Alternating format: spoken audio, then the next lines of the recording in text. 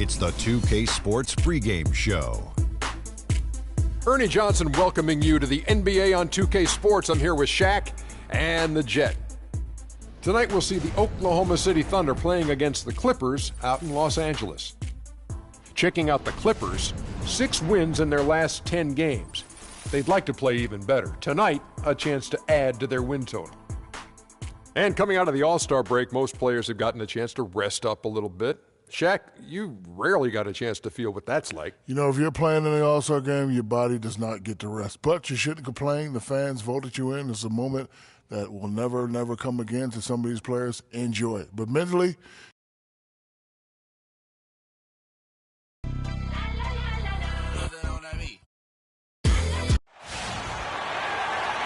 welcome to 2K Sports for another edition of NBA basketball. This is Kevin Harlan with Clark Kellogg and Greg Anthony. And joining us in a bit later from the sidelines, Doris Burke. Looking back to the last matchup between these two teams, it was the Clippers coming out on top against the Thunder. You know, they played well enough to win, but to be honest with you, I just felt like their opponent's defensive performance was shaky at best. Yeah, I'd go along with that, Greg. I mean, the game wasn't handed to them, but they definitely didn't have to work as hard for it as they should have. All right, let's set the floor, courtesy of Gatorade, all fueled up and ready to go. So for Oklahoma City right now, down low, it's the international combo of Ibaka and Adams. Matthews out there with Russell Westbrook, and it's Durant in at the 3 spot. Wes Matthews, a hard-nosed player on the wing, strong frame, and he really does put it to good use at both ends. Oh, nasty, absolutely filthy. And the building is stunned, partner. He dug deep into his bag of tricks. I tell you what, I hope he keeps that one handy. I want to see that one again. Screen by Ibaka. Westbrook passes to Ibaka. Griffin with the steal. Paul against Westbrook. Paul outside. Pass to Griffin. 5 on the clock. With the shot. And Chris Paul the bucket on the assist by Griffin. Paul's got his first 2 points. Boy, just a lovely dish by Griffin.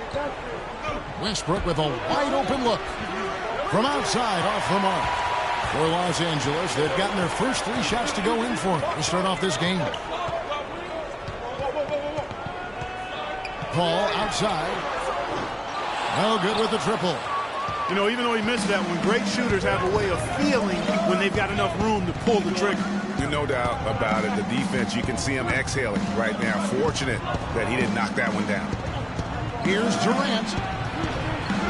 Here's Ibaka. And Jordan sends it back. And he's able to get it back. Outside Durant.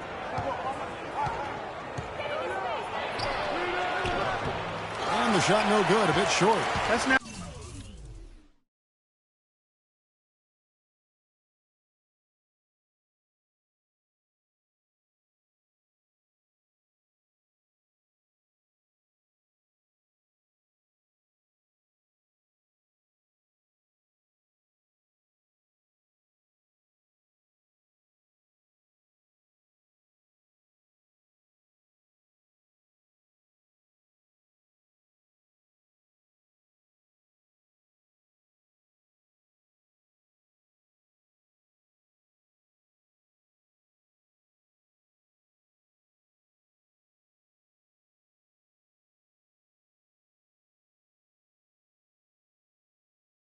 now 4 misses on their first 5 attempts. Still trying to find the rhythm and flow here offensively. And the wide open shot from Redick. Good, and Paul gets the assist. They're off and running. Good start here. They've knocked down 4 of their first 5. They need a good offensive possession. Yeah, they've had a number of empty ones, a long time without a basket. They got to find something, you're right. To the wing right side. Morrow. The rebound by Ibaka. Ibaka's got 3 rebounds now in this one. Shot to stop the drought, and it's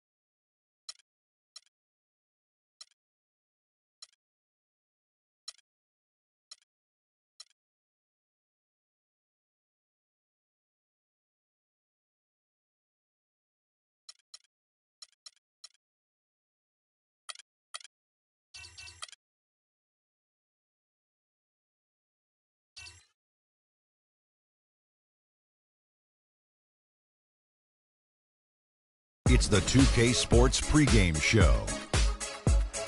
Ernie Johnson welcoming you to the NBA on 2K Sports. I'm here with Shaq and the Jet. Tonight, it'll be the Philadelphia 76ers going up against the Charlotte Hornets. It's been a tough bunch of games lately for Charlotte. They lost game 1 in this matchup earlier this season. They'll see them 4 times in all, looking to even the series with a win tonight. And the topic here prior to tip-off, so many teams in the league going up-tempo these days. Kenny, as a player, did you like that style? I'm assuming you had to love it. Because the one thing about playing up-tempo, Ernie, it brings you back to the roots of the game, why you started playing. If you ever go to a pickup game, you ever go to a park game, no one's stopping play and calling plays. They're going up and down. The big fella Shaq, when he first came into the league, the first thing I saw was him grab the ball coast to coast in the All-American game. That's what players want to do and people want to see. You know, that was a great example, Kenny, but towards the end of my career and most of my career, I was honestly more of a half-court player. I was pretty fast for my size, but my strength was my biggest edge. In the half-court, barbecue chicken alert. I had to put that work in, Ernie. That about wraps it up for here. Thank you for joining us. We'll see you again later. That's the 5th barbecue chicken.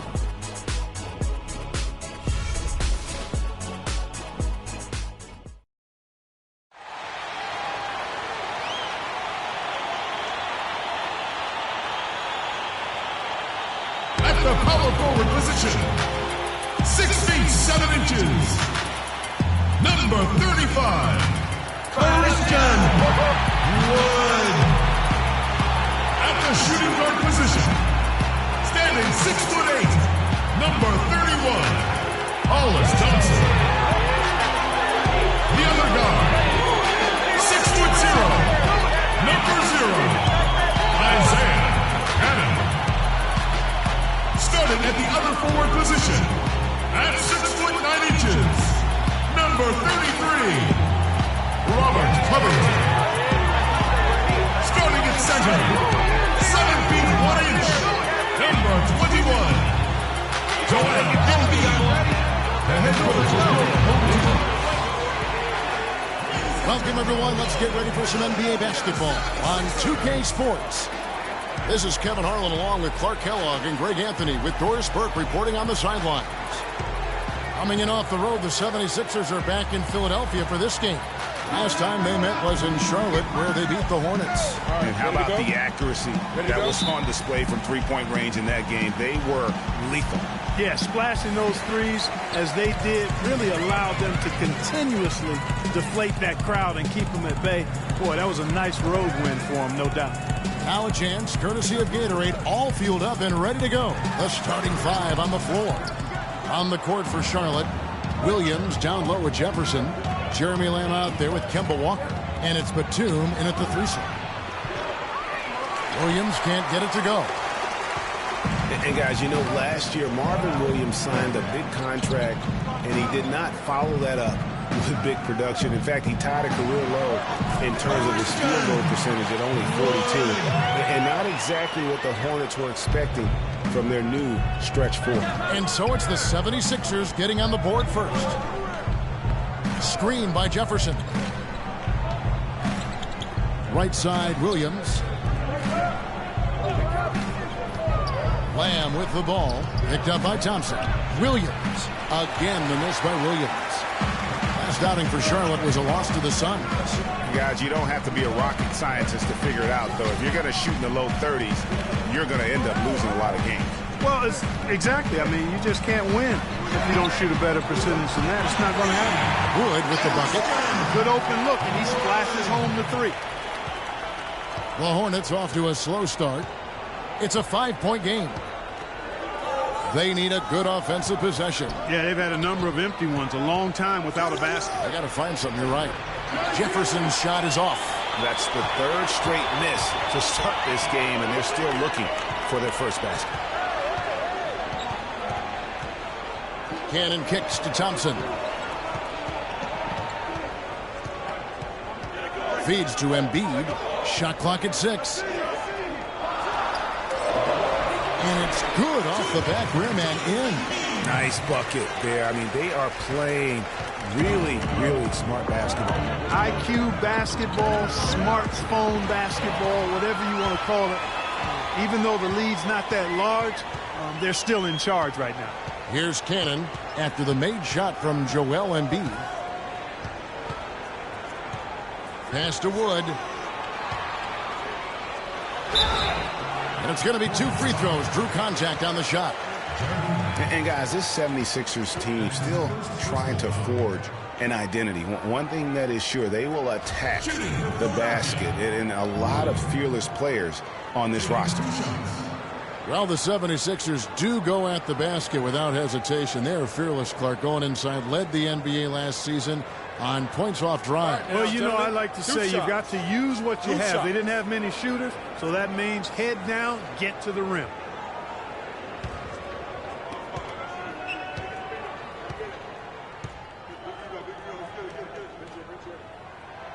No good on that one. And Steve Clifford might not be the most famous coach in the NBA, but he has plenty of experience, and everyone in the league knows exactly how well versed he is as a coach.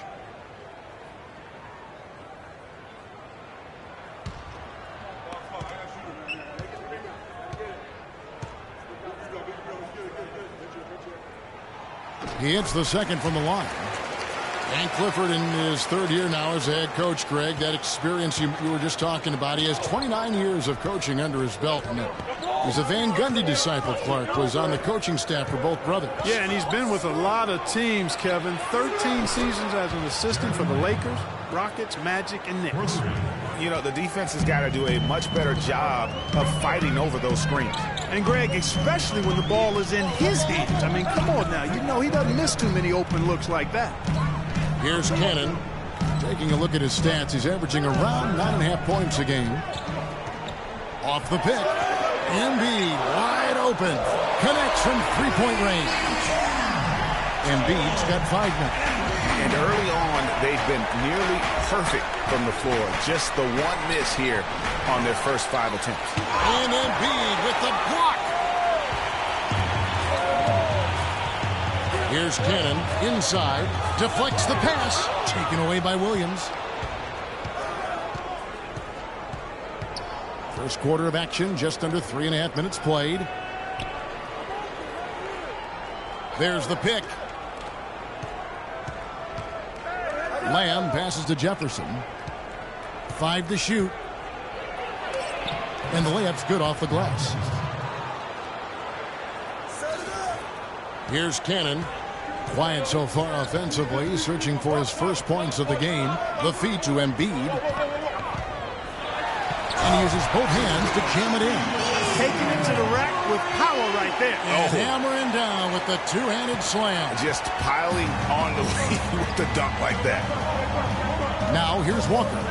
He had a 15-point outing in their last game against Phoenix. Yeah, but he'd set up shop at the free throw line. I mean, he just could not be defended out on the floor. Lamb with the ball. He's covered by Thompson. And a foul called on the shot. Got him on the way up that time, so he'll shoot 2 right here.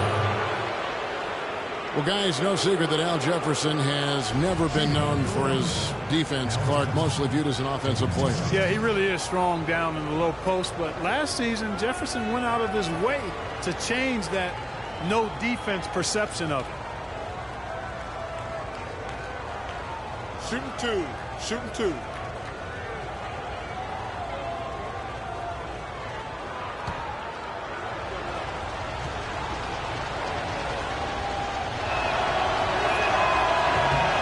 And the first one drops.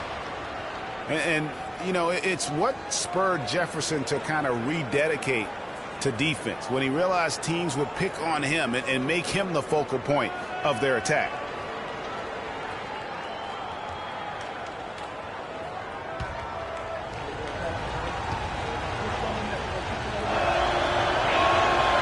He hits one, then misses the second attempt from the free throw line.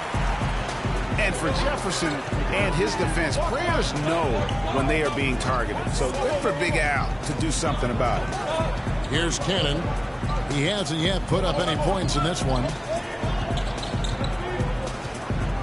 Embiid the screen. Just 5 on the clock. Puts up a three. No good. And Charlotte will come the other way.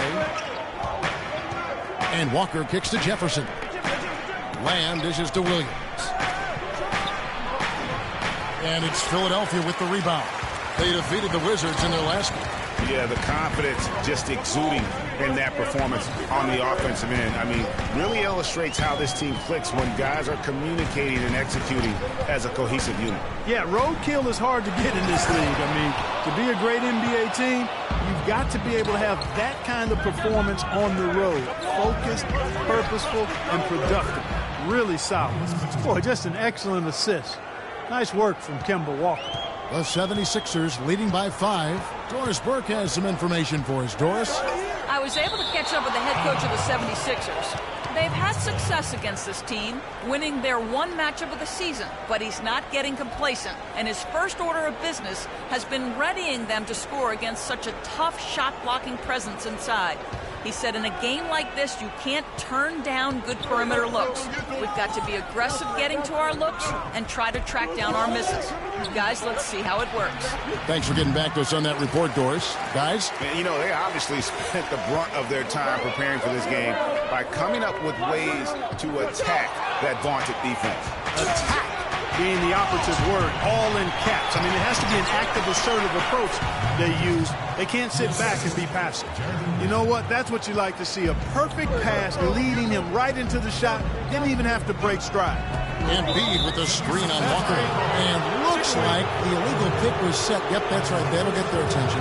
And the idea of setting the screen on that play was right, but just poor execution. Yeah, it just can't be a hard screen at all costs.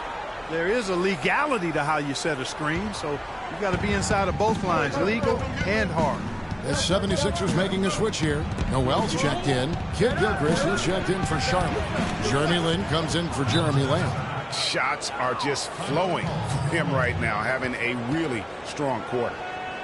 And watching Kemba Walker play, so explosive. An undersized floor general, nasty crossover. Really a scorer's mentality, maybe too much of a scorer's mentality to ever be a great assist man.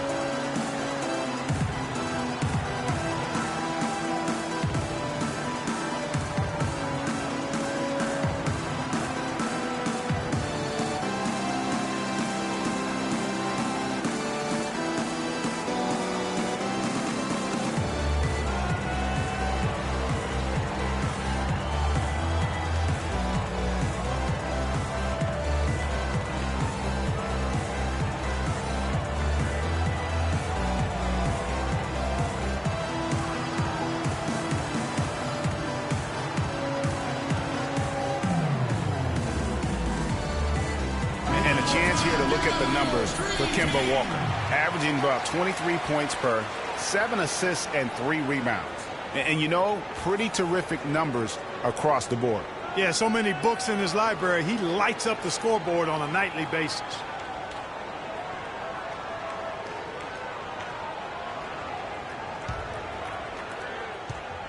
The 76ers leading. Greg talking about Walker. You have to love the way he competes. His willingness to put the team on his shoulders and carry him. Love that competitive spirit of his. They're actually figuring out how to use him best, but he's such a dynamic offensive player. You've got to give him room to be creative at that end. Now here's Len after the miss from Joel Embiid. Screen by Jefferson. Here's Walker. They get the rebound. Kid Gilchrist. And no good. Had a chance to take the lead. For Philadelphia, they've gone 5 of 9 from the field here in the first. Here's Cannon, guarded by Walker. Here's Noel, stolen by Jeremy Lin. And a fast break now for the Hornets. Here's Batum. Yeah, good job to take it right at the net. Yeah, really left him no choice there, Greg. He had to foul and keep him from converting the easy bucket. And guys, Nicholas Batum is a real greyhound on the floor. The guy's got long strides, runs fast, long and limber. Clarkie, he covers a lot of ground. Extremely active at both ends of the court, Kevin. Great versatility. He can defend 3 positions, and he's played big minutes for the Blazers.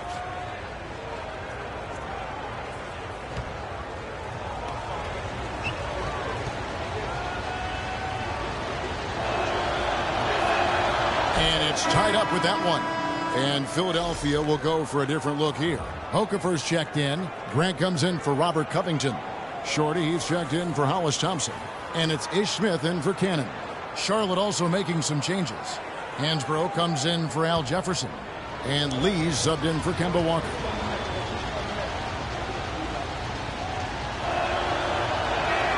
And they now lead as the free throw drops for him. Philadelphia has gone 2 or 3 from deep so far in this game. There's a screen by Noel. Grant against Batum. Shot to end this full run, and the dunk by Grant. And then the young fella busts out the slick move inside to get open for the jam. Greg, that was sick and slick. The D had no chance. Yeah, he was one step ahead of him the entire way. Such a wide open look. And it's 7 points for Nicholas Batum. For Philadelphia, they've gone 6 of 10 from the field in this ballgame. Grant against Batum. Grant in the post, and it is flushed down with a nice jam. Just so fast. I mean, it's like trying to stop the train when he's coming in for the slam. Then the pass to Batum. He kicks it to Lee. There's the triple. Out to the right wing. Hansbrough, a screen on Smith. Here's Lynn. That one a little long. Yeah, but you have to love that tough interior defense. And, Greg, that's exactly what he gives you. I mean, he's constantly making his presence felt around the rim. Lee outside. And Hansbrough kicks to Batum. Hansbrough dishes to Batum. Lee, a screen on Grant. And a wide open look for Lynn.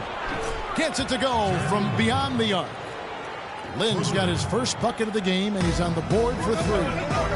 And a breakdown here, guys. The hustle stats for Charlotte. Boy, they've really amped up the pressure at the defensive end, guys, and have piled up the steals in the early going. Yeah, and one thing, Clark, I've noticed is how quick their hands have been. Thanks to that, they've gotten a lot of points off of turnover. And here we can check out the story on Nicholas Batum. He showed up every night and some noteworthy performances over the last month. 14th in steals, and he's among the top 20 free throw shooters in the league. Doesn't waste many opportunities at the line. And as we've been seeing, I mean, he's a difficult defender to bring the ball up against. Quick feet and quick hands.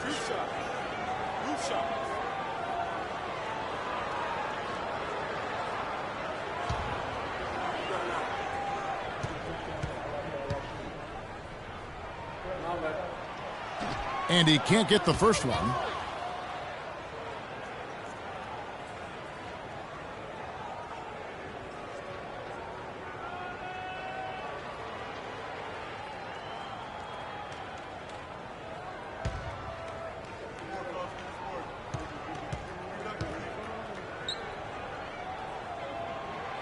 And he's good on the second.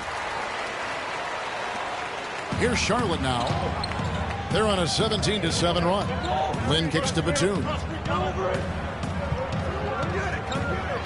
Lee outside. And another 3 for Charlotte. That's the kind of D that you're not going to find success with, guys. They've got to get a hand in the face. And here's Smith.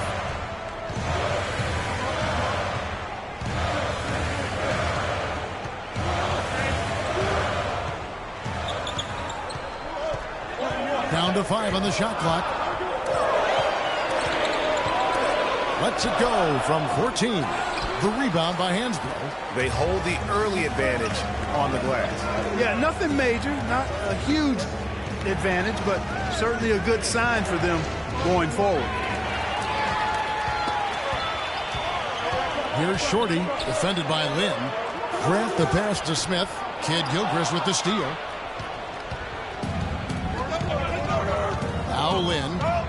He provides a good amount of offense for the team, averaging around 11.5 points a game. Passes it to Kid Gilchrist. Lee dishes to Lynn.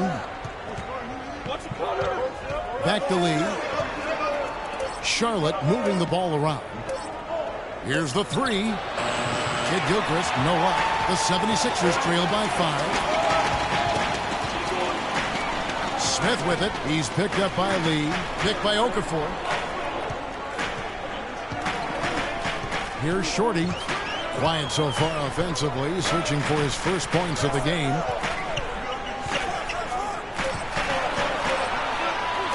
Tries a three. Shot is no good. Charlotte leading by 5. Lee kicks to Lynn.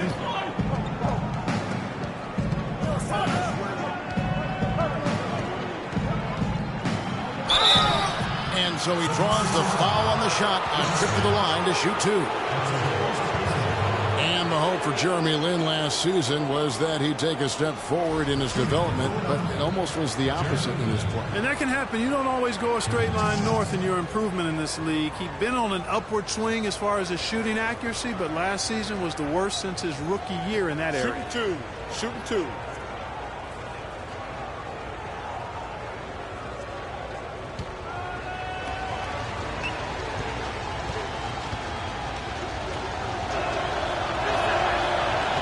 And the first one at the line is good. And talking about Lin last season, he never quite gelled with what they were doing in Los Angeles. Both he and Kobe need the ball to be effective. And I got a feeling you guys know which one of those two is going to get it.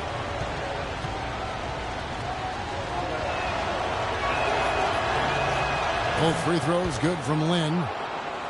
And, you know, getting back to Lin, he was actually pretty strong starting out the season. In November, he made 48% of his shots, 37% from downtown. But in April, he only hit 24% from the field and was eventually shut down for the year. They've been committing a lot of turnovers, and I imagine that's exactly what they're talking about right now. They need to tighten it up.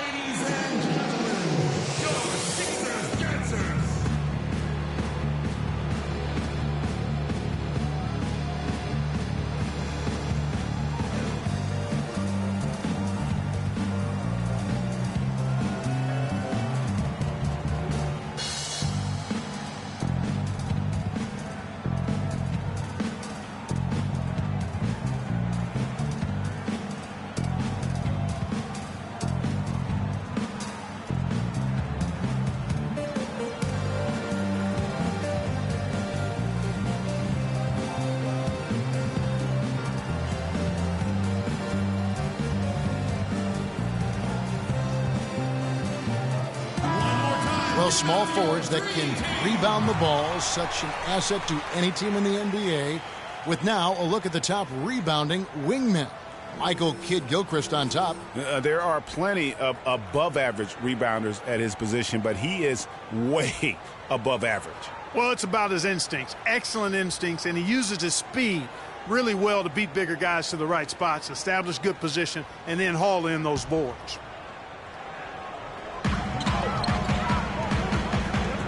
Smith on the wing, defended by Lin. Kidd-Gilchrist with the steal. Smith against Lin. Out to Lee. From the arc. Tipped away. Well, that defense went from poor to no defense at all. And when he's open like that, you don't see him miss those looks very often. Grant, that's good. Charlotte leading by 5. Outside, Lin. There's 25 seconds left to play in the first quarter. Batum wide open, he fires. Cans it from downtown. Batum's got a couple of threes now in the first for the Hornets. 76ers have gone 8 of 14 from the field in the first quarter. Smith against Lin. Now here is Smith. Defense is right there. Can't hit from 12. He's not necessarily a strong inside presence, but he needs to polish those chances off. And that does it for the first quarter. Hornets on top. They're up by 8. Let's take a quick break now, and then it's on to the second quarter after this. And Jeremy Lin, a player who's come a long way in his time in this league, from going undrafted out of Harvard to where he is now. He says he remains very grateful. Well, in a game filled with some pretty big egos, there are also guys like that who are living the dream in their own very grateful way. Lin has certainly seen the highs and the lows. And Kevin, not everyone's a superstar and certain of their future. Sometimes you get to be a superstar for a brief moment in time, but this game has a way of humbling people, even those who started out humble, like Lin. All right, the second quarter beginning in just a moment. And when you consider how Charlotte is doing, guys, what do you think? I tell you what, the scoring has come in threes for the most part here so far. Every time down the floor, it seems they're knocking down the triple. On the court for the Hornets, Kid Gilchrist and Williams are at the forward spots. Kemba Walker is out there with Jeremy Lamb. And it's Jefferson in at the 5, roaming the paint. The 76ers shooting their 5th attempt at the line in the game.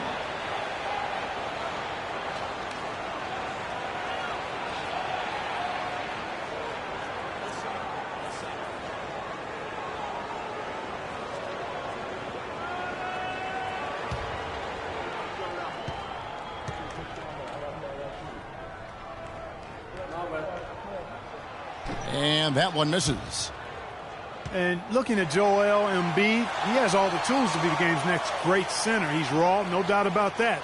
And he'll have to overcome the injuries, but his combination of size, speed, agility, practically unparalleled. Now here's Thompson. Cannon kicks to Thompson. And out of bounds as the Hornets gain possession. And who doesn't love stats? Here are some numbers for Jefferson. He's right around 17 points a night, 8 rebounds, and 2 assists. And he's been putting up points with regularity. I mean, that's what they depend on, his killer instinct on offense. Yeah, and anytime this club needs a bucket, he's their go-to. Just irrepressible and a prolific scorer. Now here's Kid Gilchrist. Dishes to Lamb. 6 to shoot. Jefferson, a screen on Embiid. Here's Lamb.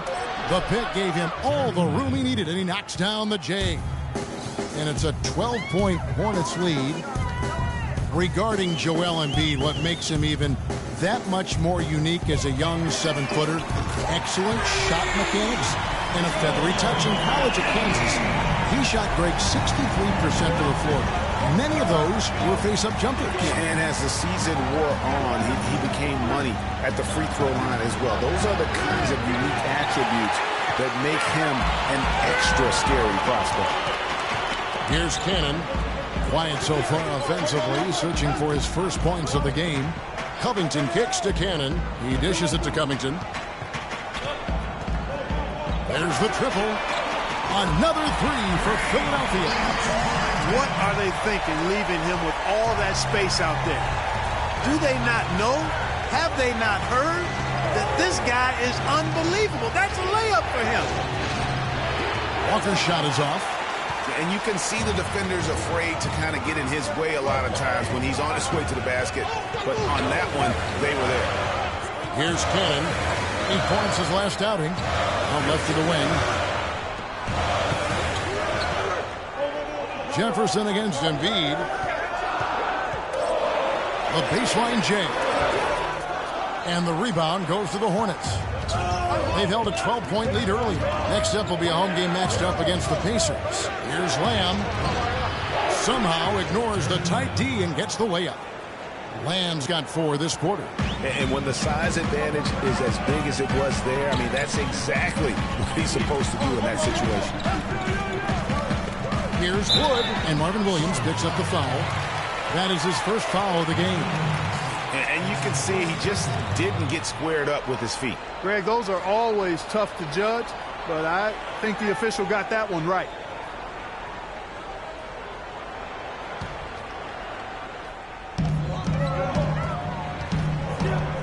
Embiid with it. A 35-point game for him in the win against the Wizards in Washington. 5 to shoot. Off target from the wing. Hornets leading by 8. Outside, Walker. Pass to Jefferson. Out of bounds, Philadelphia takes possession. Well, Philadelphia, since the All-Star break, we get a look at the numbers they've put up. 7th in three-point field goal percentage, 16th in steals. And as far as fewest turnovers per game, not a strong suit. They've struggled here. Top 20 in the league. Those numbers can get you beat. And they've also enjoyed a lot of success from beyond the arc. I mean, as you can see by that top 10 ranking and three-point percentage, that's a shot they should continue to feature in their offense. But he stays with it. Embiid against Jefferson. Embiid, no good. No doubt it's been a bit of a struggle for him here in this quarter in terms of scoring. Williams kicks to Walker. Shot from 6. Jefferson's shot is off. You know, they don't score on that shot, but they're going to be happy with those kinds of possessions. Cannon, the pass to Embiid. Shoots from 12. That's short off the rim. He's been wayward and just off on about everything he's put up in this period. Jefferson kicks to Lamb. The dish now to Williams. And it's Philadelphia with the rebound. Embiid's got 6 rebounds in the game.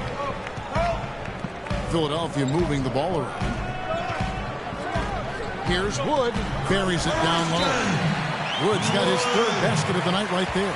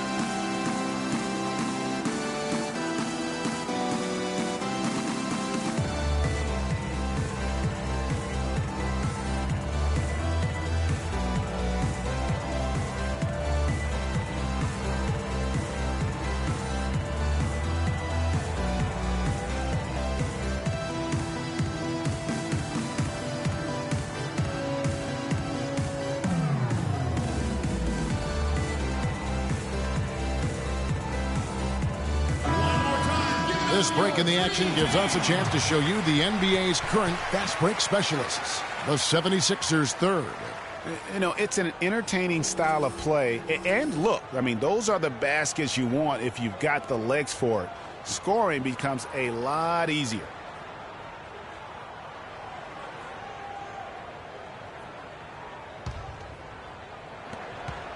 Hornets leading by 6. Now, here's Walker. He's been patient so far, nothing yet on the scoreboard.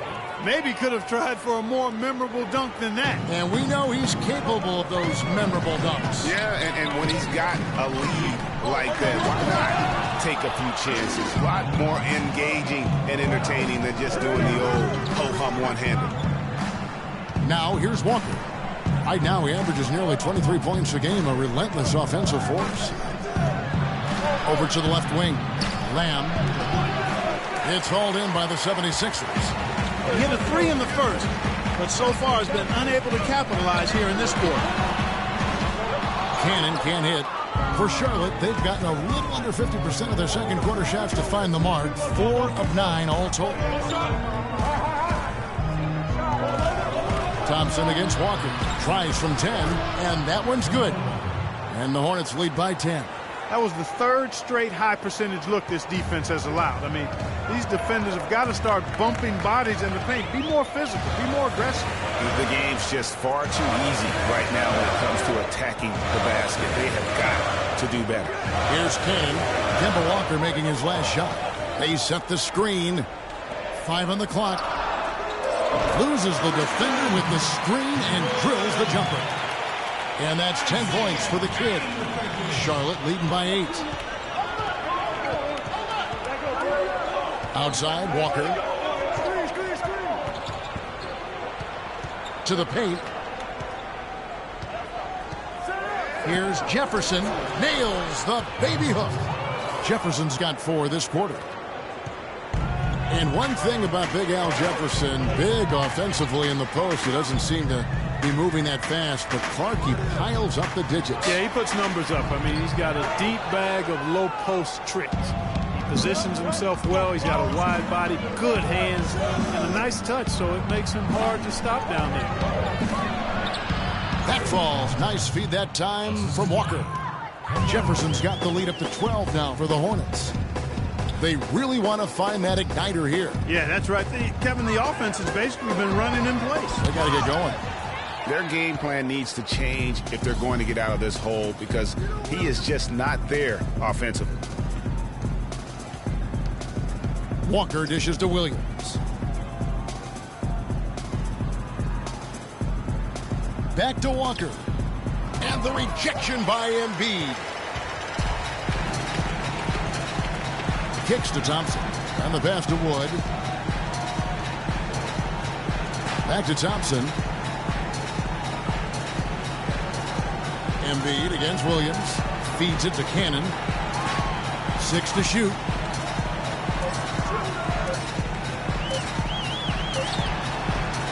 It's rebounded by Kid Gilchrist.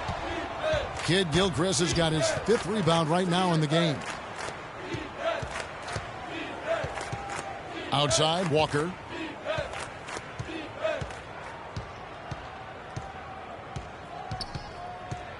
Back to Kid Gilchrist. Screen by Jefferson. Leaner from distance. No good off the front iron. Well, use his body well to lean around the defender. It's always going to be difficult to convert that shot, though. A good look from Embiid. Gets an open look and hits. Embiid's got 12 points in the game. Well, that's one way he can finish, but far from the only way he gets it done. He's got all kinds of tricks up his sleeve. They have repeatedly probed inside in the first half, guys, and it's paid dividends. And with as many points as they've gotten in the paint, you know, they haven't had to do much work on the perimeter. Yeah, enough scoring on the inside there. I think it's time for him to send a message to his team. Yeah, you're exactly right. I guarantee you this talk centers around cutting down on all of those points coming in the paint. They've got to show more resistance there.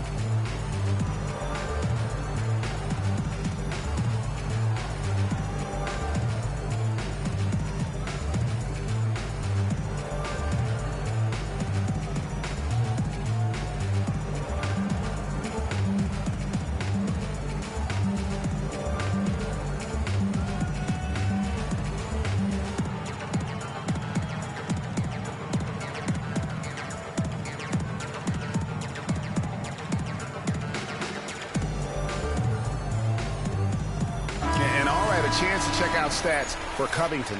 How last month turned out for him, averaging 12 points, 5 rebounds, and 2 assists. And some pretty good numbers, guys. He's certainly making a contribution. Better than expected. He still has a ways to go, but I like what I'm seeing right now. And the 76ers with a completely new group now.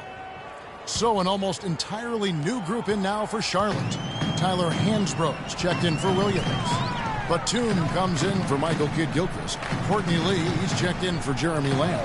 And it's Jeremy Lin in for Kemba Walker. Now here is Smith, and it's good. And he came off that screen, and the D just didn't get over the top of it. Yep, weren't there in time enough to challenge Greg, and when that's the case, you can mark those up for him. Out of bounds, Philadelphia takes possession.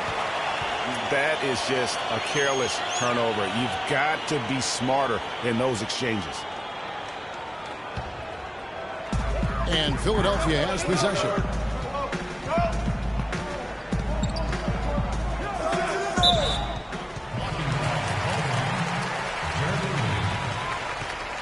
That's his first personal foul, second team foul.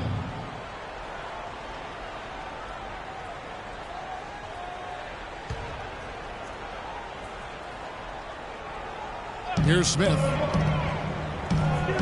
Noel sets a screen for Smith.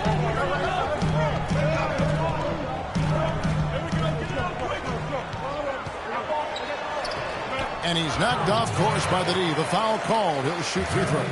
Charlotte leading by 10. In the pass to Jefferson. And Batum kicks to Hansbrough. Knocked loose. Shorty. No scoring yet from him, but that's likely to change. And now in transition is Lee. Here we go. And Batum kicks to Jefferson. Lynn from long range. Rebound by Smith. Philadelphia's gotten a success rate of just over 50% from three-point tonight. 4 of 7 shooting. Noel with it. And Batum picks him up defensively. Here's Grant. And he was fouled in the act of shooting. Chance here now for a three-point play. And that's just a great individual play right through the teeth of the defense. First trip to the free throw line for him tonight.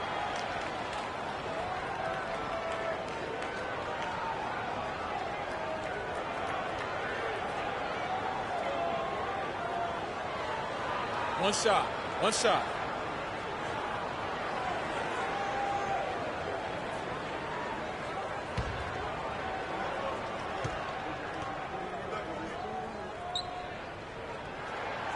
On the free throw, no good. Here's Okafor.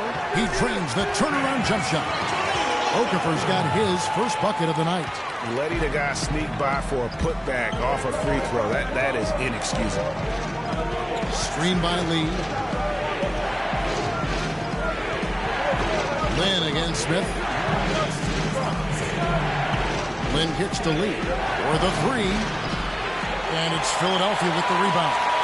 You know what, though? Sometimes you can be too open. I think it may have surprised him, and that's why he missed. Lynn against Smith.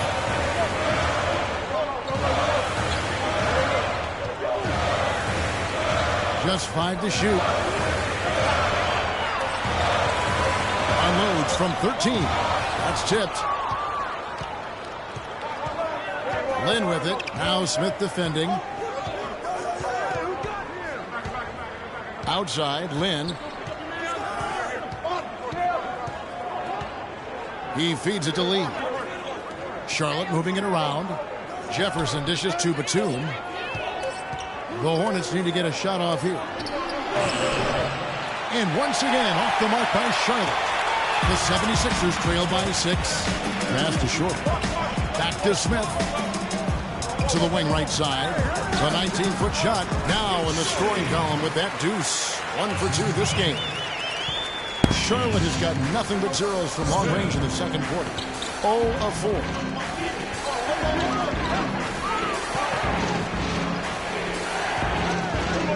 Lee kicks to Hansbrough. Picked by Lee. 6 on the shot clock. Lynn's shot is off. Here's Philadelphia. They're on a 10-2 run here. Picked by Okafor. And it's Smith penetrating. Scores for only the second time tonight. Now 2 for 6 from the field. Give an assist there, not for the pass, but for the solid screen set on the inside that freed him up and made the layup possible.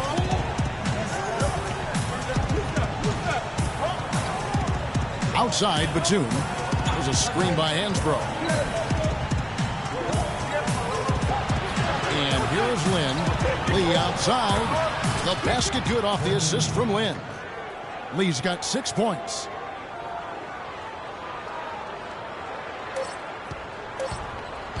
Smith. And the first half comes to a conclusion in a game that has been very close so far. Hornets lead by 5. And join us right back here after the break for the start of the second half. It's the 2K Sports Halftime Show.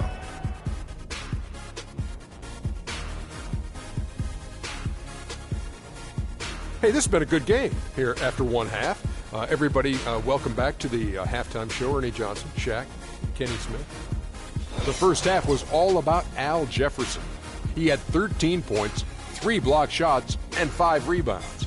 Some great work from him in the first 2 quarters. Kenny, let's get your take on Charlotte. Well, they're playing some unselfish basketball here tonight, Ernie. Guys aren't trying to take the defense 1-on-5. They're moving the basketball and finding the open man. And then, of course, the open man is finishing. So no problem here tonight. Shaq, what'd you think about Philadelphia? Well, it was a huge first half for their bench, a.k.a. the others, played pretty good. When you get a boost like this, it always gives a team a lift. And given how well the others are contributing, We'll probably continue to see more minutes for them in the second half. Starters or not, when players are producing, you got to ride them, cowboy. That wraps it up for halftime as the game is just about to get going again in the third quarter. We will see you later.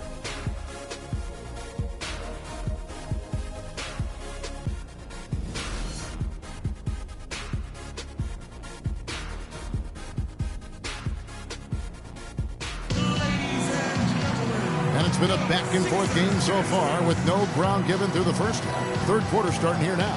Al Jefferson doing all sorts of things. He's got 13 points and 3 denials. He's piling up the rejections to go along with the tremendous work he's done on the glass.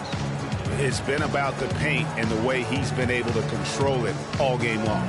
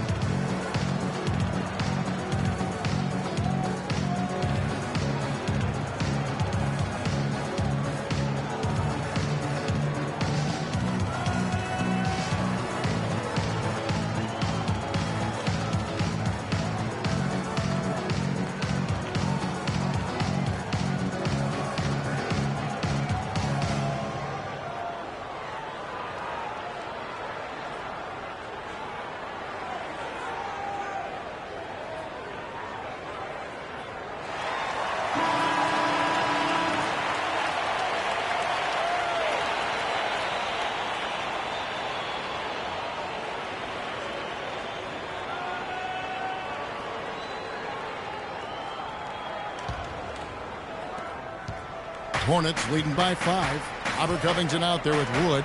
Then there's Embiid. Then there's Isaiah Cannon. And it's Thompson in at the 2. That's the group on the floor for Philadelphia. There's Lamb.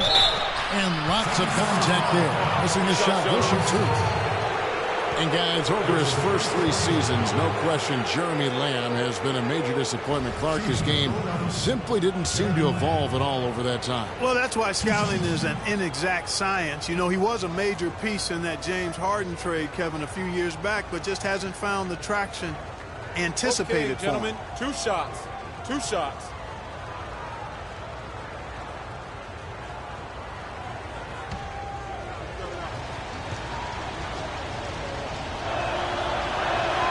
And the first one at the line is good.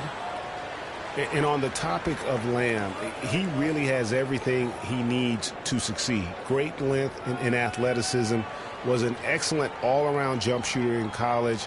For some reason, his game just hasn't translated to the NBA level yet. But I think if he can improve his motor, he's going to have an opportunity to be an impact player for a long time. And, you know, regarding Lamb's development, most scouts felt the weaknesses he did have could be ironed out over time. Well, there's still time. He needs to improve his strength, his ball handling, and his effort on defense. All things well within his control. Well, they certainly didn't have much of a problem getting the ball into the post that time. Yeah, and that's important because this game may ultimately come down to which team controls the paint in crunch time. Now here's Lamb.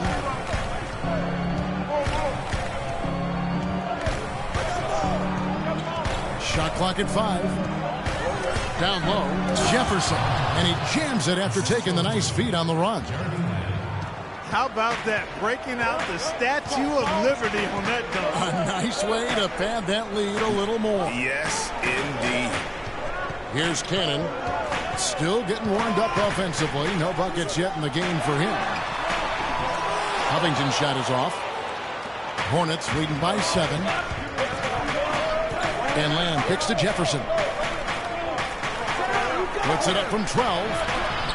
The shot by Williams, no good. Philadelphia has gotten fewer than half of their 3-pointers to go down tonight. They're 4 for 9. Cannon, the pass to Covington. Jumper off the screen. Misses off the right iron.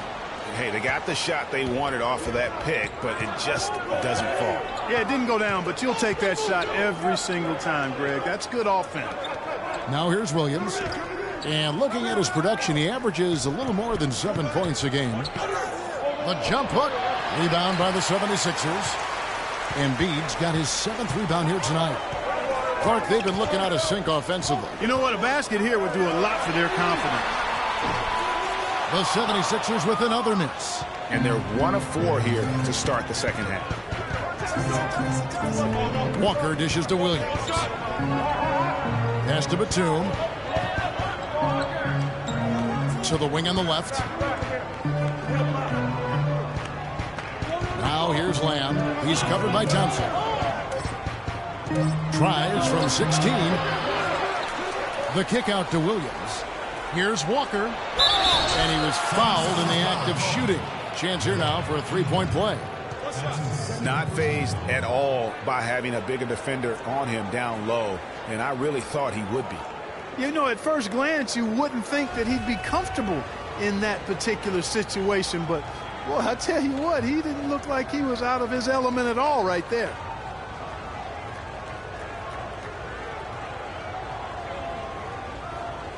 One shot. One shot, gentlemen.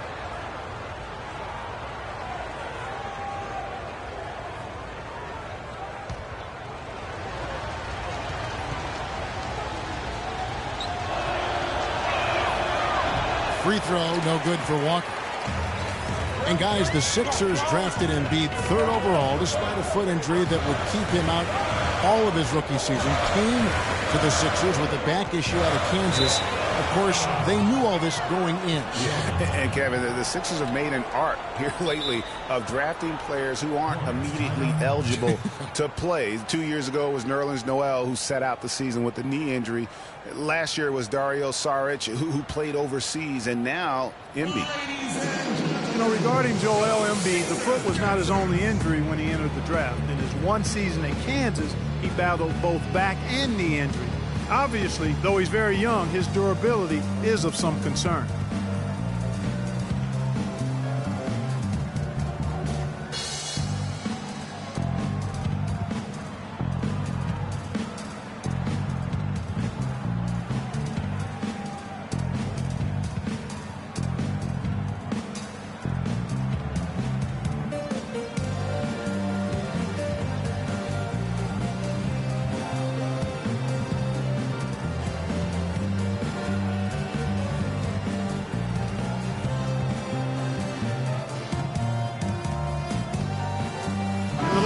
Let's see how the Sixers perform. First in fast break points, 4th in second chance points, and they're in the top half of the league in shooting from deep as well. This is a strong suit for this team, knocking down those shots from behind the arc. And the league leaders in fast break points. They're always fun to watch, maybe not so fun to defend. A lot of the times they leave their opponents in the dust. Hornets leading by 9. And talking about Joel Embiid, there are some who feel the Sixers targeted guys in the draft last year who couldn't help them win games. One wonders at what point does it become anti-competitive. Now here's Jefferson. 15 points in the game. And Embiid with the block. Here's Cannon. Embiid with a screen on Walker. Thompson outside, trying to get back on track. The 76ers with another miss. Yeah, the offense scuffling a bit to start this second half. Only 1 for the first 5. Outside, Walker shoots from the high post, and he hits the jump shot. Walker's got 4 points now in the quarter. Perfect screen there. Set him up with a terrific look. Yeah, I like the fact that the setup was good, the screen was solid, but you also have to look at the fact that the defender didn't do his job as well as he could have. Here's Cannon. He's been patient so far, nothing yet on the scoreboard.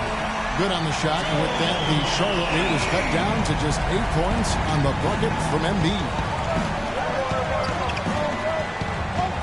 Now Walker, 6 points for him. Outside, Batum. That falls. Nice feed that time from Walker. Walker's got his 7th assist here tonight. Philadelphia's gotten a lot of looks from outside tonight. 5 of 12. Covington passes to Wood. The shot no good. Good D by Williams. Hornets leading by 11. Batum attacking. Let's get some information from the 2K leaderboard. In about the last 10 games in the NBA, during that span, these teams have the most second chance points in the league. The 76ers third. Really something to see. Their effort on the offensive glass has just led to so many second chance opportunities. Shooting two. Shooting two.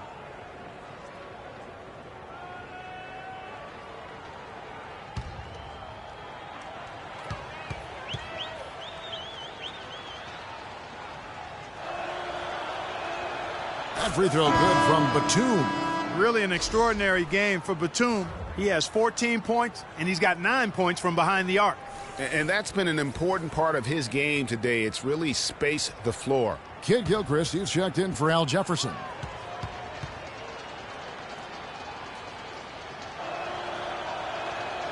Both free throws good from Batum. So it's Philadelphia now, trailing by 13. Embiid against Williams. Now here's Embiid. He's covered closely. Uses both hands to slam it down. I mean, he is tearing the defense apart. And let's face it, they have not brought their A game on that side of the ball. And there's the feed to Walker. Embiid against Williams. Kid Gilchrist with it. The kick out to Walker. 4 on the clock. Lets it go from the wing. No luck. And the 76ers go the other way with it. He's tried to get it going, but the shots simply have not been there. Nothing seems to be falling. How about that one? Able to maintain control and finish the play. Yeah, we call that playing through the whistle. You know, he didn't give up on it when he heard the whistle. He kept his focus, his concentration, and he found a way to get the shot up and down. And let's get your take, guys, on the scoring breakdown for the Hornets. And they've made the long range look like a layup at times in this one, guys. They've worked hard to get the ball into the low post tonight as well, and it's paid off.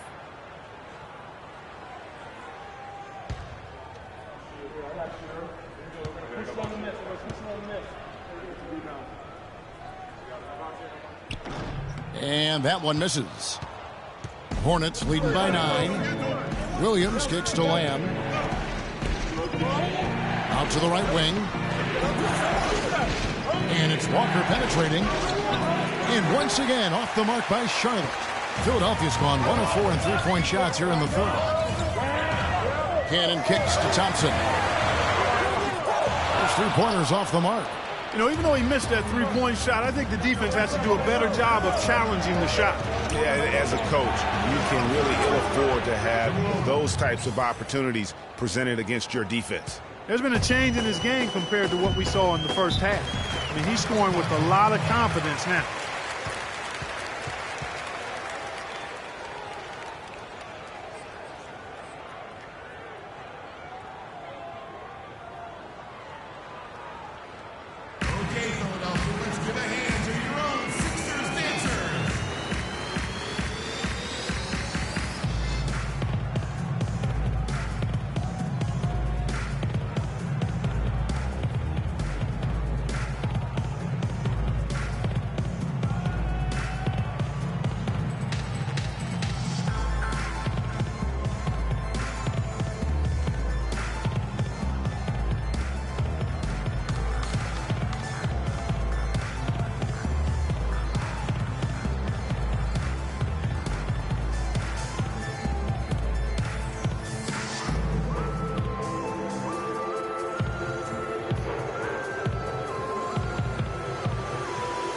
Catch up with Doris from the sideline.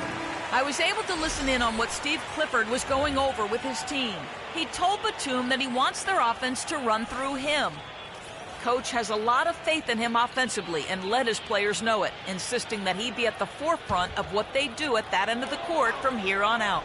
Those could prove to be crucial changes to their strategy with this game getting ready to enter the stretch drive, Kevin. Thank you, Doris. Thompson dishes to Embiid.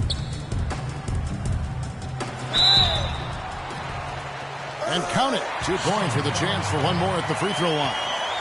I mean, he was great in his last game, Clark, and clearly he has not lost that love and feel. And he's just had 1 attempt at the line earlier. Yeah, he's at 81% from the line, and when we've had a chance to see him, he's had great form and continues to look confident. And, guys, I think that's a tribute to his work ethic. I mean, it's not by accident that he's enjoying the success he is at the free throw line.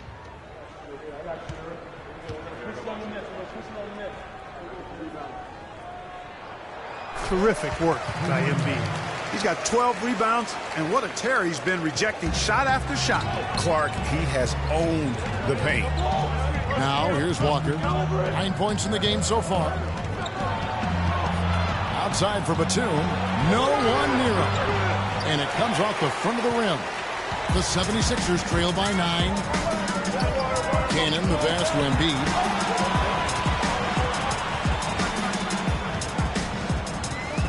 Shoots from 12.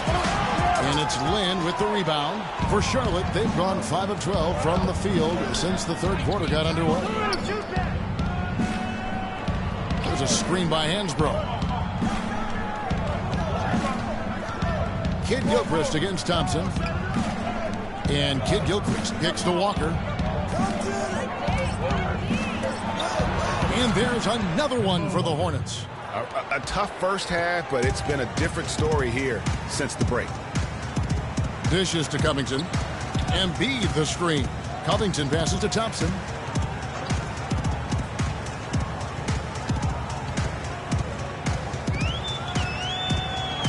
He kicks it to Embiid. It's stolen by Hansbrough. Now here's Walker. He's guarded closely. There's a screen by Hansbrough. Walker goes in. It's hauled in by the 76ers. Clark, they're looking now at a sizable deficit. Yeah, you know, they've got a lot of work ahead of them, but no reason to give up hope right now. Yeah, definitely not, guys. Not with all the time that's still left in this game. Here's Cannon. He's had some playing time, but no scoring yet from him.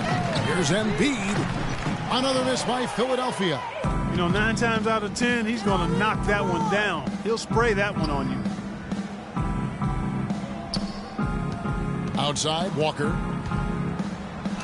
Shakes off the strong D and gets to the bucket for 2. Walker's got the lead up to 13 now for the Hornets.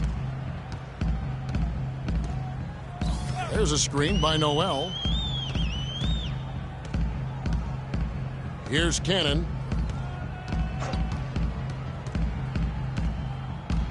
He dishes it to Embiid. Pass to Covington. Just 4 to shoot. Here's Noel.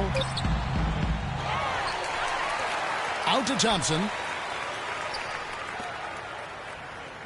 Here's Covington. 7 points in the game. Embiid inside. He's covered by Kid Gilchrist. Embiid, no good.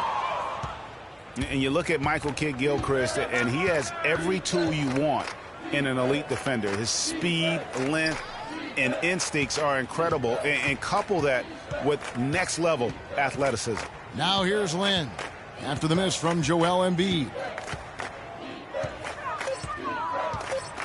Lin against Thompson. Lin's shot is off. You could tell he assumed he'd be able to beat the defensive coverage, even though it was all over.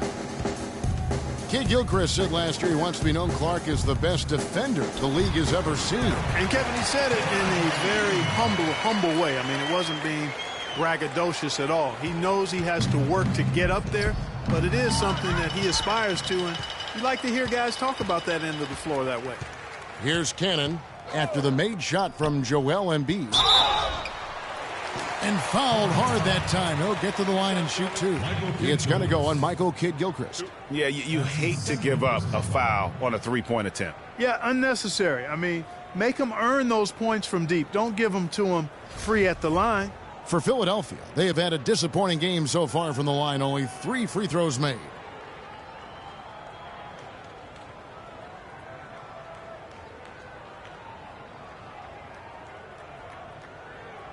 All right, gentlemen, 3 shots. 3 shots.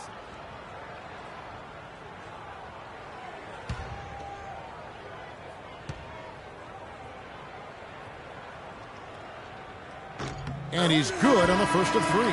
Some changes for Philadelphia. Okafor's checked in, and it's Grant in for Robert Covington. The Hornets also changing it up. Al Jefferson's checked in for Hansbrough, and it's Lee in for Kemba Walker.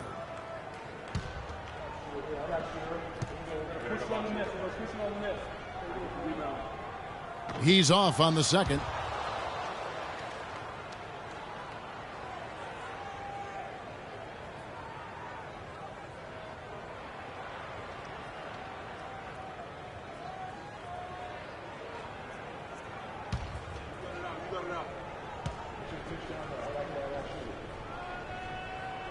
And he nails the third.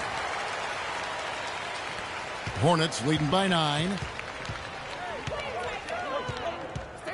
Now here's Lin. 5 points in the game. Batum dishes to Lin.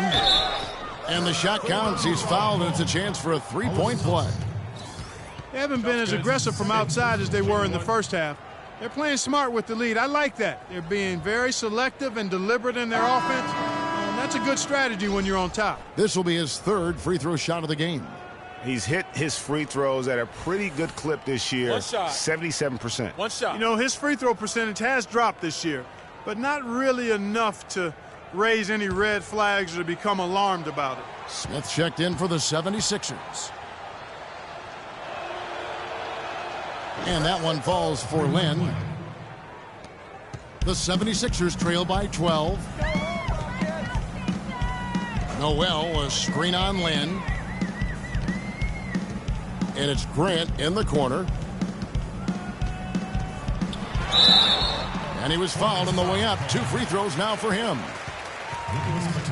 Since the All-Star break, this group has been on fire. Here are the field goal percentage leaders for the season's second half. 4th, Nerlens Noel. His touch around the bucket has been outstanding. I mean, he has missed very few of the good looks he's got.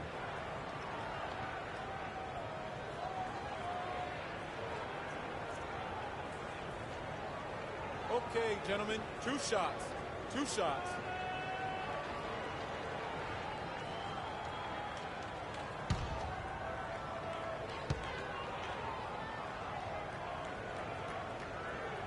He misses the free throw.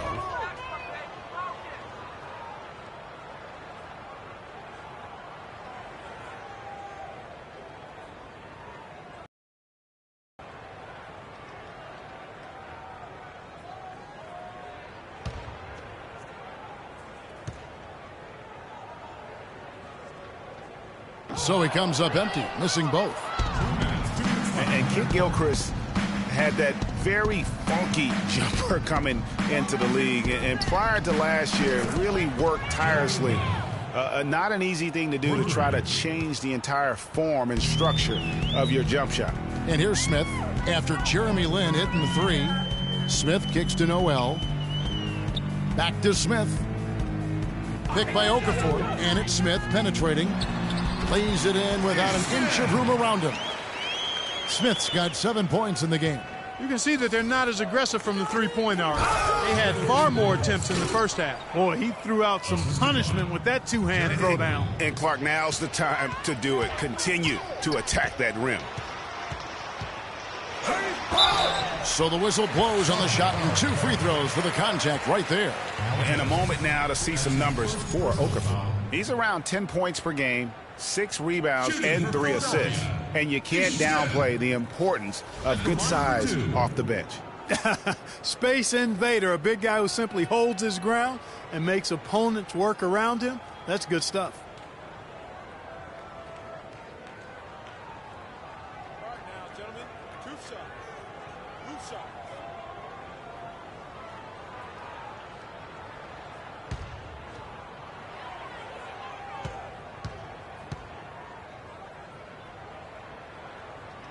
Free throw drop for Smith.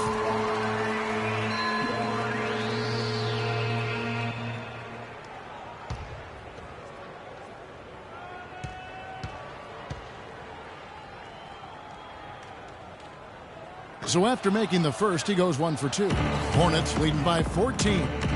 Batum passes to Lee, and he gets the bucket. Lee's got 8 points. You know, it's really hard not to notice the difference in the passing of these two teams today. Yeah, it's a stark discrepancy when you look at the assist columns and you see that difference as far as the fluidity in their respective offenses. Here's Shorty. He averages a bit over 6 points a game, and it goes out of bounds. Last touch by Noel. As we get a break in the action now, let's take a look at the East and how the teams are stacking up. Taking a look at Charlotte, they're 10th in the conference, still looking to claim a spot for the playoffs. And, of course, there's the 76ers, a half game back. And you know, for the Hornets, they've had their chances to kind of separate themselves from the pack this season, but so far they haven't been able to capitalize on those opportunities. Hey, they're amongst a big group fighting for the bottom few playoff seeds, and that's going to continue all the way through the end of the season. I think they'll get in, but it won't be easy. The 76ers trail by 16. Smith outside. He's looking for Okafor and finds him. Shoots from 12, and the officials whistle a foul on the shot. The bucket's good. He'll go to the line. First trip to the free throw line for him tonight. Not the best statistic for him in terms of his performance at the line. Very low numbers. And I know he's got to be upset at himself for shooting so poorly at the line. So I would think he'll be doing everything he can to bring those numbers up. Lamb, he's checked in for the Hornets.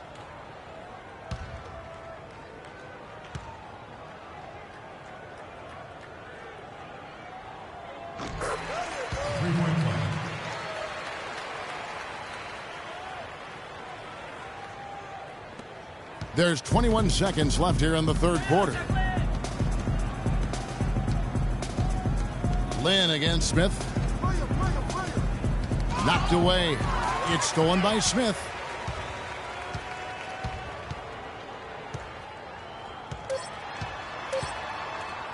Here's Okafor. And that's not going to go. And as we end the third quarter, a double-digit deficit will make it tough to come back. It's Charlotte. They lead by 13. We're going to step aside for just a second, but join us right back here for the start of the fourth quarter next.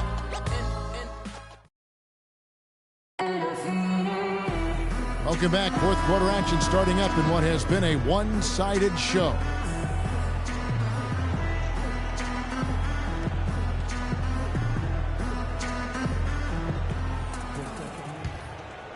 Here's Cannon. Moment here now for an injury report. Thanks, Kevin. I got some news from the Hornets head athletic trainer.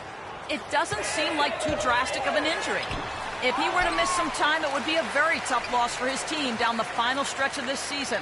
They're hoping that doesn't happen, guys. All right, Doris. We will, of course, keep everyone updated as we find out more. And you know what? He could have a long road ahead in terms of getting back on the court. But one thing we all know, he's never been shy of hard work. No, he's not. I mean, he'll be doing everything he can to make it back as soon as possible.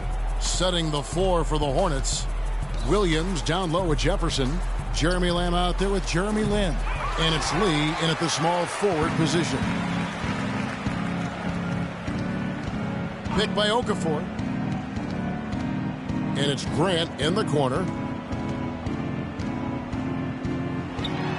And that one's drained from the low block. Grant's got the fourth quarter started here with a bucket for the 76ers. Hornets leading by 11.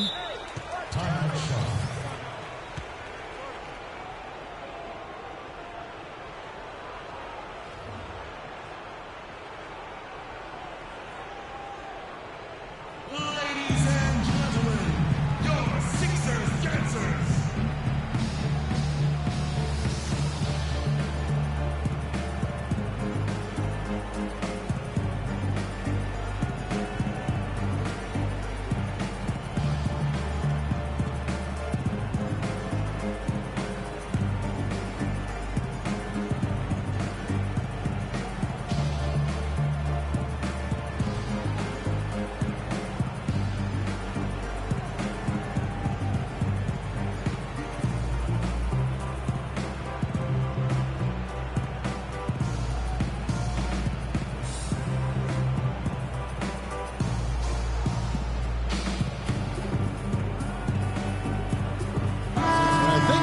Burke has something for us right now. Doris? Well, Kevin, Steve Clifford was just going over the game plan with his team.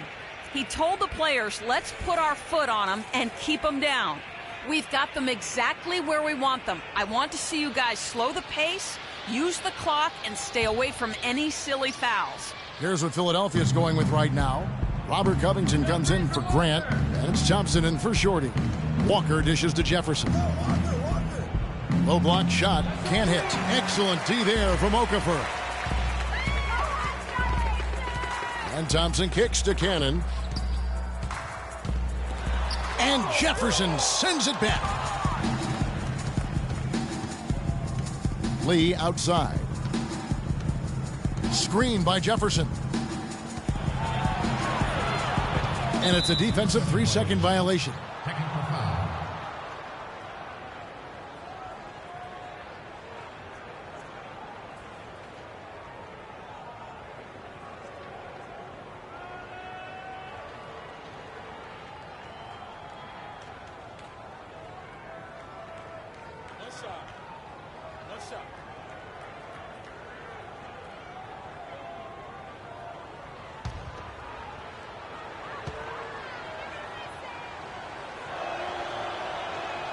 Free throw drops for Lamb.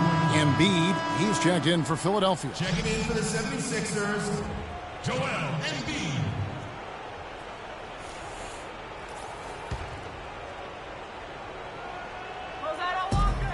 And we've made our way through just over a minute and a half in this fourth quarter. Jefferson kicks to Lee. Shot clock at 5. And the Hornets miss again. The 76ers trail by 12. The dish to Embiid. The pass to Cannon. Back to Embiid. Takes a 3. And Lee pulls it down. Charlotte has gotten off to an 0 for 2 start from downtown here in the fourth quarter. Kicks it to Lamb. Fires the 3. That's good. Lamb's got 4 points in the quarter. I love his shot selection today. He set the bar for the rest of the team. Here's Cannon, guarded by Walker. Wood. And they wasted no time getting those 3 points back. Just a positive force right now for these guys. And though his team has fallen a bit short, it's not because of him. Now here's Lee. Here's Jefferson. And they're going to count the bucket and send him to the line. It could be a 3-point play. No clue how he got that one to fall. And that was not a soft foul he had to get through, Greg. I mean, he had to really power that one up and in. And the Hornets making a change here. Batum's checked in.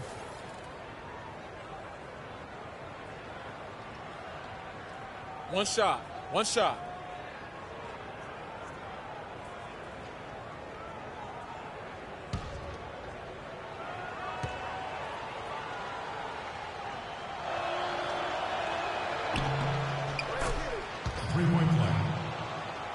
A little over 2.5 minutes have passed here in the fourth quarter.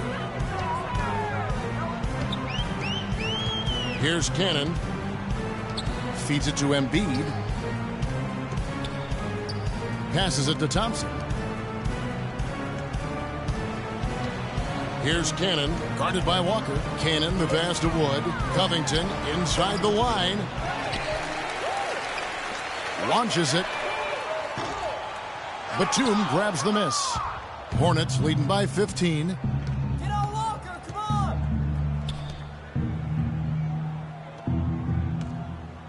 on! Outside, Walker. Pass to Batum. He feeds it to Jefferson. 4 on the shot clock. And there's the whistle. Fouled hard on the shot. He'll go to the line. No, I tell you what, he earned his money on that foul. Yeah, if you're going to foul, then make sure that you don't give a chance for the and one. 76ers, Al Jefferson, taking 2 shots.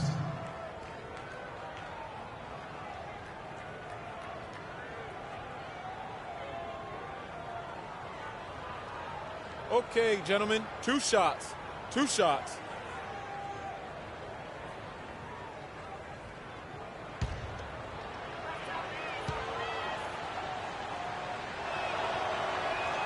That one is off. You know, for so long, the NBA has had 12-minute quarters. In last year's preseason, they began experimenting with the 10-minute quarters. Players seem to like it, but it would be a huge change philosophically in terms of how the game is played.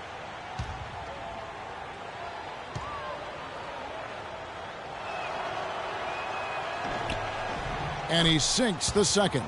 And Clark, with the 10-minute quarters, the players felt like they were fresher during the game. Still, removing 8 minutes from an NBA game does have huge consequences. Well, we must remember it's being experimented with right now, so keep that in mind. They also talked about shortening the preseason and doing other things to keep players fresher during the year. I like the thought process. Right now, the defense needs to do a better job of closing out on this guy.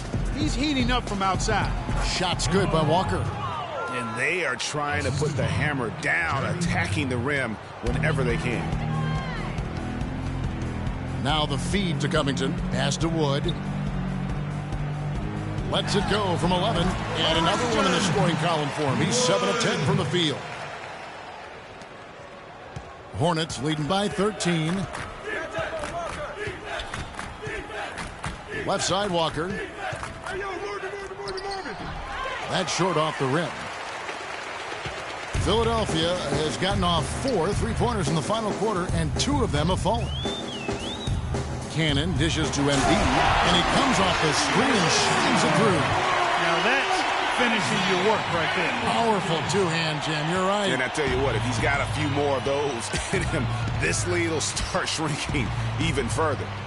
Now, here's Walker. Screen by Jefferson. Williams for 3. That falls. Nice feed that time from Walker. Walker's got assist number 8 now on the night. The 76ers trail by 14.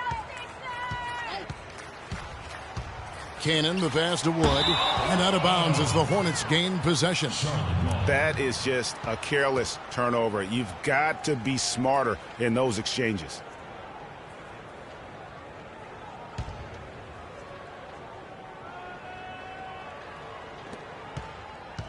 Hornets have gone 4 of 8 in this fourth quarter, shooting an even 50% from the field. And Lamb kicks to Batum. No threes for Walker. Right side to Walker. Here's Jefferson. And it's Philadelphia with the rebound. Embiid's got 13 rebounds in the game. Class eating.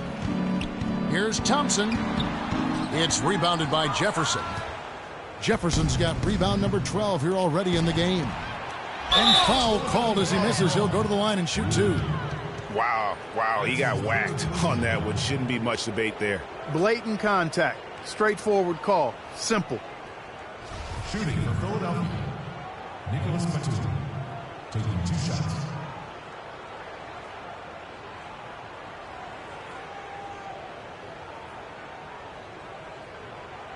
All right, now, take a break. 2 shots.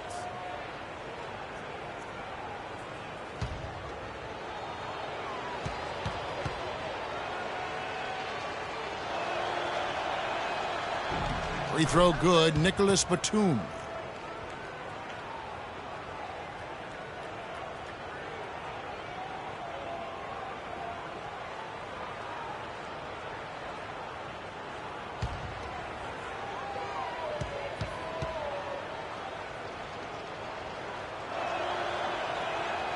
And both free throws good for Nicholas Batum.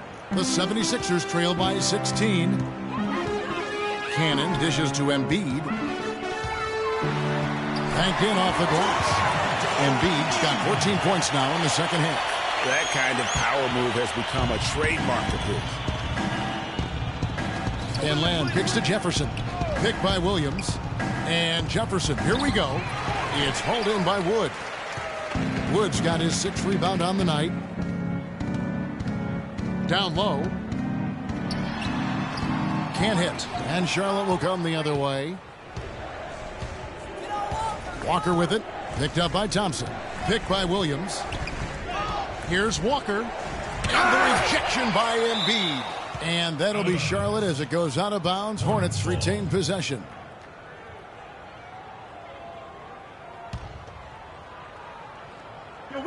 Williams. Shot from the inbound. And Lamb with the basket on the assist by Batum. Batum's got 6 assists here tonight. The 76ers have gone only 6 of 14 from the field in the fourth. To the inside, here's Wood, and Jefferson sends it back, and they're pushing it up. And the dunk by Batum. Great hustle to turn the block shot into a fast break hoop. That's a big-time play. The 76ers trail by 18. They could use a big shot here to get this offense going. Sure could, Kev. I mean, too many empty trips. They need some points. And stolen by Williams. Fast break now for Charlotte. Lamb leading the charge. Jefferson. Outside, Walker, the 3. Hornets keep it alive. Here's Jefferson. Nice fake there to create the shot, but it's no good. Philadelphia has gotten off 4 3-pointers in the final quarter, and 2 of them have fallen. Cannon from long range.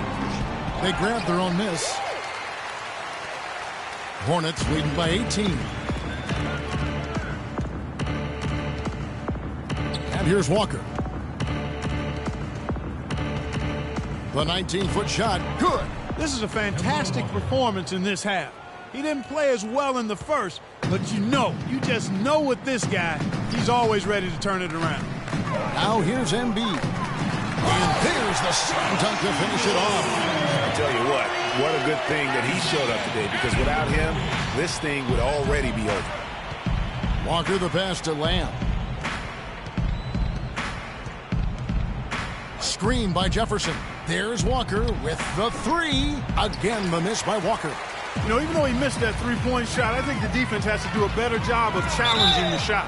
Yeah, as a coach, you can really ill afford to have those types of opportunities presented against your defense.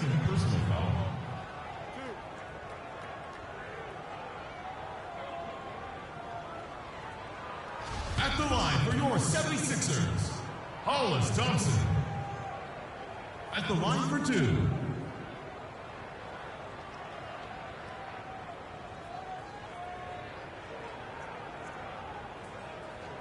All right now, gentlemen, 2 shots. 2 shots.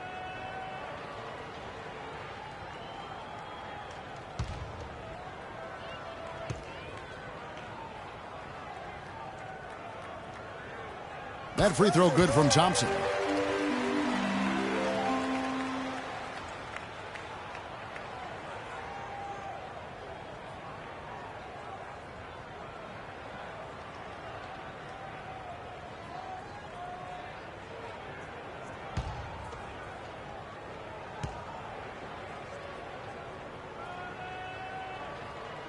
He's perfect from the line this time.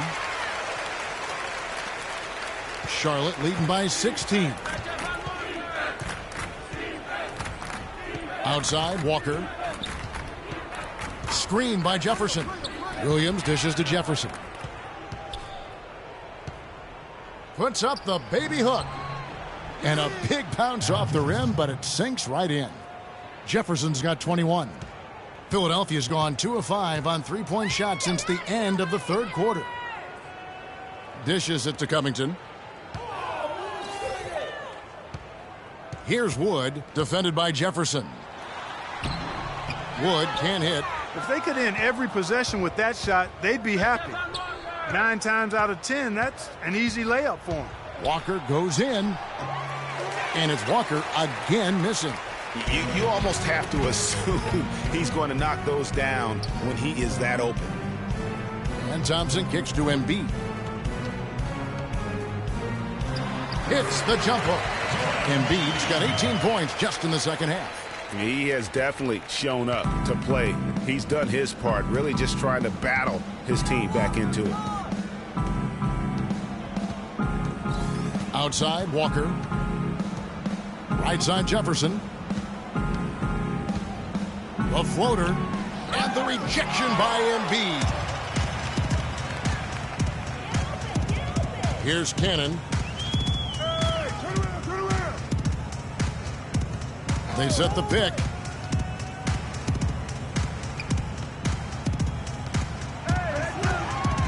Five to shoot. from the wing. And that one's good. Isaiah Cannon with the basket. 2 minutes left in the fourth quarter. 1:58 left to play in the final quarter.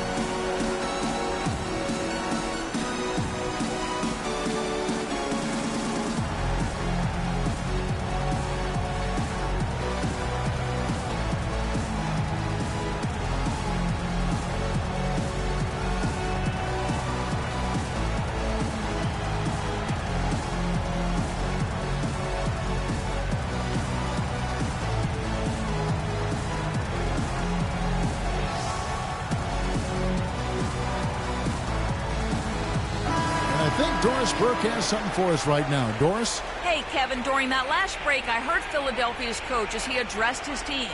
He told them to be looking to attack in the open floor. He doesn't want them getting slowed down in half-court sets. He wants the fast break to be a major weapon. He also wanted them to know they should be working together to get their outside shooters open. He said, you know what plays we have to run to get guys free. Now let's run them. Likely the final major changes to their game plan as they try to make a late comeback here in the fourth. Kevin, back to you. Thanks, Doris. Jefferson. Jefferson can't get that one to fall. The 76ers trail by 14. Here's Cannon. He kicks it to Embiid. And a kind roll that time off the rim as that one falls. Embiid's got 32 points. No matter what the score is, his attitude has been perfect. I love his disposition. He has stayed in attack mode. Batum passes to Jefferson. That one's rebounded by Embiid. Wow, what a rough second half for him shooting the basketball. Maybe you adopt a pass-first mentality at this point. Cannon dishes to Embiid. Again, Philadelphia. And all of a sudden, things finally coming together for them. The deficit's still large, but now not insurmountable. And, Greg, that kind of deficit, I think they're going about it the right way. I mean, they've got to get aggressive on defense. They need stops. And then you got to take care of the basketball at the other end so you get a good shot every trip. Here's Batum. A great 1-2 punch. Beautiful pass and nasty jam. And they've just done a great job of keeping this crowd out of the game. And we're getting closer to victory. The crowd's getting quieter. And there's not a whole lot for them to be cheering about anymore. I mean, their guys got it handed to them. And just scrapes and claws for that offensive rebound and doesn't take any chances there with the putback. And GA, strong work all around. And the rebound and the stuff both. Wow. Yep, he stayed with it all the way and got his reward at the end.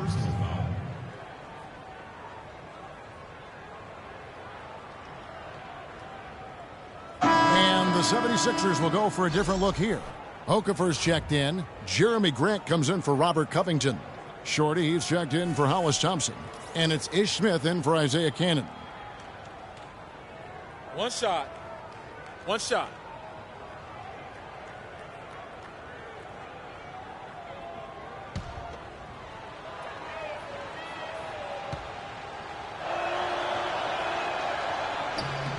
That's good from Williams. Timeout call for Philadelphia.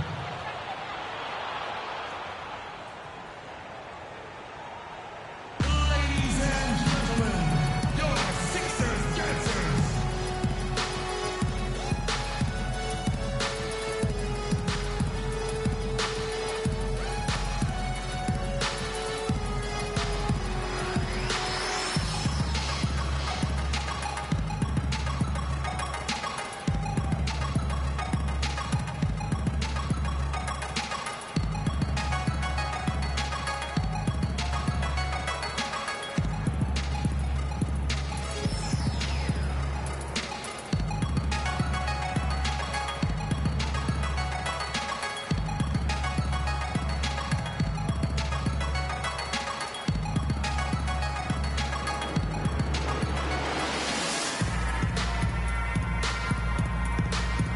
Spencer Hawes is checked in for Charlotte.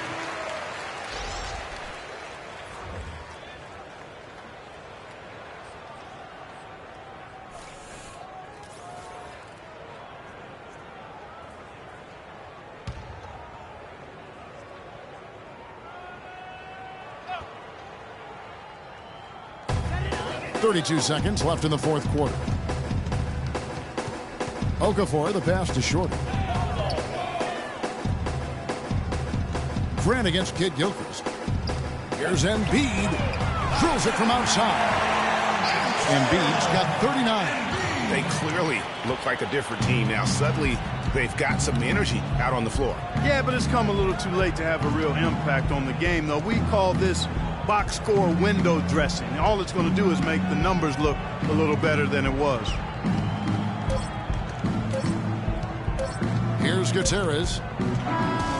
And so it's the Hornets taking care of business in this one. A solid win on the road for them. This building was dead silent by the time, GA, this one wound down. And that's what you want to do. Take the crowd out of it by crunch time. Don't give them any chance to lift their team up at the finish. And now let's catch up with Doris Burke, who's standing by on the sideline. Doris? Well, Al, it seemed like you had a rhythm going, and this was a game the team really needed that production from you. Yeah, I got in a good groove, and I just kept attacking. So, and I think when I'm going full force like that, it's harder for me to be stopped. So, we fought to the end. You are hard to deal with, no doubt, Al. Thanks, guys. Doris, thank you as always. Thank you for joining us. That'll do it for now.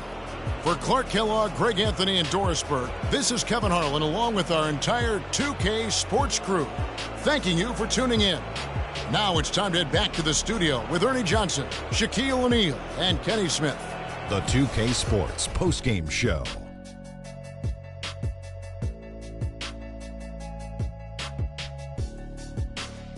Kevin, much appreciated. And now let's present our Jordan Player of the Game, Al Jefferson. He had a double-double and made a huge difference tonight. He never let up, and his performance really inspired the rest of his team.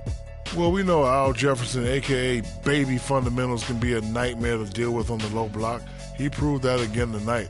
And as a pick-and-roll partner, he's about the best there is. He's nearly impossible to handle when he's on his game. He definitely put in the work down low. Used his size and his footwork. Got some big-time buckets, high-percentage looks. I think he really fueled their offense with that inside presence throughout the game. And that'll do it for tonight. For Kenny Smith, Shaquille O'Neal, Kevin Harlan, and our illustrious 2K Sports crew, this is Ernie Johnson. Have a good night, everybody.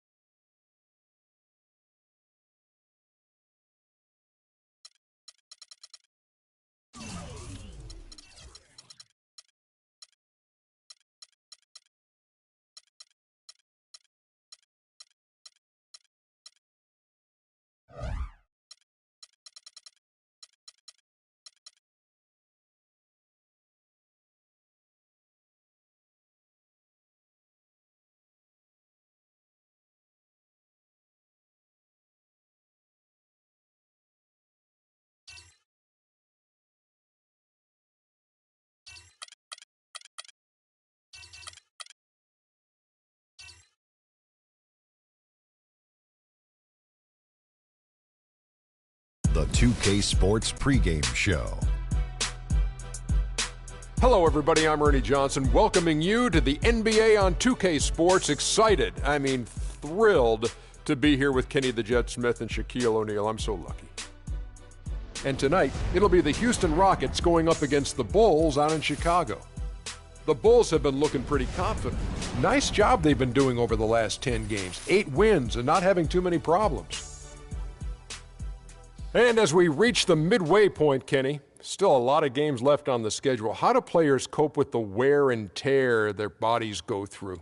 Well, a lot of times when you're mentally or physically tired, you could sit there and all of a sudden you misquote things, you missay things here on the analyst desk. On the basketball court, that's turnovers, that's missing assignments, missing rebounds. Same thing. Like I know this is our, 82nd game this year. You're starting to feel it a little bit. That's how those guys feel. I didn't know the midpoint was the 82nd game, but anyway, injuries start to take a toll. No, but we've done 2 games. Doesn't mean the team. We've done a lot of games in our role here in the I misunderstood 2 games a night, remember? on the set. Yeah, anyway, I was saying the injuries, they start to take a toll, not just the big ones, the little ones. Type of injuries I hate are the freak injuries. One time, Ernie, I was walking with my shoes off, stubbed my toe. That's called barefoot. That's a freak injury. Stubbed my toe, was out for 6 weeks. So you got to get rest, eat well. Well, if you kick a ice brick those wall, knees, that's not a... And man up. Yeah, maybe you should. Here's Kevin Harlan. Barefoot.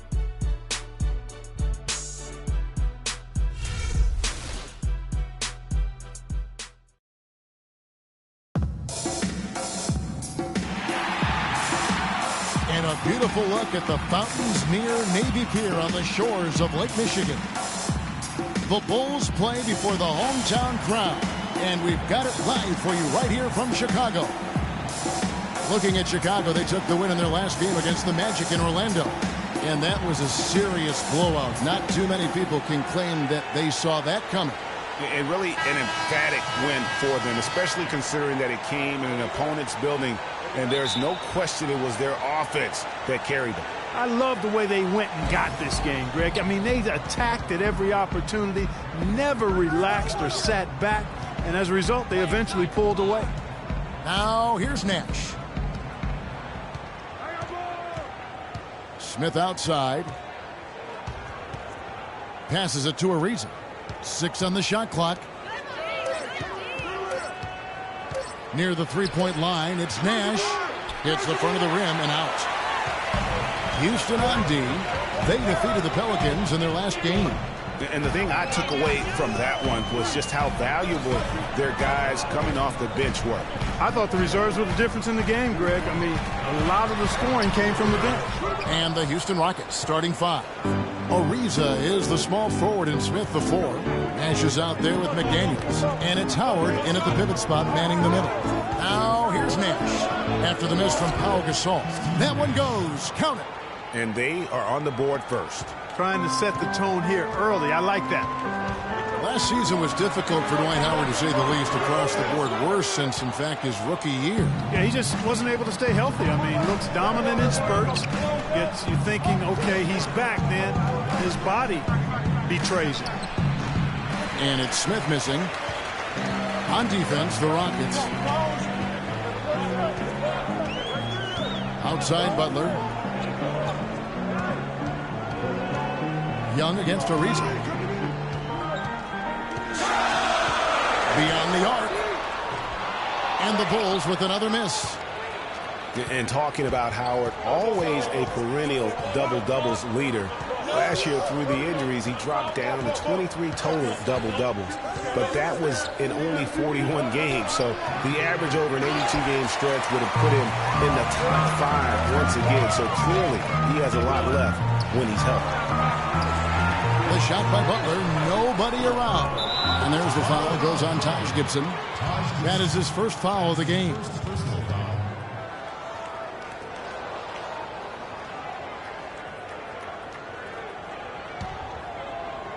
The first quarter of action, 2 minutes in. Nash with it. He had 13 points in the win against New Orleans. Nice shot by Smith. Getting back to Dwight Howard, I think he's at a crossroads physically. Had back and knee issues. It's highly unlikely he can be 100% for a full season. You just hope to have him happy and healthy for your most important games. Now here's Gasol. He's certainly been a consistent piece of their offense, averaging about 14.5 points a game. And boy, did they need that one. Their first make in the 5 field goal attempts they've had. Here's Nash after Pau Gasol's bucket. Here's McDaniels. He had a 21-point outing in their last game against New Orleans. Chicago trailing here. Brooks with it. Guarded now by Nash. Gasol a screen. Gibson with the screen on Nash. At the elbow, it's Gasol. 5 on the clock. And good. And it takes a nice bounce off the right iron and down. You know, as soon as he recognized the height mismatch, he immediately pulled up for the jump. And, Greg, that's just good basketball. Come on, good basketball there. Clean look from that range. He's got to take it. Here's Brooks after Pau Gasol's bucket. Gibson with the screen on Smith. Feeds it to Young. Takes a 3. That's good. Young's got his first 3 points of the game. A good open look, and he splashes home the 3. Rockets trail by 3. All right, let's go over to the sideline with Doris Burke. Yes, Kevin, I had a chance to catch up with Kevin McHale. I asked him what he'd most like to see from his team today, and he told me we'd really like to keep Pau Gasol under wraps in this one. He went on to explain that Gasol can take over games with his efficiency on the offensive end, and the key to their win will be getting a hand in his face every time. Guys? Thank you, Doris. Now Nash. Taking a look at his stats, he's averaging around 7.5 points a game. Inside, Howard. And count the basket. He was fouled, and he's going to the line for one more. Oh, Maestro, he is so good at making those lead passes, like conducting an orchestra. For Dwight Howard, guys, there were 2 or 3 seasons in Orlando and L.A. that seemed like one big soap opera. So now, to me, it seems like he's happy and settled, though, here in Houston. Bulls making a switch here. Mirotic is checked in.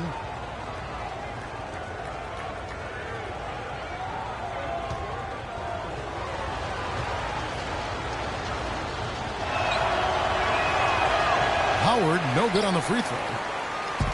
And it seems, Greg, that, you know, as he was just talking moments ago about Howard finding his niche in Houston, it seems he's more comfortable. Certainly a great legacy of terrific big men for the Rockets. Clark, you know that firsthand. They've had some terrific names over the years. How about Yao Ming, Kevin? Moses Malone, Elvin Hayes, Hakeem Olajuwon. No greater roster of big men than that one there. Here's Gasol, and it's sent back by Howard. Hands of the ball out of bounds. Howard touched it last.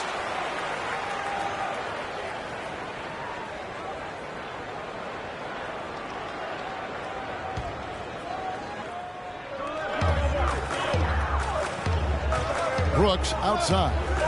Outside Butler. Lets it go with the 3. That drops, and it comes off an assist from Brooks. Brooks has got 3 assists in the game. And here's Nash. Screen by Smith. The pass to McDaniels from about 16. Mirotic grabs the miss. Great looking defense, really, just to disrupt the rhythm on that shot. Yeah, really turned it from a simple, straightforward look into a very difficult shot. Now here's Butler. With an average of around 19.5 points a game, his scoring has been a constant for them. Screen by Young. Pocket 4. Shoots the 3. And another 3 from Butler. Butler's got a couple of threes now in the first with the Bulls. I'm not sure that was the play they had set up, but it was too good a look to pass it. Howard setting the pick for Nash. Beyond the arc. Ariza And no excuse there for missing that one after being freed up by a great pick. Yeah, I agree with you. I mean, they came away empty, but they got the look they wanted, and really, I like the movement and communication there. And this quarter, he has clearly been off the mark. To the middle. Here's Nash, and fouled hard that time. He'll get to the line and shoot 2. Well, with Steve Kerr and Jason Kidd both coming with no coaching experience over the last few seasons and also having success, I don't know, guys. Maybe we should throw our hat in the ring, but pretty impressive stuff. That's not for me to do. I've already determined I don't want to coach for a paycheck, even if it is a big one. All right, now, take a break. Take a break. 2 shots.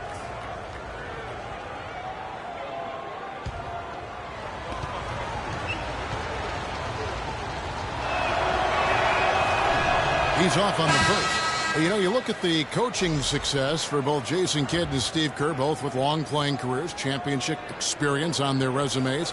Steve, in fact, Clark even had some time in the front office with Phoenix. And don't forget about his broadcasting career either, Kevin. I mean, I think in both cases, though, you look at these two guys, they were able to come in and have immediate credibility with their teams and their playing experience, part of their preparation for being coaches. He hits the second from the line.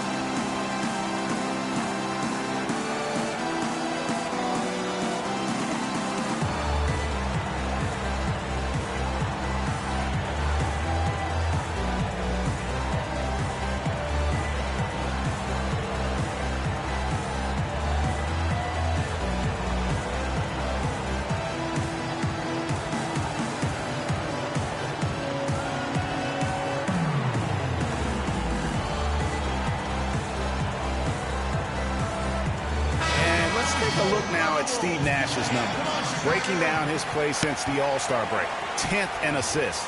And how about his top 10 ranking and free throw percentage? A knockdown shooter, ultra reliable from the line. And, you know, his floor awareness, undeniable. You know, as you pointed out, he's great at drawing the defense and then making the perfect pass in stride. Chicago leading by 8. And the Rockets have lost out on some free agent wars the past few years. They have remained competitive, but you wonder what could have been if they landed or kept some of those big names. Brooks misses. They've come out with a take-no-prisoners approach on the glass today. Yeah, and it's already got them a +5 margin in the rebound column. And Moniunas the basket on the assist by Nash. Moniunas has got his first 2 points of the night. Now the Bulls with it. They're on a 15-5 run here. And with the Rockets, it's no secret that they take a very analytical approach to team building. Greg, you and I talked about that. And Clark, you know, you wonder if that hurts them in free agency. Well, you know, when your front office makes no qualms about viewing players as simply just assets, it can be a hard sell to a free agent. Now, here's Nash. Jimmy Butler unable to get his last shot to go. Now, here's Brewer. 9-point game his last outing, and his first shot of the game, no good. Outside Butler. Gasol up top. Brooks outside. And it's good. He planted his feet on the pick and shielded the defender off. You know, the defense has got to do a much better job of fighting over those screens. And, Greg, especially when the ball is in his hands. I mean, come on now. You know, he doesn't miss too many open looks like that. Now, here's Moniunas. 9 points last game. Pass to Brewer. Shot clock at 6. That drops. Brooks with him. Young outside. Tries from 10. That one off the back iron and out. He's been anything but his usual self this quarter. It's actually been ugly to see. Here's Nash. Screen by Jones. Moniunas dishes to Jones. Ariza outside. It's deflected. From deep three-point range, an absolute bomb from three-point range. Now just a 3-point Chicago lead. And Young kicks to Butler. Pass to Mirotic. And the rebound goes to the Rockets. And that's the way you want to defend. Nice job there. Always important to have that good interior defense. Tell you what, he's not an easy guy to stop when he's got his sight on the rim. Never has been, never will be. He is a determined finisher. Did he just go chop there with that one hand tomahawk slam? Just trying to get a break in the action to clear some heads here. I mean, they've gone ice cold, and not a bad idea to give them a little quick breather. Yeah, they needed the timeout here. Anything to try to get them to forget about the missed shots and get themselves back on track.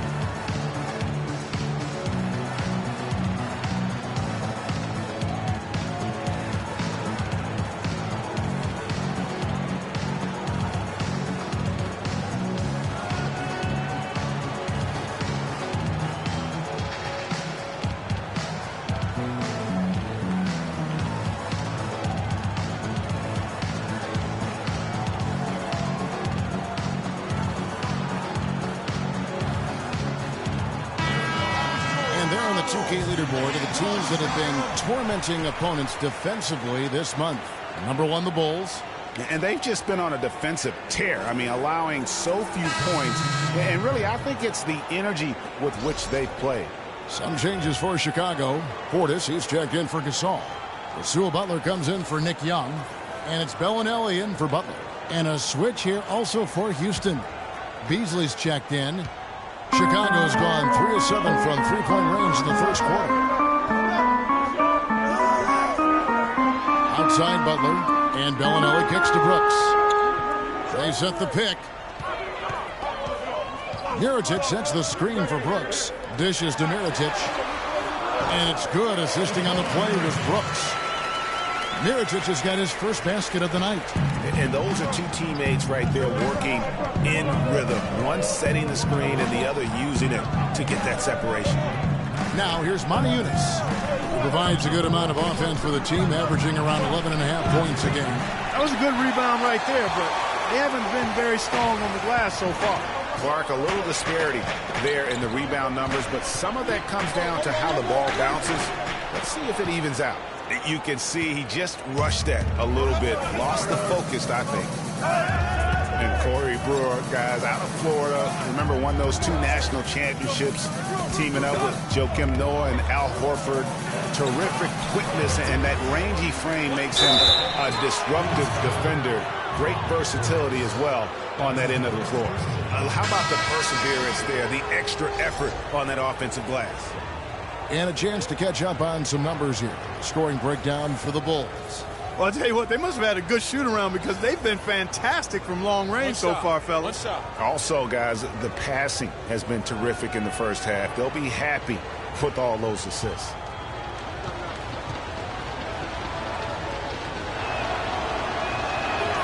That one drops. He ties it up.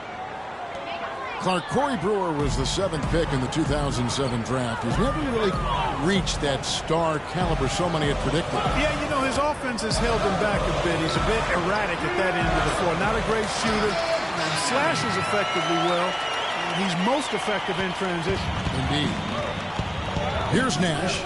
The Bulls getting the bucket. There's 1:47 left in the first.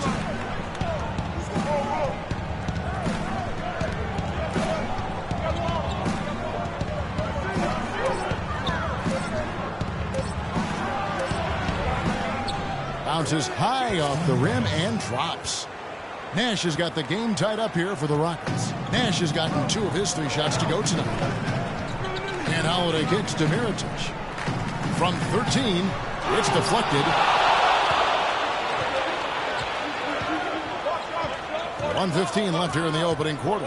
Nash, the pass to Monty Eunice. Chance there to take the lead, missing. Chicago's gone 3 of 7 from three-point range in the first quarter. Now Bellinelli. He picked up 12 points in their last win against Orlando. Passes to Portis. And here's Nash. Outside, Jones. Shoots. They get it back. Moniunas, and he drops in the layup off the glass. And the Rockets lead by 2. Really not hard to see why they're giving up points on this run. I mean, they've just given them too many looks inside. Yeah, and usually when a team goes on a run like this, it's because they are getting too many opportunities on the inside. Make them beat you from deep. You know, the turnaround jumper, guys, is one of those shots that always just looks so good. I mean, it's got that nice, smooth, singular motion. Sweet. Now here's Moniunas.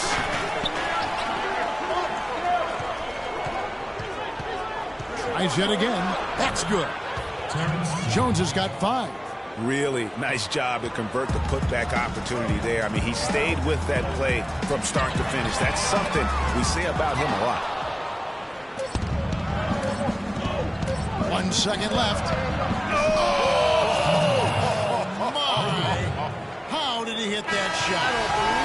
I just saw right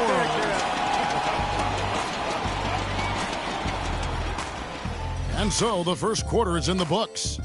Rockets ahead, up 5. From the United Center in Chicago, back in a moment. And certainly an intriguing matchup tonight. Let's hear from Trevor Ariza on his team's mentality coming in.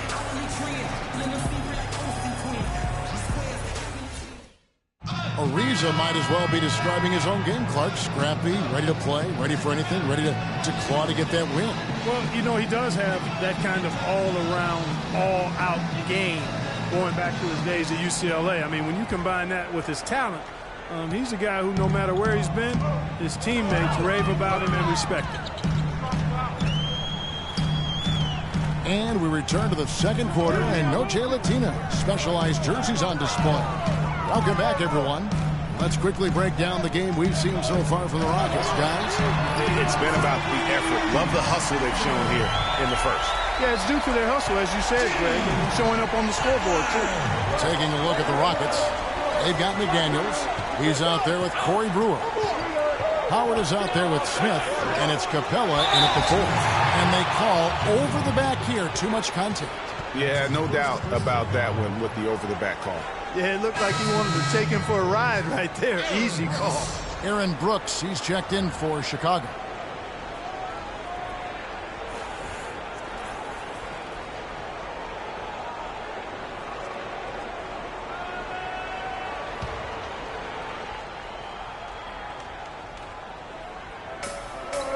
Howard kicks to McDaniels. Now here's Brewer. Screen by Smith. The dish to McDaniels. Sinks the triple. McDaniels got the lead up to 5 now for Houston. Josh Smith getting in the way of the defense there. Well, Chicago's gotten fewer than half of their three-pointers to go down tonight. They're 4 for 9. Brooks dishes to Gibson. Nice spin off the left rim and in. Gibson's got his first points in this one. Effective screen set there for the jump shot. That was the key to the play. Howard kicks to Brewer. Three-pointer. That's good. And so Howard with the assist. Brewer's got his 3rd basket of the night right there. They're going back to the three-point shot over and over and over. And they may have found the Achilles heel of this defense. That was their 9th straight point from beyond the arc. Now here's Brooks. 9-point game his last outing. Back to Young. Another one falls for Chicago.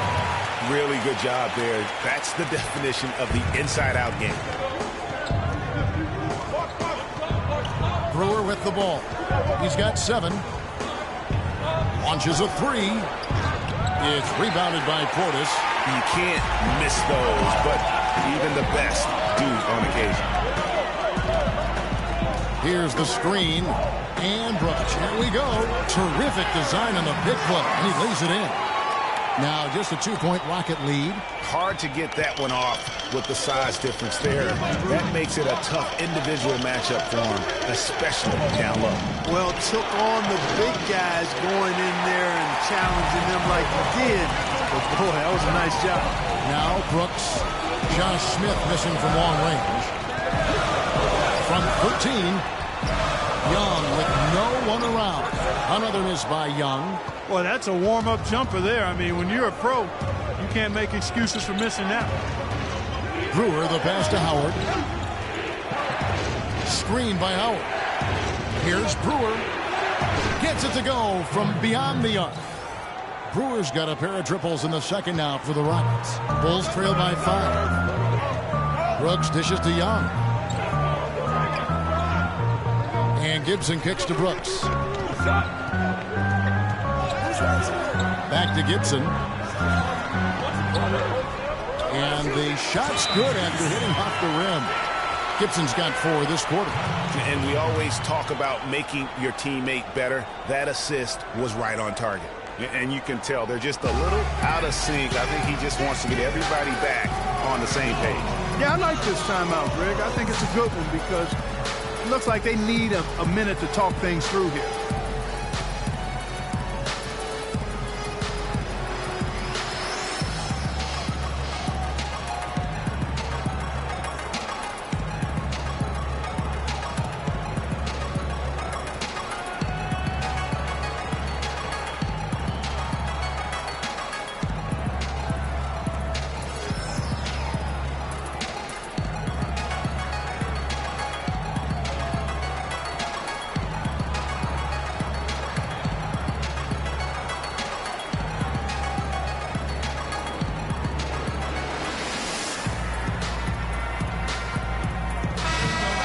Now let's check out the teams with the best free throw percentage. Number 5, the Bulls. You know, it's really a team-wide talent. You want to foul to stop layups, but against them, you're not saving much. They'll make you pay time and again.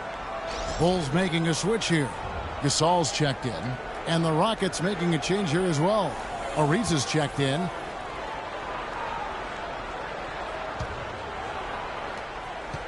Rockets leading by 3. Brewer, the pass to Howard. Just under 3.5 minutes played here in the second quarter. Howard setting the pick for Brewer. Clock at 6. It's Ariza on the wing. And it's thrown down hard with both hands. Taking it to the rack with power right there. And hammering down with the two-handed slam. Just piling on the lead with a dunk like that. One thing about Corey Brewer, he's a defensive specialist, has a combination of size and quickness. It's real hard to score against. I mean, equally good at defending in the half court or transition. After going scoreless in the first, he's really found a way to turn it on here in the second quarter.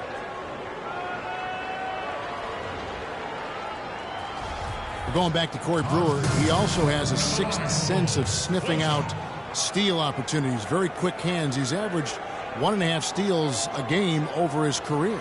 Kevin, Corey's one of those guys that's always going to give that effort offensively and find ways to contribute there. But more importantly, he's going to give you results on the defensive side of the ball. He has an amazing motor. It never shuts down.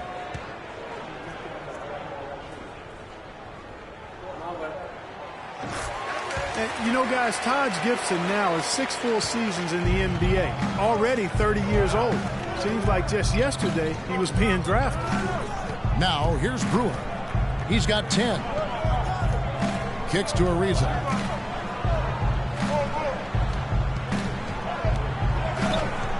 He feeds it to Howard. Knocks it loose. Gibson with the steal. Outside Butler. Gasol inside, covered by Smith, and the rejection by Smith. And so it looks like the Bulls will retain possession here.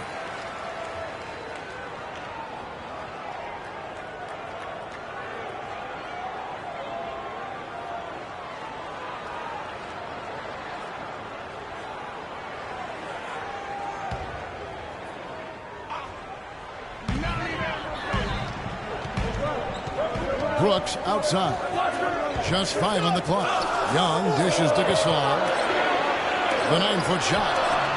Gasol with another miss. Getting back to Gibson, he was one of the oldest college freshmen in the country at age 21. Played 3 years at USC. Then he was one of the oldest players in the 2009 draft, even though he declared declared as a junior. Yeah, I think the NBA is the only profession where it hurts you to have a lot of experience coming out, because that's one reason why he did drop. I mean, had he been a couple years younger, with his length and athleticism, he very well could have been a top 10 pick. But I tell you what, the Bulls are happy that he wasn't. Now, here's Butler. 9 points in the game so far. Fade away. Off the left rim and out. For Houston, they've gone 4 of 8 so far here in the second quarter. Ariza kicks to Brewer. Houston moving the ball around. The Rockets again can't hit. And it's just one of those days, guys. He has just struggled to shoot the basketball. Brooks outside. And there's Mirotic on the assist by Brooks. Brooks has got his 8th assist in the game. Here is Brewer. He's got 10. He kicks to McDaniels. He dishes it to Smith. The 10-footer. And he gets it to go. And the Rockets lead by 2. And look at how quick he was to bite on the pump fake. Left his feet way too soon. Mirotic the screen.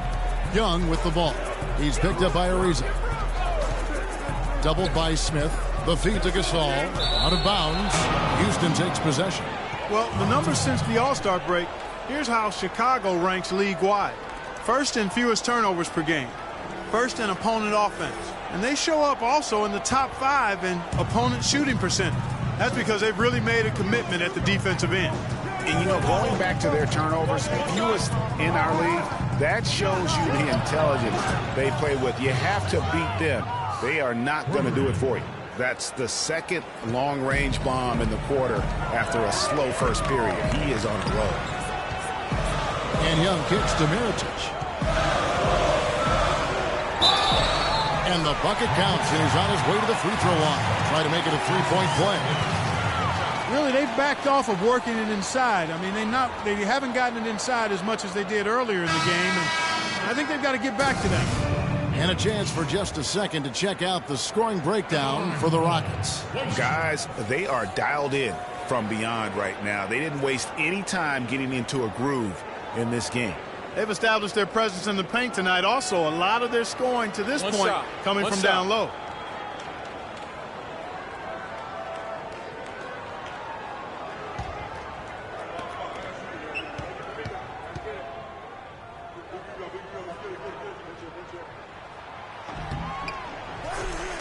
Nikola Mirotic, drafted as a late first-rounder, Clark, back in 2011. The Spanish star finally made his rookie debut in the NBA last season, and it was worth the wait. It sure was, Kevin. I mean, once he started to get consistent PT, I mean, he was remarkable. Can run like the wind for a big guy, not that strong, but more aggressive than you'd think. Here's Bellinelli. He's a good contributor to his team, averaging about 10.5 points a game. Feeds it to Mirotic, uncovered, and the shot is good. Mirotic has got the game tied up here for the Bulls. And now he's taken a solid opening in the quarter and built on it here in the second. In the whistle blows, it's going to be on Marco Bellinelli. That is his first foul of the game. Justin Holiday's checked in for Jimmy Butler. Justin Holiday.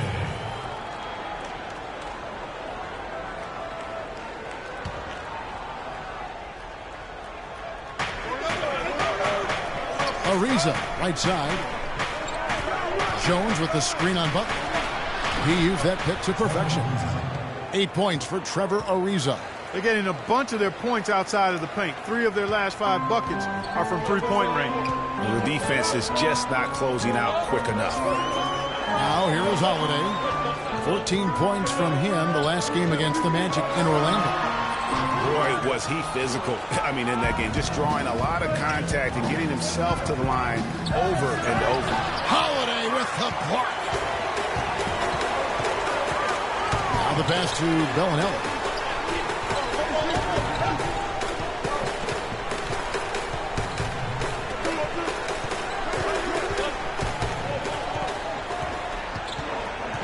Five to shoot.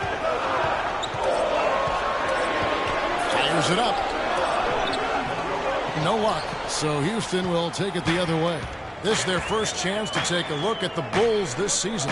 And you have to love it when there's a matchup like this. Two teams that are at the top of their respective conferences going at it. Well, you know, they split their meetings last season, and the way both of these teams love to compete, I wouldn't be surprised if that happened again. And for Terrence Jones, there's a quiet excitement surrounding him in personnel circles. Last season, he was a much better rim protector, way up in blocks, and his three-point percentage was up as well. So those are the kinds of year 3 improvements that talent evaluators are always looking for, especially when you come into the league as an underclassman. 2 shots.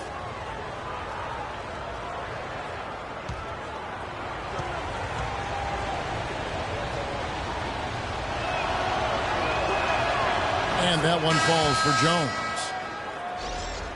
Well, looking at Terrence Jones, he really has that complete game. His ability to make a play at the rim, hit 35% of his threes. He's a multi-dimensional threat. Long player, well-schooled, falls in line, I think, very well with any good team. In this particular case, with one of the playoff teams in the West. Yeah, he's one of the more efficient players in the league, over 53% his first 3 seasons. So defenses might want to choose to ignore somebody else. Now, here is Mirotic. He's got 11. And Holiday kicks to Bellinelli. Pass to Mirotic.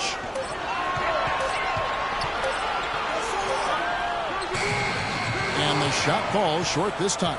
Yeah, good tough D there to get a hand up and force that miss.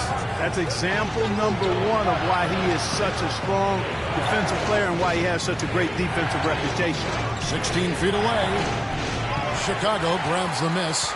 You're not going to see that very often. Plenty of space, but he just, let's face it, he whiffs on that. Bulls moving the ball around. Butler gets to Gasol.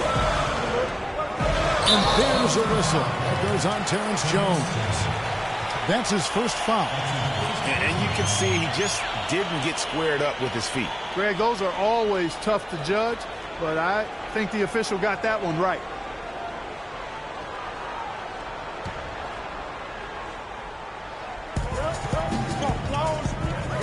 Now Gasol.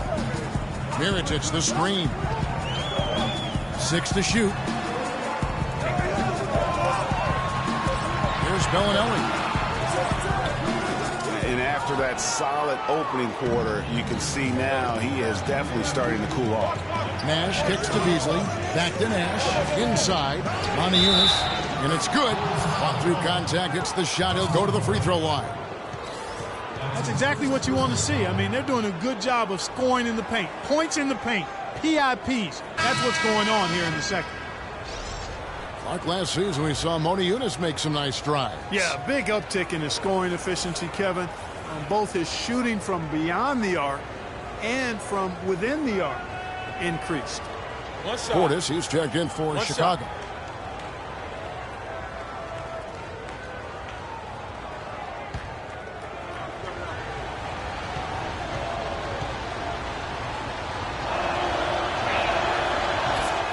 And Moniunas actually showing a newfound post repertoire there. I mean, he's deceptive. He has hooks and pump fakes, a little up and unders. The Rockets looked to him for offense when they weren't playing through Harden. Great quarter for him at the offensive end, trying to will his team back in the game. Nash, the pass to Moniunas. Dishes to Beasley. Kicks it to Jones. With the fadeaway. And it's wide right. It's off the rim. And Moniunas is a very confident player. I think where he can still improve is his rebounding and defensive impact. With a 7-foot frame, he's got to learn to play like a 7-footer. Rockets leading by 5. Beasley dishes to Nash. Moniunas has the open look. The Rockets with another miss. Boy, that's a surprising miss right there. He usually feasts on those wide open opportunities. Butler kicks to Mirotic. Here's Holiday. This break gives us the chance to see which teams have been the most successful in the transition game this month. The Bulls 3rd, the Rockets 4th. Great play from both of these teams in the open court. You love the energy and effort they've displayed lately here in getting out and forcing the issue.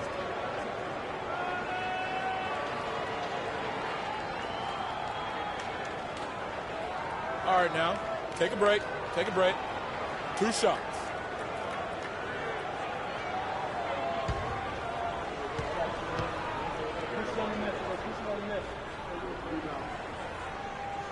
The first one falls.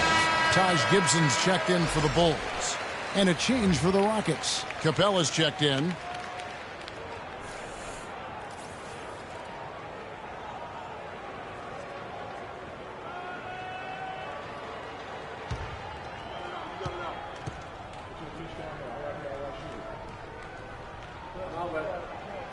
Both free throws good from Holiday. They've been getting more and more physical as this game has gone along. And it's starting to pay dividends. They've gotten a lot of trips to the line because of it in this second. Capella kicks to Beasley.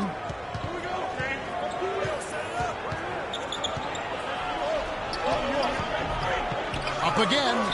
Cleans up the mess with the savage putback flush. And the Rockets lead by 5. That kind of putback turns a simple rebound into a highlight play. He assaulted the glass to the right, then assaulted the rim. Yeah, straight bringing the hard hat on that one. That's what you like to see on the backboard.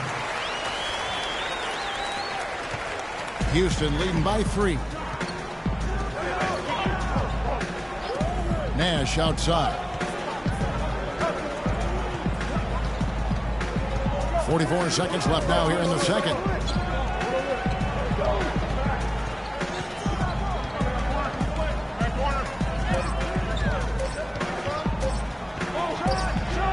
Can't cash in from the high post. Well, that's an excellent challenge right there. Good job contesting that shot by the defender. Pass to Portis.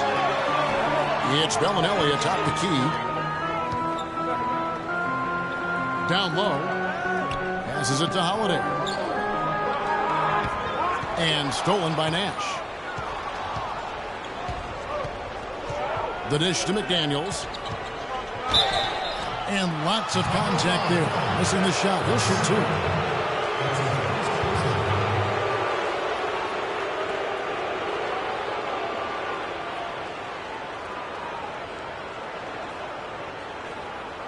First trip to the free throw line for him in this one.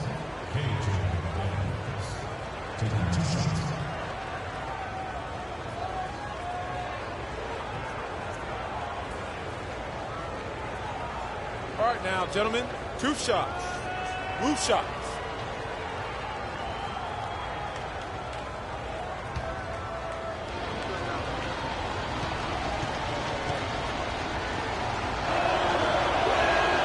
The free throw drops from McDaniels.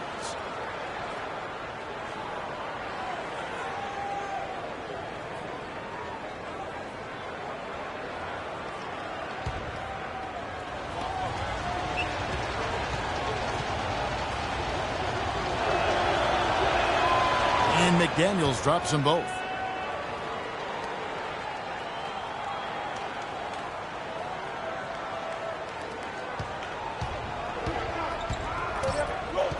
Now Bellinelli. Here's Portis. No good on that last second attempt there. The basketball here. Rockets lead by 5. And a chance now to send you over to Doris Burke standing by on the sideline. Doris? Thank you, Kevin. Dwight, what's your assessment of the team you're playing here tonight? They're a tough team. You know, they play hard, they play together, they move the ball, and they know how to play within the offense, you know. And we've been doing a better job on the defensive end, and I think tonight we came out with the right mentality. We just got to keep it up. Dwight, thank you. They know they've got their hands full, Kevin. Thank you, Doris. And folks, don't go away after the break. We'll see you right back here for the start of the second half in the third quarter. The 2K Sports Halftime Show.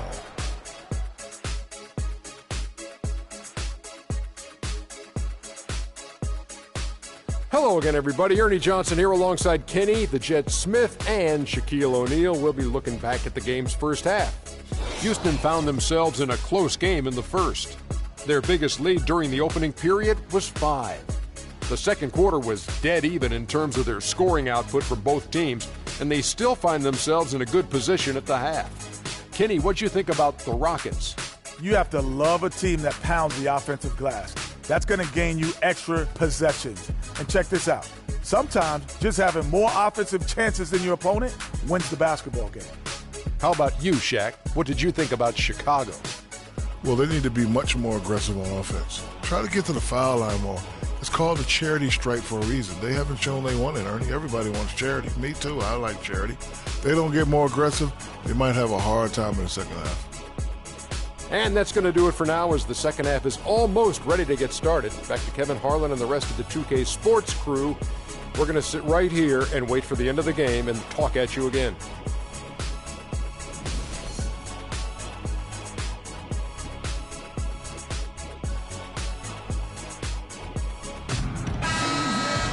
Welcome back, everybody. The start of the second half getting underway. Both teams battling hard through the first half. Mirotic playing extremely well. He has 14 points, and he's put one three-pointer on the board. You know what, though, Clark? It wouldn't be a bad idea going forward to try to let him do a little more damage from beyond the arc. Gibson is the 4 with Gasol at the 5. Jimmy Butler is out there with Brooks, and it's Young in at the small forward position. And that's the group for Fred Hoiberg as we begin the second half. It'll go. The Rocket lead is cut down to 3 on the bucket from Gasol. And really a good job spotting his teammate near the bucket and then just pinpoint passing for the finish. And it's slammed in by Howard. What a terrific feed by Nash. Well, Chicago has gone 5 of 10 from downtown tonight. 50% exactly. Left side Gasol. Brooks up on top. Nash comes with the double team. Stolen by McDaniels. And here comes the break. Ahead, here's Smith. Pushes it down to finish the break. Ooh, quick hands on the steal and then just mad hops on the slam. Great sequence for them defensively and Clark offensively. Well, one usually leads to the other, Kevin. That's just good, aggressive, attacking basketball at both ends. That's a clean look they gave him there, fellas, and he drains those. Brooks against Nash. He feeds it to McDaniels. The three-pointer, no good. You have to be willing to pass in those situations. That was a low percentage shot. And guys, it looked like Nick Young had finally put it all together. I mean, he had a huge campaign 2 years ago, signs a new 4-year deal. Then last year, disaster starts. I mean, he provided very little to the team outside of shooting the basketball. And even with that, he dropped to a career worst, 37% from the field. And it's the Rockets with the ball. The Bulls knocking down the 3. Ariza no up. For Chicago, they've gone 3 of 3 from the field since halftime. And McDaniels with the block. Even with that miss, they're shooting 75% coming out of the break. That's a strong start to the half. It's going to be over and back. Not watching for the line that time. Corey Brewer's checked in for McDaniels.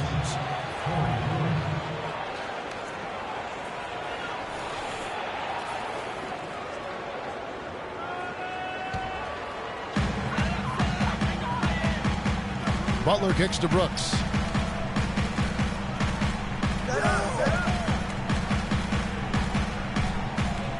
There's a screen. Young outside for the lead. And again, no good by Chicago. Houston in the lead. Ariza kicks to Howard. Count the bucket. Howard's got 6. 3 consecutive baskets have come right at the rim. The defense had better start buckling down and tightening up. Guys, they are getting exposed in terms of their low post defense. And for Trevor Ariza, almost exclusively a perimeter player on the offense last year.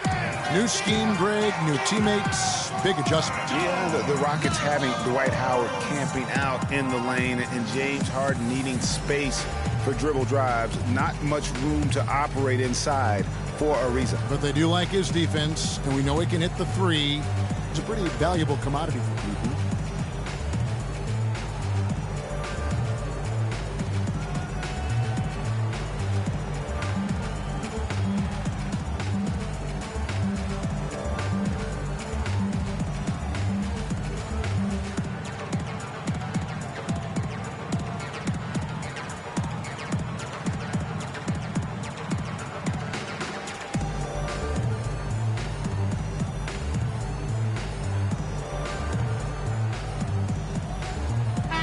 think Doris Burke has something for us right now. Doris?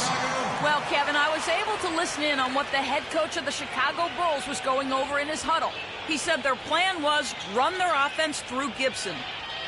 Coach has a lot of faith in him offensively and let his players know it, insisting that he be at the forefront of what they do at that end of the court from here on out. Perhaps the rest of the second half will look different after those adjustments, Kevin. Always great to hear from you, Doris. Now here's Brooks. He has 6. Young, a good look. And it's Gibson finishing it off. And guys, that's his game. I mean, battling in the paint and cashing in on those second chance opportunities. And Greg cashing in hard. I mean, man, oh man, he puts an exclamation point on that dunk. Guys, that's the only way he knows how to do it. Soft, I don't even think is in his vocabulary. And it's Smith missing. Chicago's gone 6 of 12 from outside. A very nice 50% mark, shooting the 3-ball well. Howard with the steal. That's tipped. Ariza passes to Howard. We've gone about 3.5 minutes into the third now. Top of the key. Offensive rebound. Smith. A strong finish under heavy pressure all over. Smith's got 4 this quarter. Well, we've seen that movie a few times, haven't we? An easy bucket in the paint. Well, listless and lifeless at the defensive end. I mean, especially inside. They've really got to pick up that interior defense. Here's Butler. Releases from the wing and drills it. Butler's got 11. And the Rockets with possession here. A 2-point game. Nash kicks to Smith. Fades away. Tries again. It's tipped. It's out of bounds to the Rockets as Houston retains possession. Bulls making a switch here. Mirotic is checked in. Moniunas is checked in for Houston.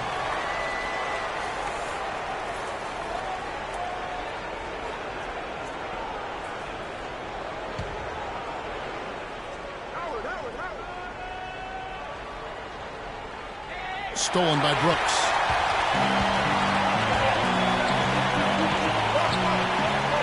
Young, right side.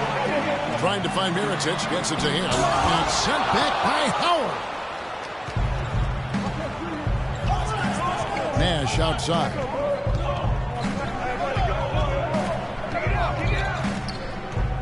Moniunas, a screen on Brooks. And here's Nash. 8 points for him. Clock at 4. And he gets it to go. 8 points for Howard. How about the passing? They are moving the ball without any thought, without any individual agility. Yeah, and it's really fun to see that kind of unselfishness. Really hard not to appreciate all the assists they've racked up.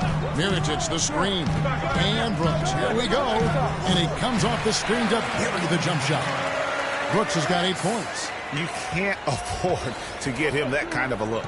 Well, you know, he came off a good screen, but still, as a defender, you've got to do a better job of fighting over and through that. Now, here's Nash.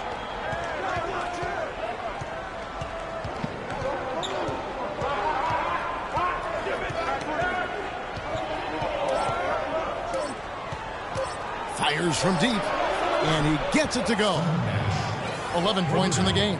Guys, his consistency in terms of shooting has really helped them seize control. And Young kicks to Brooks. Mirotic, the screen. Brooks dishes to Mirotic. Hits some rim on the way in, and the bucket's good. Here's Nash. He's got 11. Howard setting the pick for Nash. He kicks to Howard. Good, and the assist goes to Nash. Nash has got assist number 8 here in this one already. No misses for him yet in this quarter. Solid as a rock. Now here's Brooks. He's got 8. There's a whistle. It's going to go on Corey Brewer. That is his first foul of the game. Yeah, that's a tough call right there, and really a tough break for the D. Greg, no problem for me with that call. I mean, he was still sliding right there. Portis, he's checked in for Pau Gasol. And a switch here also for Houston. Capella's checked in. Here's Portis. He hasn't yet put up any points in this one. He dishes it to Young. And stolen by Ariza.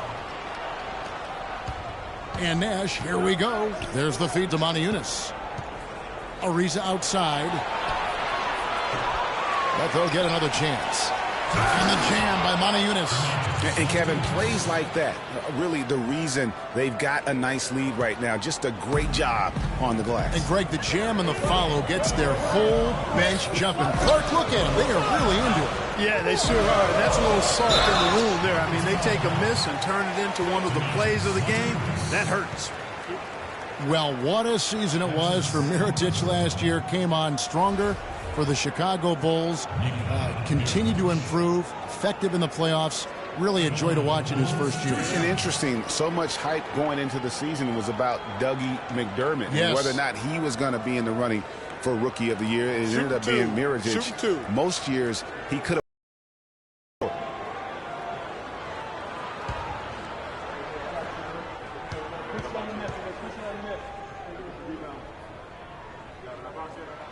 And the first one at the line is good.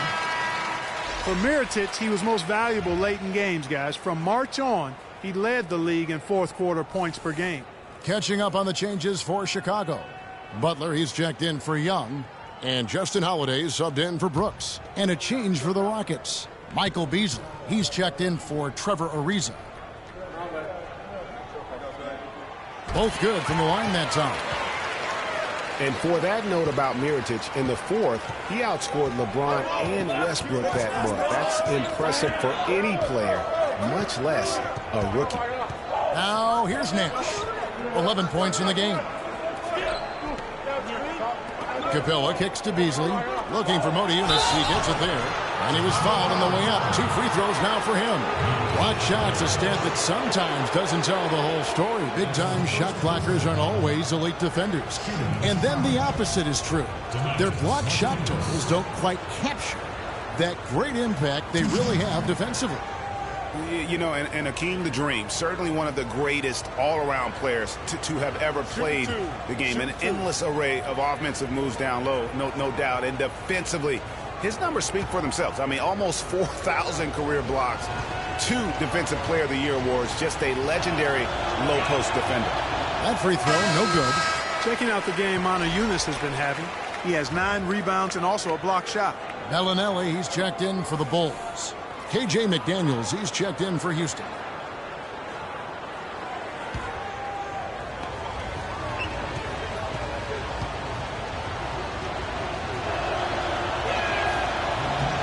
And he sinks the second. Here's Bellinelli. To the right side. Here's Portis, the wide open look here for Holiday. And again, Chicago, no good. Rockets leading by 6. McDaniels passes to Brewer.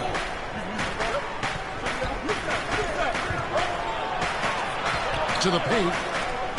Moniunas dishes to Capella. 6 on the shot clock. Shoots it up. Brewer, good. Brewer's got the lead up to 8 now for the Rockets. Bulls have gone 7 of 12 from the floor since coming out of the break. Now Bellinelli.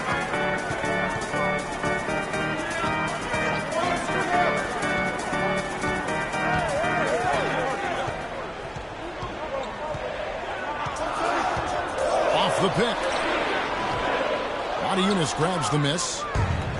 Moniunas has got 9 rebounds in the game. Getting it done. Over to the left wing. Here's McDaniels. Bellinelli is covering. They get it back. And he goes in for the dunk. A signature slam right there from the big fella. How many of those have we seen before? Clark, some tough offensive sets. They want to turn it around. Yeah, they need a basket just to regain some momentum here, Kevin. And they need a timeout, Kevin. They haven't been boxing out like they need to, and they're giving up a ton of second chance points.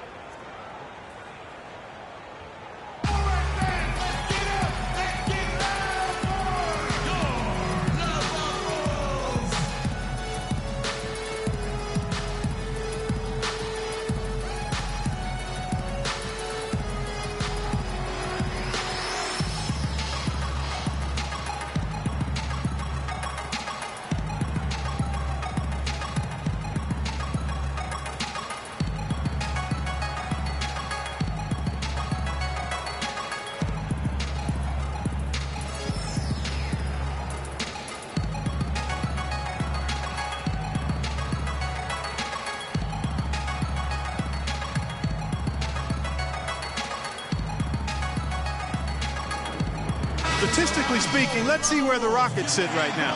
Tops in scoring, first in rebounding, and they're number 2 in assists. This is a team that loves to share the basketball. And you go back to their offense, the most explosive in the league. I mean, everyone talks about the great offense beating great defenses, and I tell you what, they make it difficult to hang with them. And the Rockets making a change here. Jones is checked in.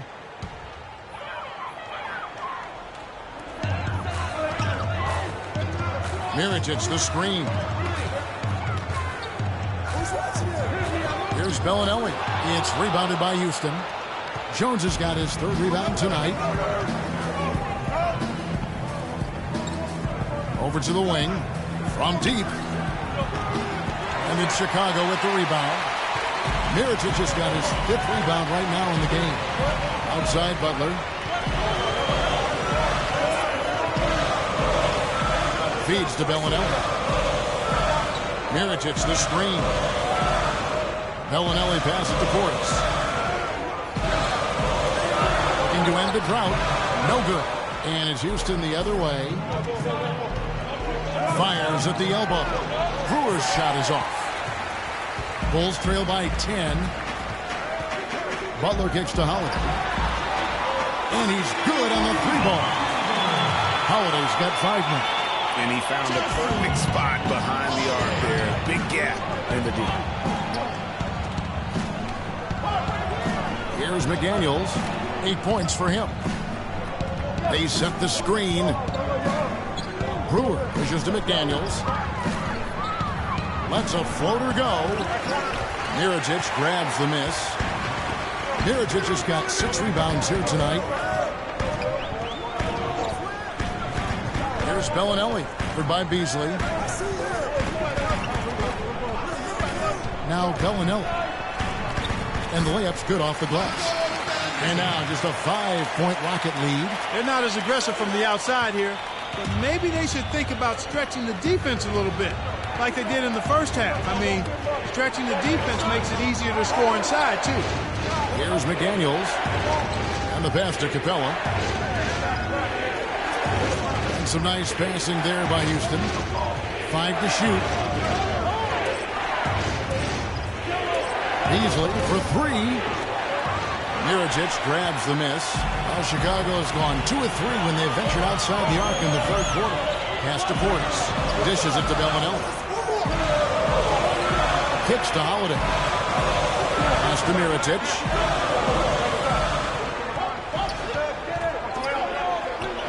Cannot hit. Good work defensively by Jones. Rockets leading by 5. Beasley outside. Brewer the pass to Capella. Here's McDaniels. Knocks down the 3-ball. McDaniels got 11 points. And this is someone that can really hurt you from long range. He did that to a degree in the first half, and he's doing it now. And Mirotic kicks to Bellinelli. Now here's Brewer, covered by Mirotic. Passes to Brewer. There's the screen. Jones kicks to Beasley. From deep. Again, the miss by Beasley. Chicago has gone downtown 13 times in this game, and they're just over 50%. 7 of 13 on threes.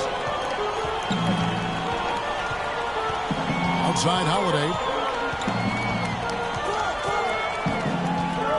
There's the dish to Mirotic. Fades. No good. McDaniels.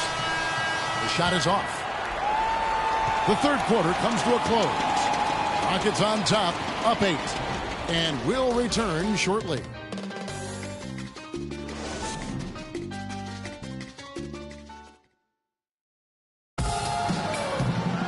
And the final period of play just about to start.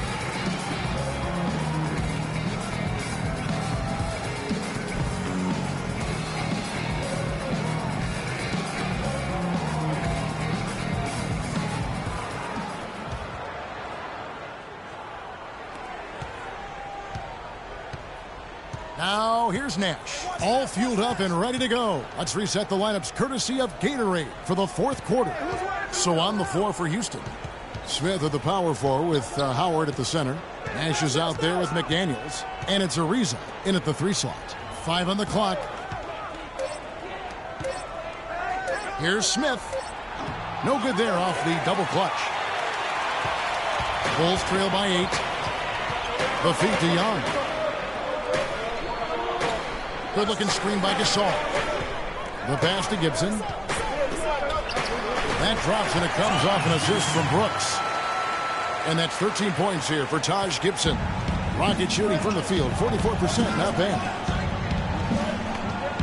Nash kicks to Smith. And 2 free throws coming up as he misses that one. Drawing the whistle and a lot of contact there. They get Paul Gasol. The guy's Josh Smith, an interesting case. Clark, he shot about 2 triples a game last year, yet for the last 3 seasons, his free throw percentage has been under, surprisingly, 55%. Yeah, and that's terribly troubling. I mean, his three-point percentage improved in Houston, but the free throws, really, he can do much better than that. You look at his stroke, I think it's just a matter of concentration with Josh.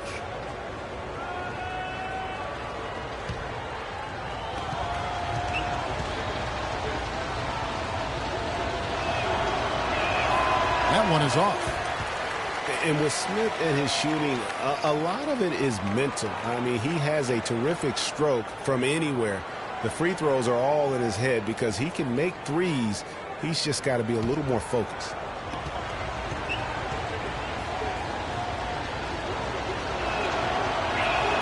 And he misses the second one as well, so he is 0 for 2 that time. And, you know, thinking again about Smith, he made some big shots for the Rockets last year, but you never know quite what you're going to get with him taking perimeter shots. Now here's Butler.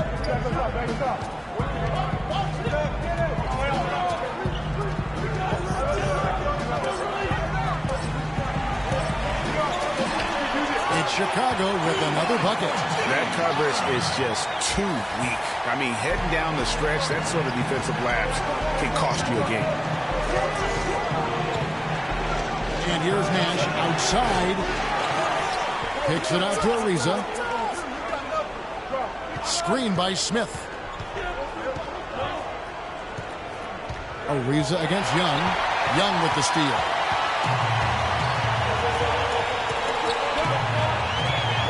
He feeds it to Gasol.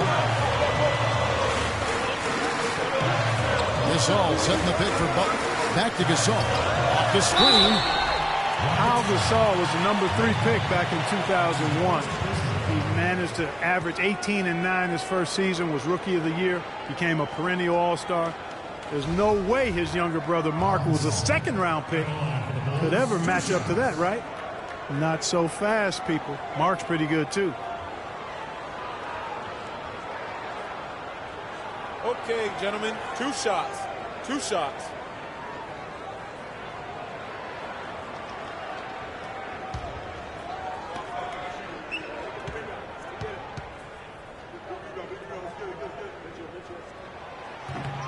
That free throw good from Gasol.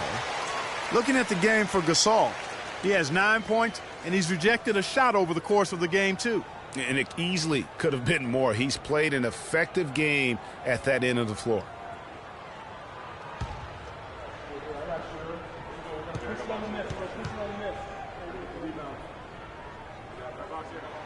Both free throws good from Gasol. Oh, a perfect half at the free throw line for him. That'll help their comeback effort for real. And Clark, those free throws need to continue if they're going to get back in this game. Here's Ariza. Ejected by Young, and they'll keep possession. And you know what? You allow a guy to get right to the rim like that. That's your only option. Yeah, exactly. I mean, free throws are always better than a layup, so I'd agree with you there, Greg. And let's get your take, guys, on the scoring breakdown for Houston.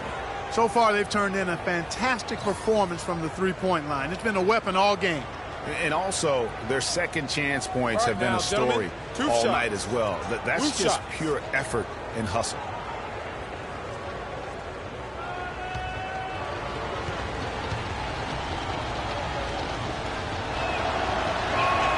That free throw, no good.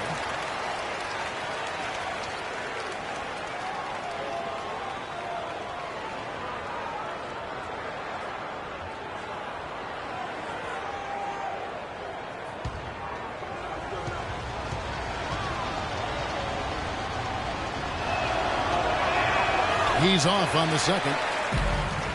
Last season, the Pistons with a shocking move, waving Josh Smith. They bought him out, Clark. You saw that coming when it happened. Yeah, in essence, Kevin, they paid him $40 million to go home or go away. I'm not sure how you rationalize that as a player, but he landed in a better spot in Houston. He did. And here's Nash following the three-pointer by Aaron Brooks. And that one's good. And the Rockets lead by 1. And over 2.5 minutes in the books here in the fourth. He kicks to Young. Good-looking screen by Gasol. Brooks outside. Doubled by Smith. Brooks kicks to Gibson. Lands soft on the front of the rim and drops. And Josh Smith, best friends since their days playing together in high school, so happy to be reunited on the Rockets.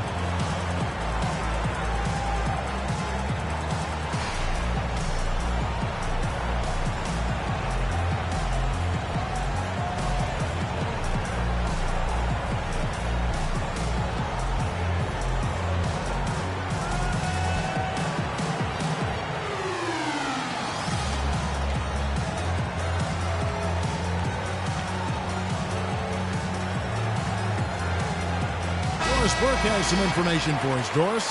Guys, over that last break, I listened to Kevin McHale address his team. He is not happy with their perimeter defense, saying, guys, way too many open shots for them beyond the three-point line. We've got to press up closer and try to crowd them off the arc. Guys, we'll see if they got the message. Here's McDaniels. Sinks the triple. McDaniels got 5 points now in the quarter. Here's Brooks. Young outside. It's Brooks on the wing, defended by Nash. Outside Butler. It's Young on the wing. They grab their own miss. He dishes it to Butler. Gibson setting the pick for Butler. Another shot and rejection by McDaniels. Nash outside. Feeds to Ariza. From the arc. Gasol with the rebound. Gasol's got 9 rebounds in the game. Getting it done. Well, you know, they're in the lead, but he's still been frustrated from an offensive standpoint. Again, Young missing. Talk about hurting your team. I mean, he just can't get anything to go out there. Ariza goes in. The jump shot from the baseline is right on target. And the Rockets lead by 4. Well, he knew how many inches he had over the guy. I mean, let's face it, good decision to just rise up and take the jump shot. Here's Butler, and fouled hard that time. He'll get to the line and shoot 2. You know, Jimmy Butler is one of those guys who had to overcome major odds just to get to the NBA. Reportedly, his father abandoned the family when Jimmy was an infant. Mom kicked Jimmy out when he was 13. The obstacles and adversity go on, yet he's made it and made it big. All right now, gentlemen, 2 shots. Blue shots.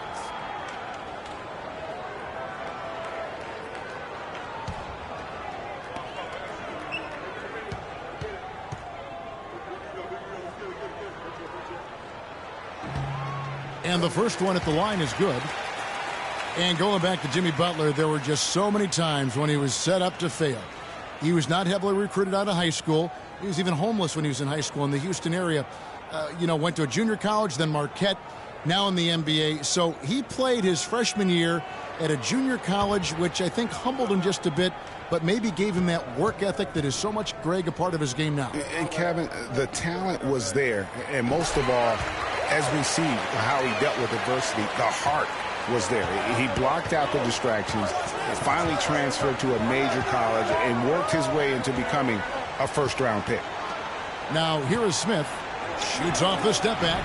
Nice spin off the left rim and in. Brooks with it. Outside Butler. Gasol setting the pick for Butler. Left side Gasol. Wide open look. The shot's good on the assist by Butler. And 12 points for Pau Gasol. Houston's gone 1 of 3 from outside the arc since we've reached the fourth quarter. Howard against Gibson. Howard draws the double. And there's the foul. It goes on Jimmy Butler. That's foul number 2 for him.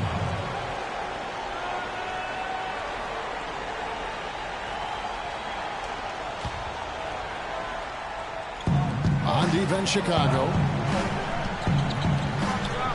Screen by Smith. Howard kicks it over to Nash. Just 5 to shoot. Houston needs to get a shot. Tries from the block. Great D that time from Gibson. And this is why you need good defenders on the interior to contest shots. Yeah, Greg, making every shot a hard one, even the shots in close. And the rejection by Smith. Butler on the wing. To tie it up and fouled hard that time. He'll get to the line and shoot 2. Really impressed with the way Jimmy Butler last season made big strides in this game, going from a supporting role player to someone you can build your team around. And Jimmy Butler had the career highs across the board last season. Won the Most Improved Player of the Year award. Really picking up his production in his 4th season. You know, we had seen the flashes of potential in Butler before. Last season, he sustained great play and really took everything to the next level.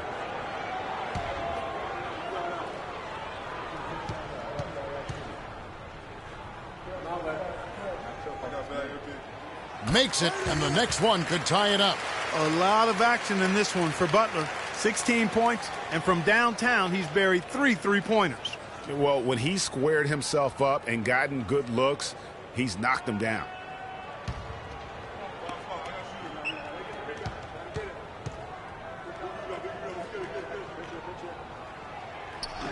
He hits one, then misses the second attempt from the free throw line.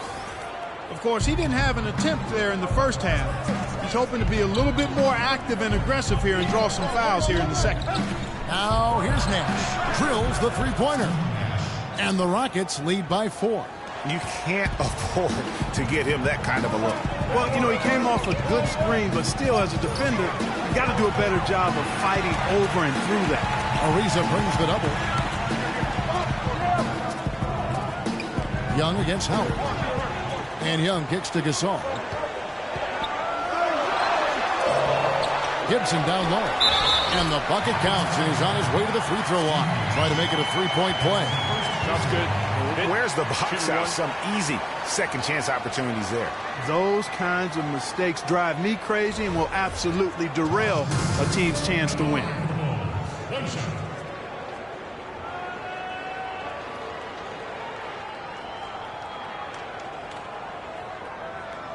One shot. One shot, gentlemen.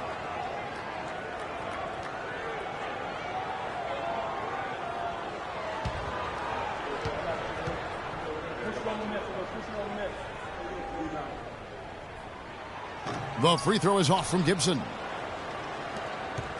For Houston, they've gone 5 of 10, 50% from the field. Nash outside. Kicks it to McDaniels. Jacks up a 3. There it is. It's Nash picking up the assists. Nash has got 10 assists here tonight. So active. Bulls trail by 5. Gibson the screen. Smith against Butler. Brooks right side. Open shot. Butler. Josh Smith pulls it in. Smith's got rebound number 8 now on the night. Nash kicks to McDaniels. You guys, KJ McDaniels, I think, has excellent defensive potential. I mean, his long arms and quick jump allow him to block a high number of shots for a two-guard, and his overall athleticism allows him to match up against twos and threes. Offensively, though, he really needs work on practically every measurable skill.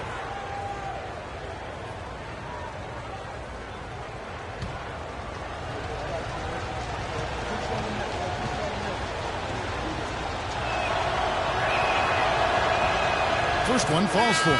Well, K.J. McDaniels in this one, he has 20 points and just an amazing performance from downtown. He is pouring it in from three, guys. You know how much I love to see guys knocking down buckets. Mirotic is checked in for Taj Gibson.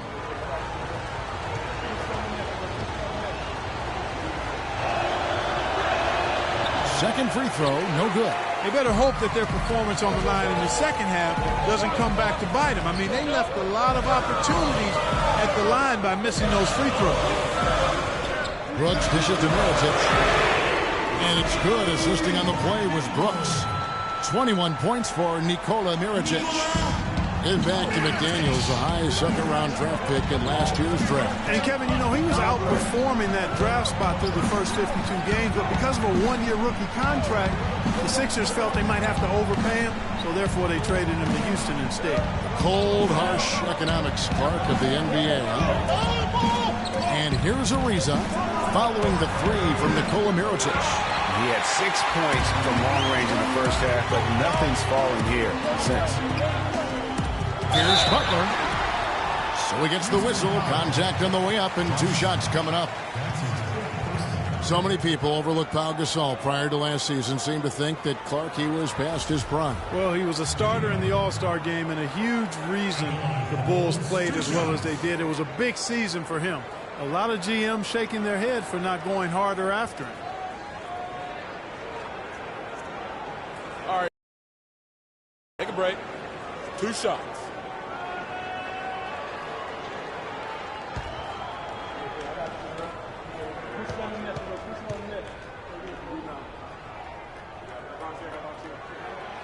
And he can't get the first one. You know, and with Pau Gasol, it was weird to think that the Lakers were just so ready to let him go and move on.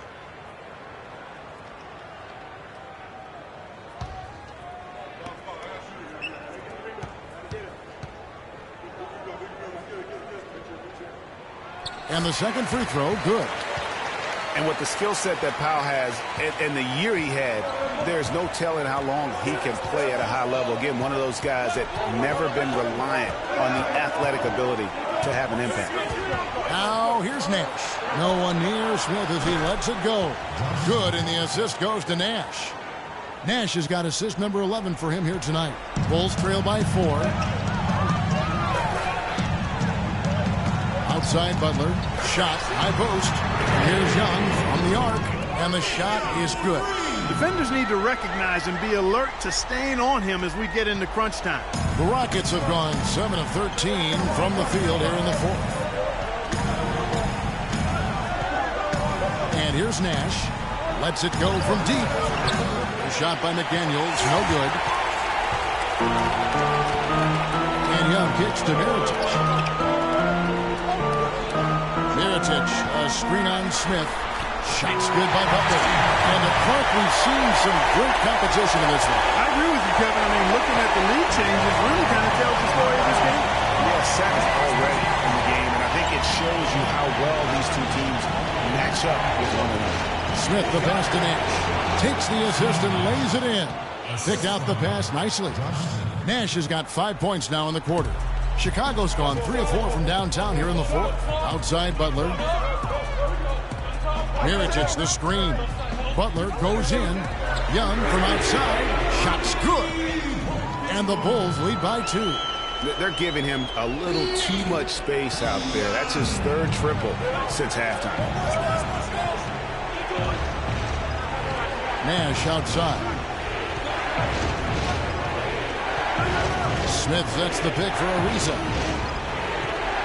Pulls up. High post. It's a big high bounce and goes in. He's fortunate that shot found the bottom of the bucket. It wasn't the highest quality look.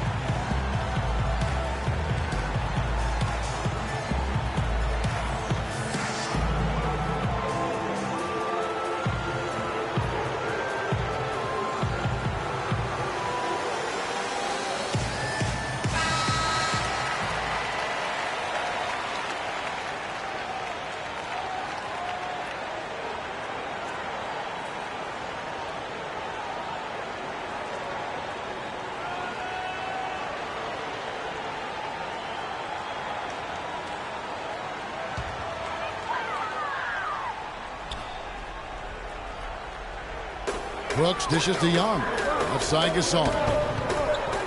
The turnaround. It's rebounded by Houston. Ariza kicks to McDaniel. Pass to Nash. 1:51 left in the fourth quarter. Smith with a screen on Butler. Nash drawing the double team. Stolen by Brooks. And Butler, here we go. And the rejection by Smith. And the whistle blows. It's going to be on Steve Nash. That's foul number 2 for him. After the first half where he had just one turnover, fellas, things have changed in the second. They're starting to pile up on him now.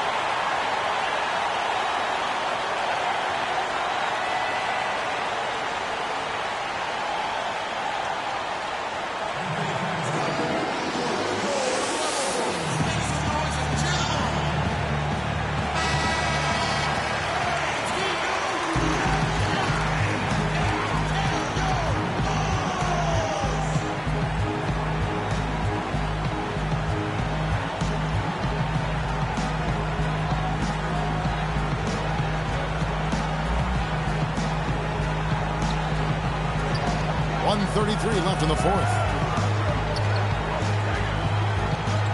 Mirotic, the screen. Brooks against Nash. Mirotic has a wide open one. Kept alive. Here's Butler. And so it looks like the Bulls will retain possession here.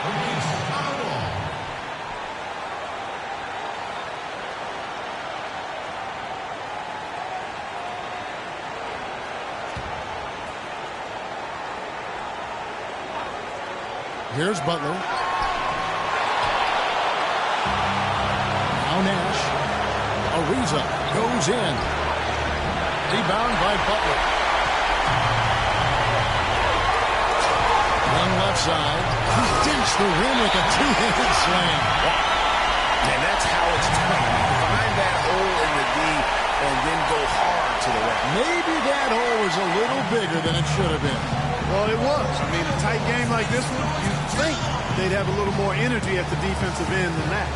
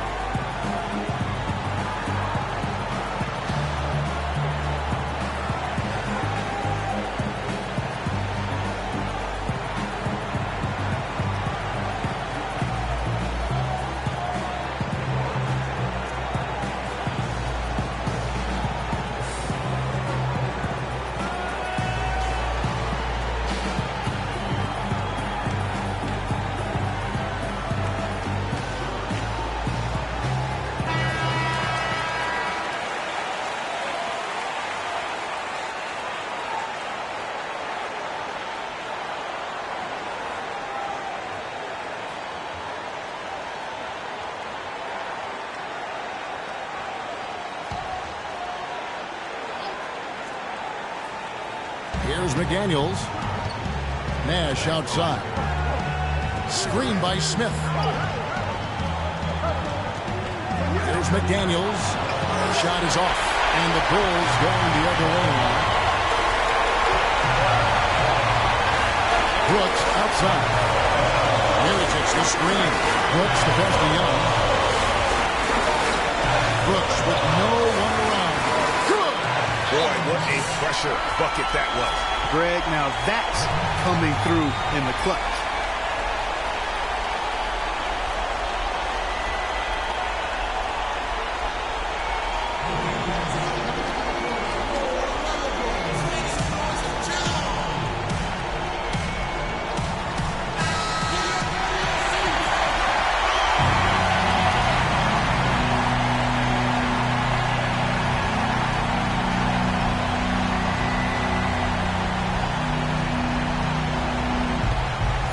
Seconds left here in the fourth quarter.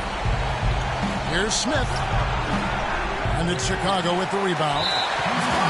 Their biggest lead of the game was 9. And he commits the intentional foul.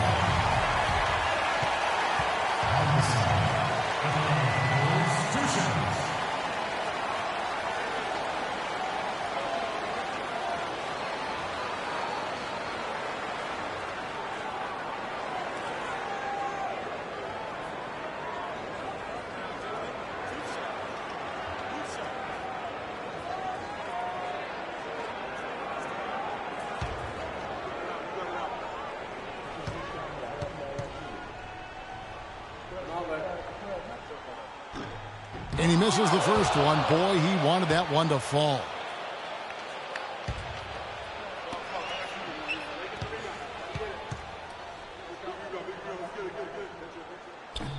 He's able to hit the second one, and that puts them up by 5.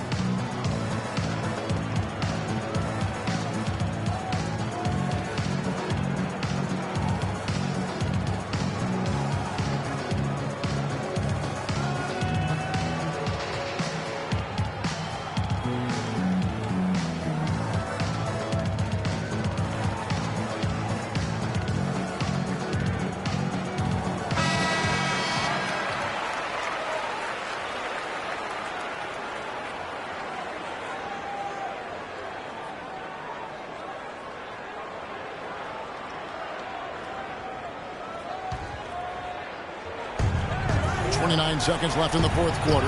McDaniels. It's good. What a beautiful shot to bring him to within 3. And so here in Chicago, we can probably expect to see him slow it down now. Yeah, you got the lead. Burn some clock here. Smart move. Yep. Here's Brooks. Mirotic the screen. Lock at 6. Butler dishes to Gasol. But they recover it. Second chance shot. And misses it off the right side of the rim. And so the big win by Chicago in a tight game. That was a fun night of basketball and fabulous finish as Clark they continued to wait out until the very last moment to seal it. Yep, and it might not be the way a coach would have drawn it up or wanted it to end, but these fans love it. And a chance now to send you over to Doris Burke standing by on the sideline. Doris? Well, first off, congratulations on this win, Pau, and tell us how you feel about the team's progress so far this year. Well, we've done a lot better. We've done a lot better recently, and we want to continue. We don't want to get complacent. I think we still got ways to go and things to improve. But we're definitely doing a lot better than we were. Always good to see signs of progress, Pau. Thank you for the time. Gentlemen? Doris, thank you as always. And that'll do it, folks. This is Kevin Harlan saying thank you for tuning in.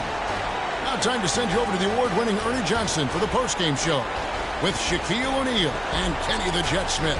The 2K Sports postgame show.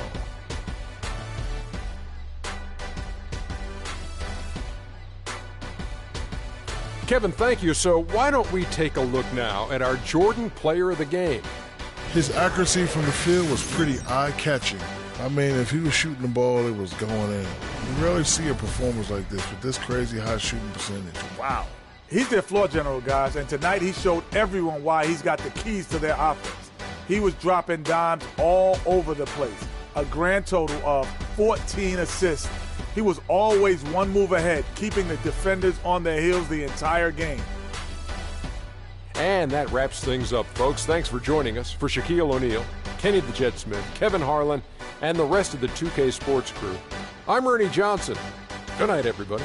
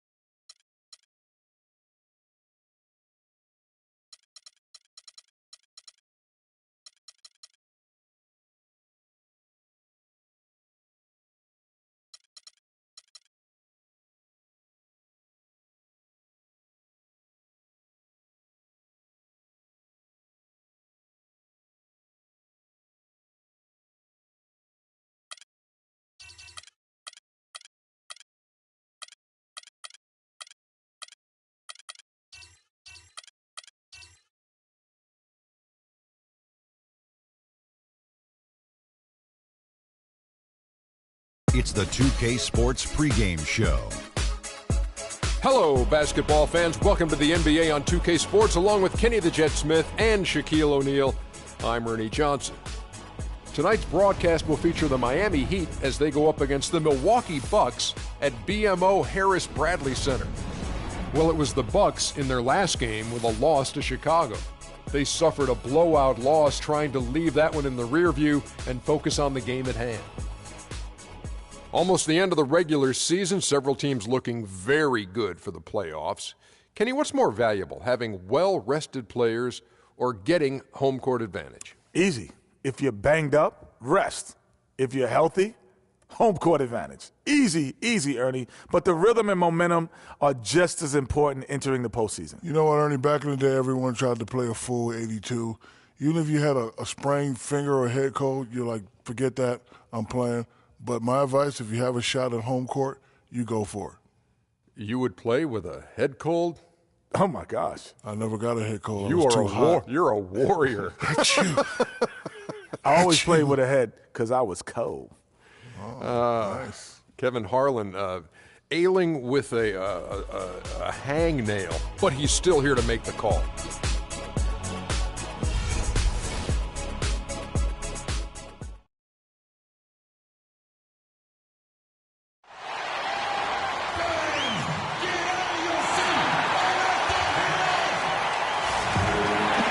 It's an Eastern Conference battle at the BMO Harris Bradley Center in Milwaukee as the Bucks look to work the home court advantage.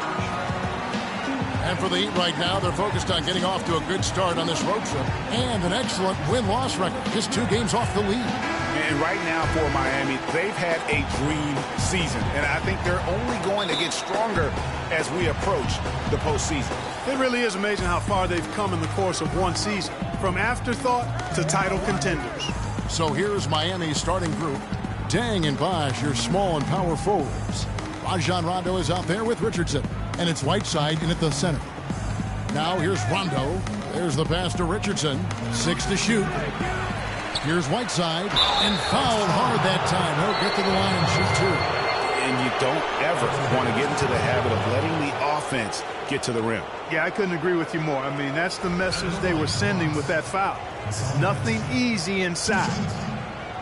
And Hassan Whiteside of Miami had the breakout year of all breakout years. Clark, he blew up in the right way last season. Averaged a double-double over 48 games. Yeah, and great to see for Whiteside because he did have some issues prior to the breakout year, and it's nice to see him find his stride and produce with that awesome talent he has.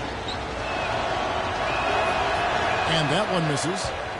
And talking about Whiteside, he isn't completely out of the woods yet. I mean, after a couple of ejections last season, his teammates publicly condemned his actions. They questioned his maturity, challenged him to be more reliable, and for the most part, he was after those incidents. So neither attempt will fall that time for him. And you know, the thing about Whiteside, guys, when he's right, he's an unbelievable game changer. Second in the league in blocked shots last season. Also posted the second best field goal percentage. The guy can play if he keeps his head squarely on his neck. Vasquez kicks to Antetokounmpo. That falls. Great assist by Vasquez. Antetokounmpo's got his first 3 points of the game. Heat on offense. It's a 3-point game. They're coming off that win against Philadelphia. And we've talked about how in the NBA you've got to earn your points the hard way, and that really wasn't the case in that game for them. No, there was no hard way about it. I mean, they got their points easily on dunks and layups against a defense that really didn't offer much of a fight.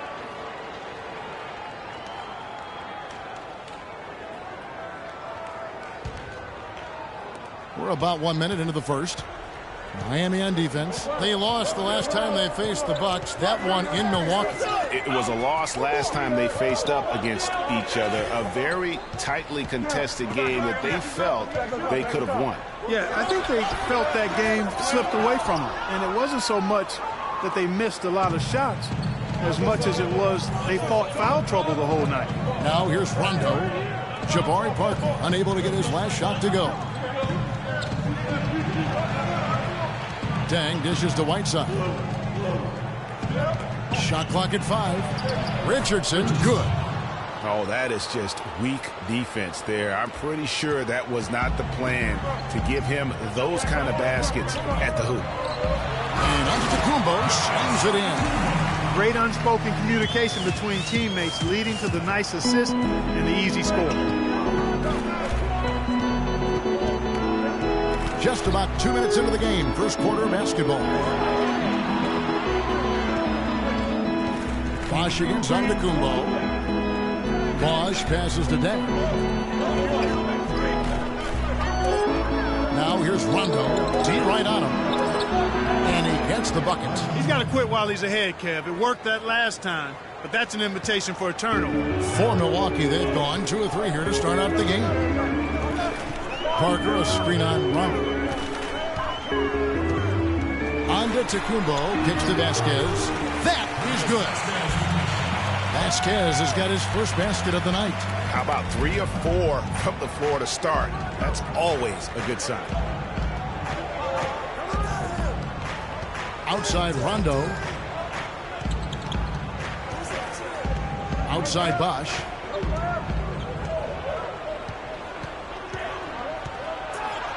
And the rejection by Antetokounmpo. Now here's Vasquez. He's covered by Rondo. Right side against Antetokounmpo. 13 feet away. Not enough on that one as it misses. The Heat trail by 3. Earlier, Doris Burke spoke with head coach Jason Kidd. What'd you find out, Doris? Yes, Kevin. When we talked about this game, he said his concern was how to handle Rajon Rondo. He said, quote, Rondo has no problem getting to the middle of defenses and finding open teammates. We have to make him become more of a jump shooter.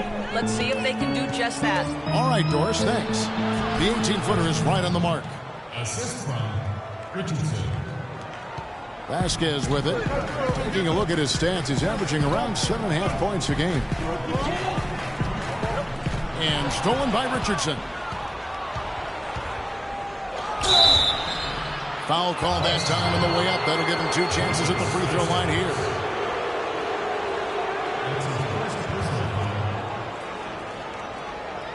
The Heat shooting their 3rd and 4th free throw attempts of the game. And taking a look at their free throw statistics on the season, right around 74%.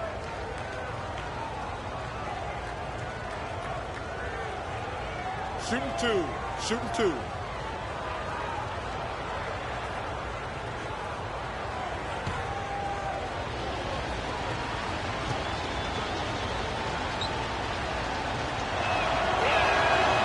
No good on that one.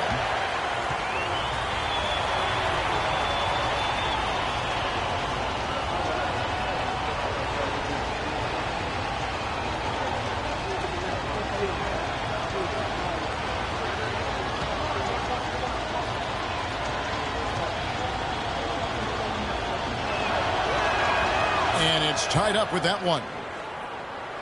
Here's Antetokounmpo. He has 5.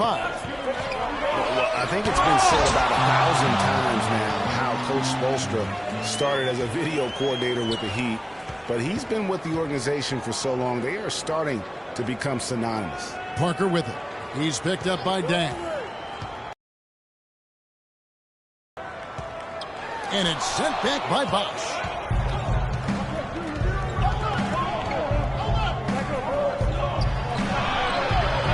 Go-ahead bucket, no good. As you said, Spoelstra has been with the Heat for so long now in his 8th season. He was handpicked by Pat Riley to lead the team, and Riley Clark kind of molded him in his image. And it was clear that Pat Riley believes in him and continues to believe in him. Coach Spoelstra has had very high expectations on his shoulders ever since taking over the team, and he's actually lived up to them. Rondo passes to Bosch. That gives them the lead. Just reliable, guys. He's just always trying to make the right play. Now here's Vasquez. Antetokounmpo, a screen on Rondo. Vasquez kicks to Antetokounmpo. And he jams it with authority. Well, Vasquez, man, what an example of tremendous passing skill. He'd have gone 50% from the field to this point, 4 of 8. outside Rondo.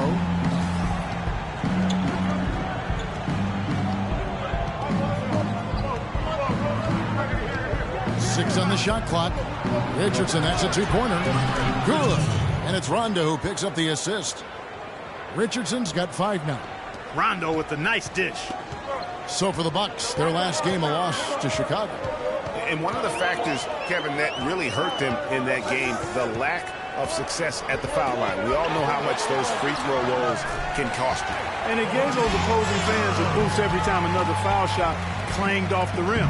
I mean, that's an easy way to get the home crowd in your grill. And here's Rondo following the basket by O.J. Mayer. Bosh up on top. Antetokounmpo defending. Whiteside dishes to Richardson. And Henson sends it back. And it's going to be a 24-second shot clock violation. They turn it over. And some changes here for the Bucks. Aaron Baines, he's checked in for John Henson. And it's Carter Williams in for O.J. Mayer. And then for Miami, Joe Johnson, he's checked in for Whiteside. Winslow comes in for Richardson. And Dennis Schroeder subbed in for Rajon Rondo. Boy, last season, Hassan Whiteside made a huge splash in the NBA. Big blocks, big rebound totals. But he had some head-scratching moments as well. Missed his share of action due to suspensions.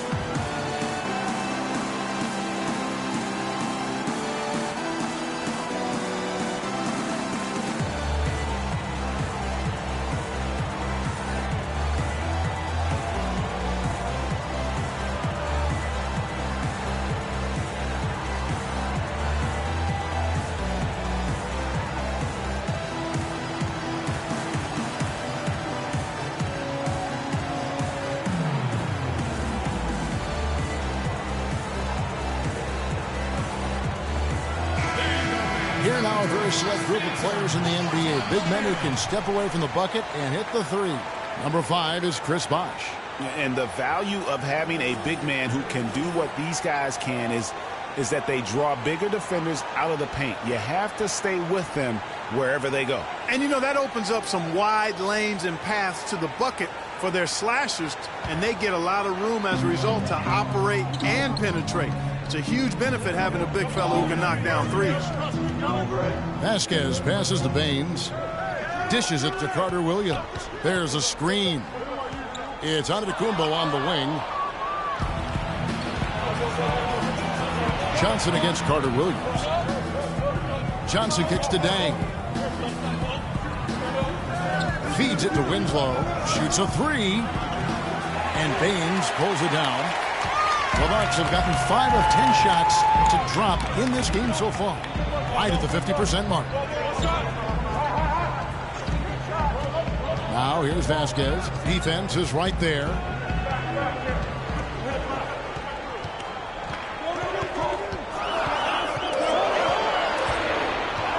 From 20 feet out, and he gets the jumper to drop. Guys, you know, you're not going to hit that shot too often. That's high risk. Miami trailing. Here kicks to Dang. Johnson outside. Now here's Winslow, guarded by Vasquez. The kick out to Dang. Three-pointer. Rebounded by the Bucks. Clark, their offense has been great here. Yeah, I love the way they've looked. Really strong and together. Yeah, the ball movement has been terrific, and they've kept the defense off balance. Here's Baines. Still getting warmed up offensively. No buckets yet in the game for him. And here's Schroeder. Tries to snap the cold streak. And there's the whistle. Fouled hard on the shot. He'll go to the line. After a rookie season in which he really struggled, Dennis Schroeder made big strides last year. Yeah, I think pretty much dramatic improvements across the board, Kevin. Really a most improved candidate for sure. He solidified that reserve unit for the Hawks, in my opinion. Shooting two. Shooting two.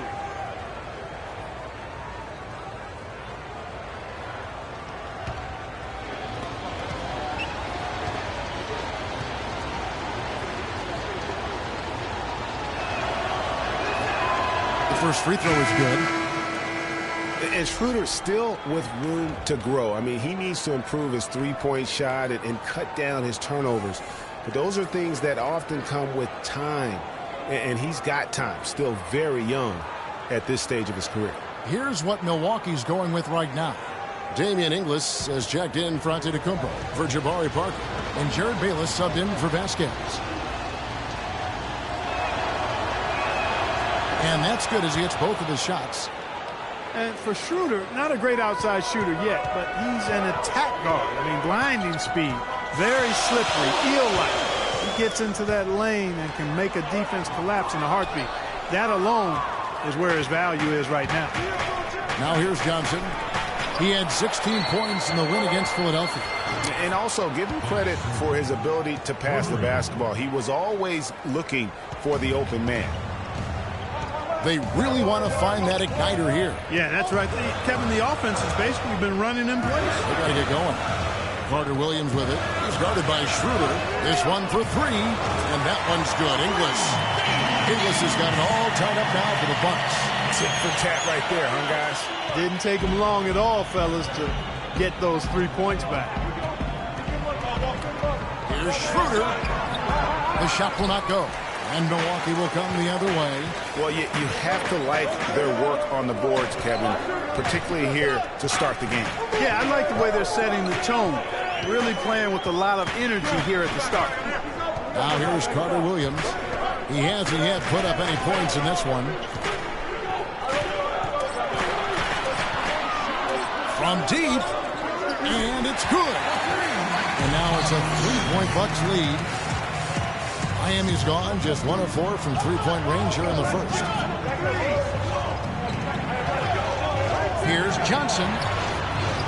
Vaughn with the rebound. That is some tough defense there against one of the better finishers in our game.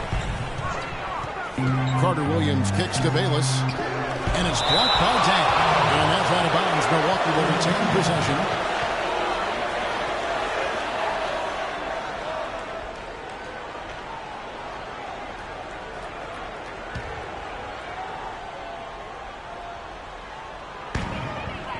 Pass to Carter Williams.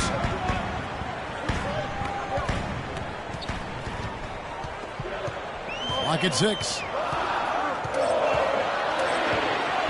For 3. You know, he's been off his game this quarter just a bit. Hasn't been able to get a whole lot to go so far. 1:57 left to play in the first. Picked him clean. Here is Bayless. He's guarded by Schroeder.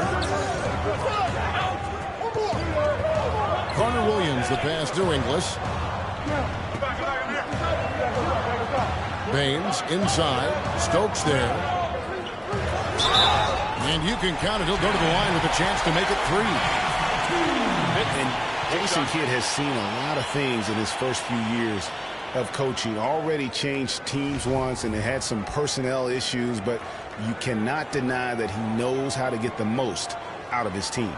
The Bucks shooting their first free throw of the game right now. And 74% has been the mark for them on the season thus far. You know, the numbers from the line, guys, are close to where they were last year.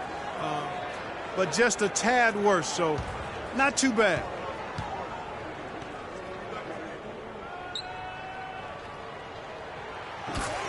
And with Kidd, the results on the floor, Greg, speak for themselves. He knows what he wants out of his players, Clark, and he keeps them accountable. And, you know, having that accountability is what made the Bucks so much better last season. Kidd is still a very young head coach. I'll tell you what, he's shown me a bright future in that capacity for himself. Bucks leading by 6.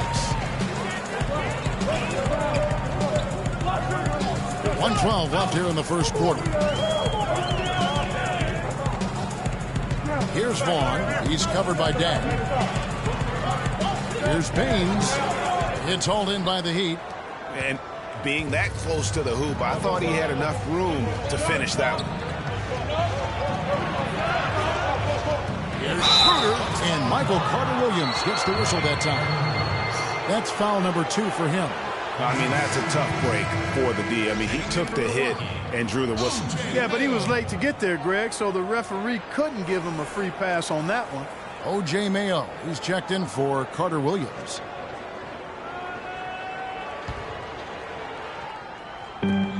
"51 seconds left in the first quarter. Johnson up top. Gets that one to fall after missing his first two. 1 for 3 from the field. They have a chance to go 2 for 1 here. Let's see how they play the clock. Now Bayless. Looking at his numbers, he's averaging about 6.5 points a game. To the wing on the left. Clock at 4. Here's Vaughn. And again, the Bucks miss. The shot's there for him, and he's got to take it. I don't care if he doesn't convert. That's a shot he has to continue to take. There's Winslow. He kicks it to Schroeder. And there's another one for the Heat.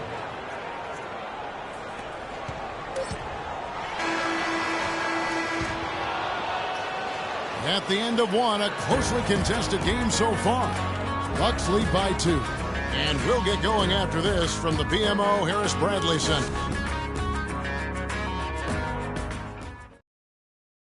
And now a chance to hear from Chris Bosh about what it meant to him to become an NBA player, the fulfillment of a lifelong dream.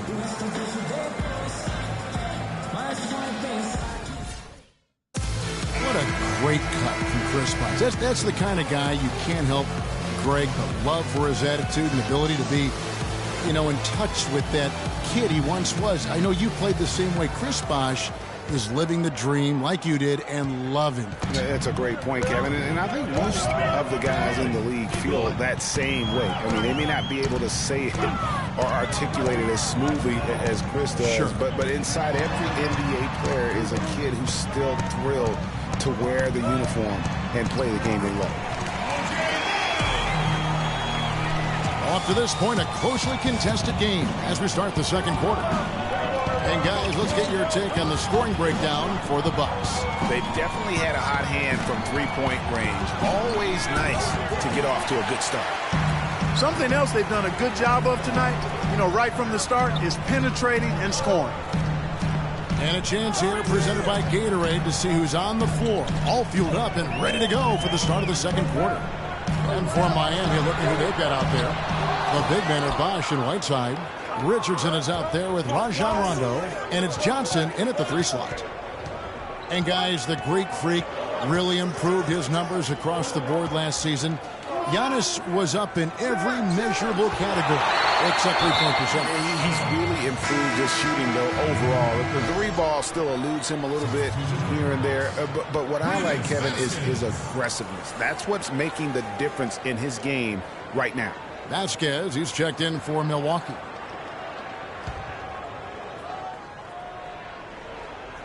Just over 1 minute has passed here in the second quarter. Just 5 on the clock. Again, Johnson missing. Going back to Giannis, he has the physical makeup and skill set to be a triple-double guy. I mean, there's no reason that he shouldn't be able to fulfill his potential, except consistency. That's the area he's got to tighten up. The Heat trail by 6. They need a good offensive possession. Yeah, they've had a number of empty ones, a long time without a basket. They got to find something, you're right. And 2 free throws coming up as he misses that one. Drawing the whistle and a lot of contact there. And talking about Giannis, he was clearly one of the very best players in that 2013 draft. Selected number 15 overall by the Bucks. And if you looking back, to me, that's what we'd have to call a steal with the kind of player he's developed into. All right, now, take a break. 2 shots.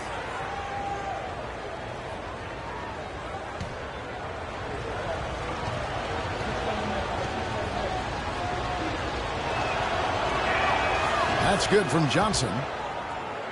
And look, Joe Johnson last season, not his best statistically, but boy, did he show some heart. I mean, he was one of the catalysts for Brooklyn making the playoffs, especially when Brook Lopez returned healthy and the two could play off of one another. And he can't hit the second.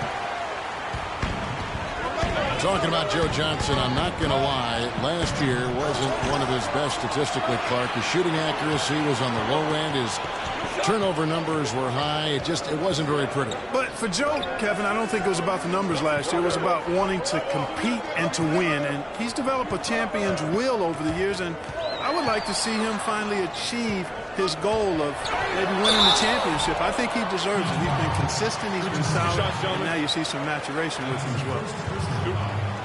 And still, I don't know that anyone can define what Giannis's position is. It's kind of still up in the air. I mean, he's played mostly on the wing a season ago, and thus far, maybe that could end up being the best fit. Okay, gentlemen, 2 shots. 2 shots.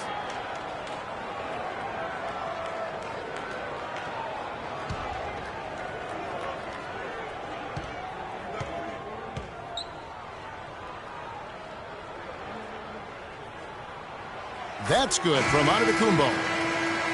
Prior to last season, Giannis was experimenting with the point guard position for stretches during the summer league. Well, you know, Kevin, he's just the type of guy whose size and length really allow him to guard every position. True.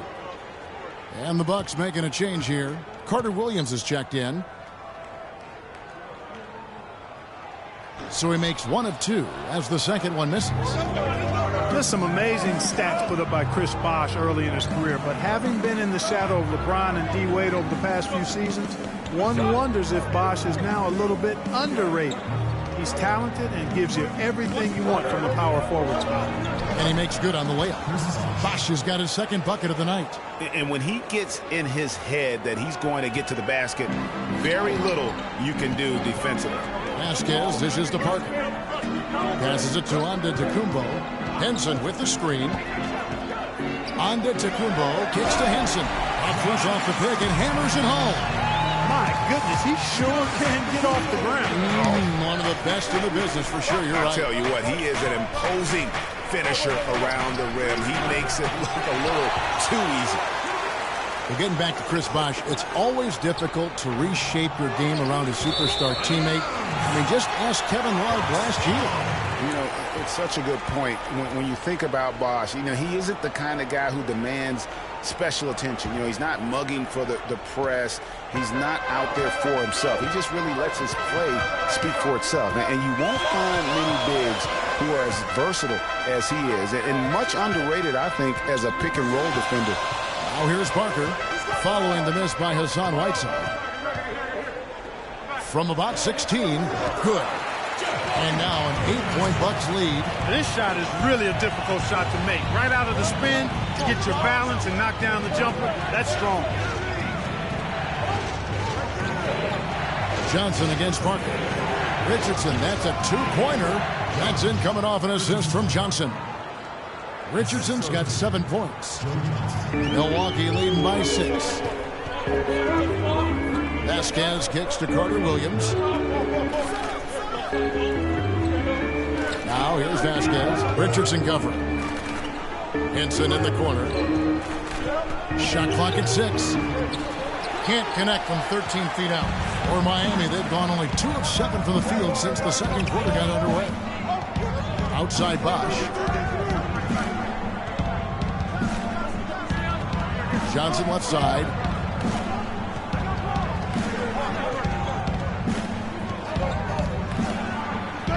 Gets to the rim for 2 with the D all over him. And now just a 4-point Bucks lead. Now here's Vasquez. Richardson covering. Vasquez passes to Antetokounmpo. That's in. That's his 5th field goal. He's shooting a hot 71%. 5 for 7. The Heat trail by 6. Outside Rondo. It's Richardson on the wing. Outside Bosh. To the paint. And Henson sends it back. he just hasn't looked right to me. A bit out of sorts, if you will. Something's off with his mechanics, at least as I look at it. Now here's Parker. It's rebounded by Bosch. Bosch has got 4 rebounds now tonight. Antetokounmpo against Johnson. Outside Rondo. He dishes it to Richardson. Back to Rondo. Baseline jumper. And yes, sir, that one drops. Rondo's got 6. Looked like he was channeling Bob Cousy right there. Since when does he take guys off the dribble like that?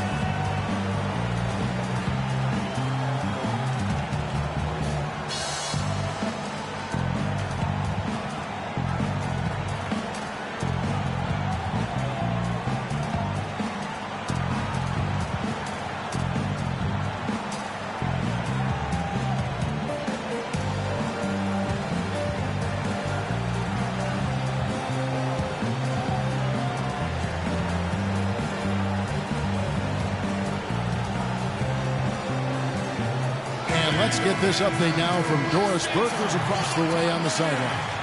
Well, guys, I was able to listen in on what Eric Spoelstra was going over with his team in that last huddle. He made no mistake that their plan was to run their offense through Johnson. Coach is looking for big things from him throughout the rest of this game on the offensive end. A lot of the scoring burden will fall on him.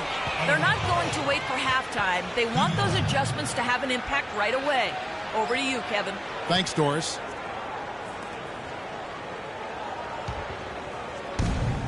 The Heat trail by 4. Rondo dishes to Richardson. Kicks it to Bosch. Shot is off. And Milwaukee the other way now. There's the dish to Carter Williams. And it's Johnson with the rebound. And Miami shooting 36% in the second quarter. They really haven't found their rhythm yet offensively here. Richardson with it, now defended by Carter Williams. And Parker, here we go. And a great assist by Carter Williams as that one goes in. Parker's got 4 points this quarter. What a smart pass by Carter Williams right there. It's Richardson on the wing. Back to Rondo. Bosch, that's the pick for Rondo. Johnson in the corner. Cans the shot with nobody near him. Johnson's got 7 points in the game. Wow, what a pass there. He made that a very easy basket with that setup. Carter Williams kicks to Antetokounmpo. And he goes strong with the one-handed jam. Tell you what, he can do a lot more damage to that rim than that when he wants to. And you know, Clark, with the lead they're enjoying, I'm surprised he didn't put a little something extra on that one. Me too. Well, I'll tell you what, I'm glad he didn't, because otherwise we'd probably have a 45-minute delay here. He shattered the backboard. Bucks leading by 4. Vasquez passes to Parker. Over in the corner, Antetokounmpo.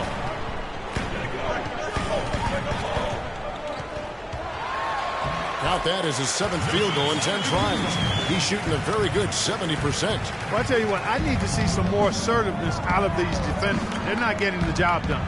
That's a great point. 10 of the last 12 points they've allowed have come at the rim.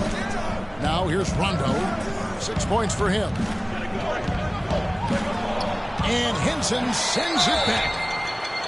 In a tough league like the NBA, here's where Miami sits right now in the league ranking. First in opponent field goal percentage. Second in opponent points per game. And they've made the most of the mistakes that they've been able to force. I mean, they're a top 10 team in points off turnovers. And go back to their top-notch defense. They just smother you and impose their will on you. A lot of nights it seems like teams don't even know what hit them.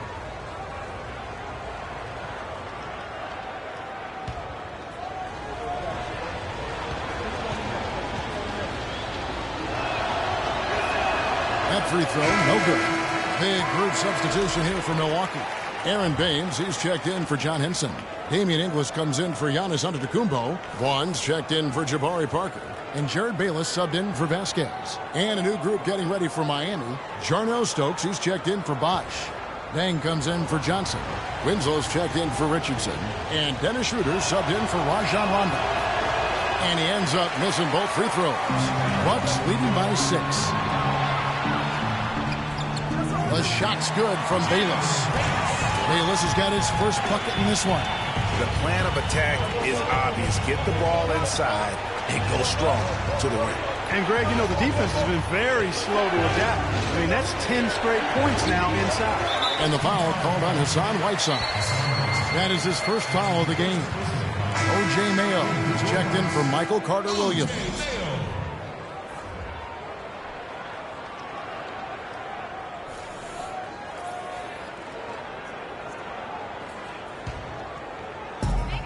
Milwaukee's gone 3 of 6 tonight when they've let it fly from downtown. And what a tough position Luol Deng found himself in last year in a small forward swap of sorts. LeBron James goes from Miami to Cleveland. Deng goes from Cleveland to Miami. He had his choice. There was Atlanta that was in the mix there too, but he goes to the Miami Heat. He's bounced around a little bit, but still a very big talent. He is. You know, he kind of likes following legends. Remember, Scottie Pippen was that great small forward in Chicago, and Luol Deng was the next heir apparent. So he seemed to be pretty comfortable stepping into LeBron's role. Unfortunately, not able to deliver at the same level. And let's face it, the problem is you can't make up for losing the best player in the game, and that's the case here in Miami for Luol. Here's Vaughn. They lead by 8. That's the biggest of the game. They set the pick. Layup off the pick. And he lays it up and in. Almost uncontested. I mean, it's nice to be able to add to the lead without having to really work for it. And, you know, getting back to Luol Deng, he wasn't entirely pleased with his new role. He's been a knockdown mid-range shooter throughout his career, but last year he was asked to shoot corner threes in volume, and that's not his game.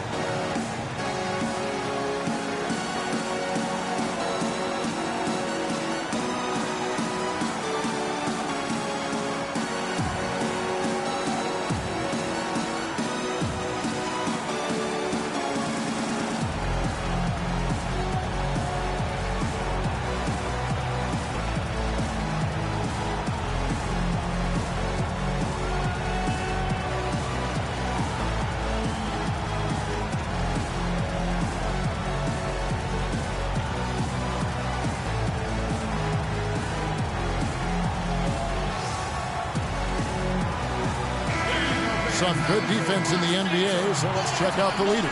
The Heat in second. This is a team that takes pride on the defensive side of the floor. I mean, they play hard and they play together. They are a tough group to score on.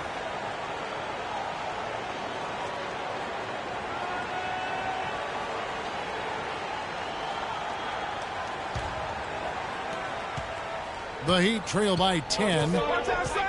And back to Luol Deng. I mean, he started last season pretty strong. I mean, Deng was actually healthier than LeBron at the beginning of the year, but the tables turned around midseason. Deng became hobbled with that knee, and LeBron returned to his old dominant self. Great job of utilizing that screen and finding space to knock down the jumper. Good basketball. And Bayless kicks to Mayo. They set the screen. Vaughn, the feed to Bayless. 6 to shoot.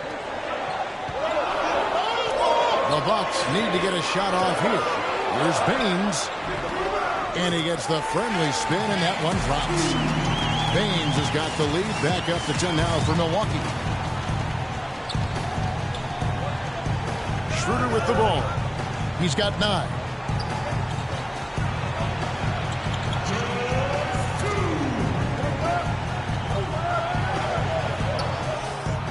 Here's Whiteside. Outside Deng. Now here's Winslow. Looking for his first basket still in this one. Whiteside kicks to Winslow. Not really his range, and it's off target. Bucks leading by 10. Here's the screen. Here's Vaughn to the wing on the left.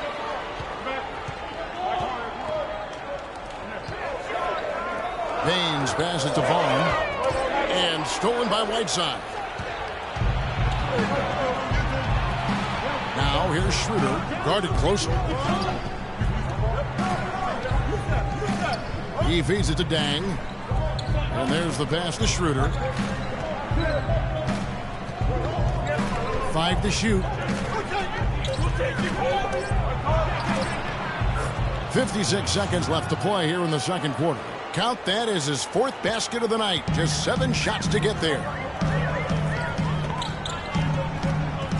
Here is Bayless. He's guarded by Schroeder. No one near Mayo as he lets it go. But they get it back. Inglis kicks to Mayo. Nice ball movement by Milwaukee. That's good. Vaughn's got his 2nd bucket of the night. You might not think of him as a laser three-point shooter, but that shot was there for him, and he had to take it. Dishes it to Winslow.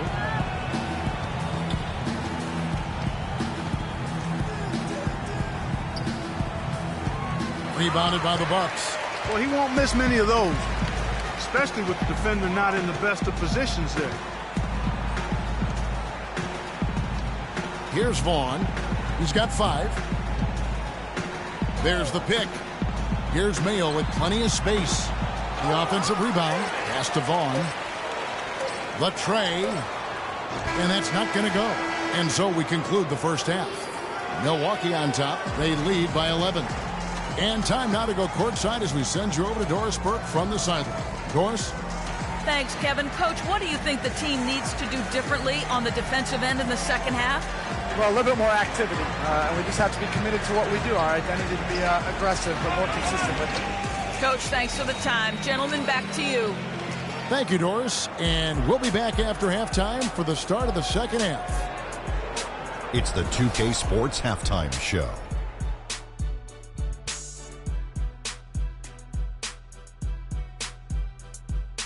Welcome back, everybody. It's the 2K Sports Halftime Show. Ernie Johnson along with Kenny the Jet Smith and Shaquille O'Neal.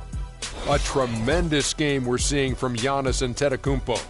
He had 16 points, 3 block shots, and 2 rebounds. First 2 quarters from him were fun to watch. Shaq, let's get your take on Milwaukee. The job their guys have done in the post have been terrific. If they get more of that production in the paint next half, they'll be very tough to beat. They're taking advantage of the late rotations, and they're going right inside and straight to the rim. And Kenny, what are your thoughts on Miami?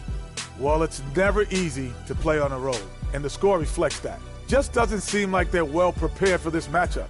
Every time they tried to make a run, they got derailed. I think to refocus their efforts in the second half, they're going to need to play with a lot more determination for a chance to win this. And that'll do it for now as we send you back to Kevin Harlan for the start of the second half.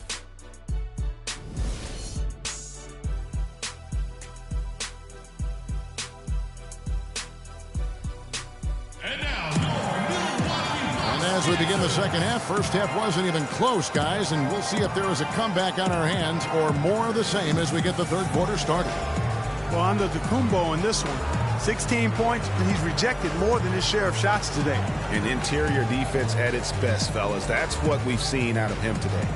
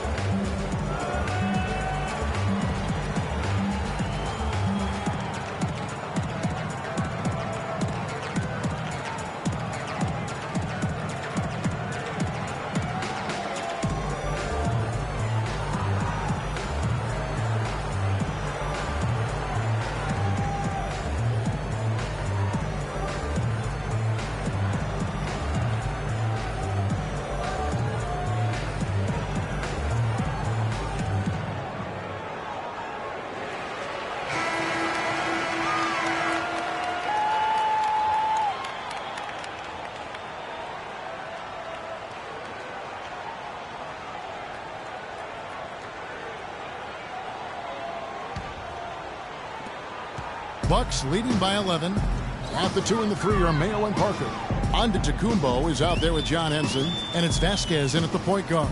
That's the 5 on the floor for the Bucks. And he was fouled in the act of shooting.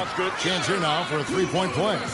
Shot's good. Great way to start the half. Easy layup against some soft D.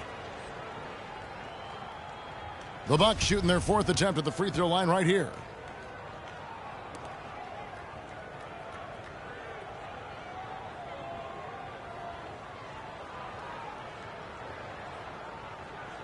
One shot. Mind the lanes. Mind the lanes. One shot.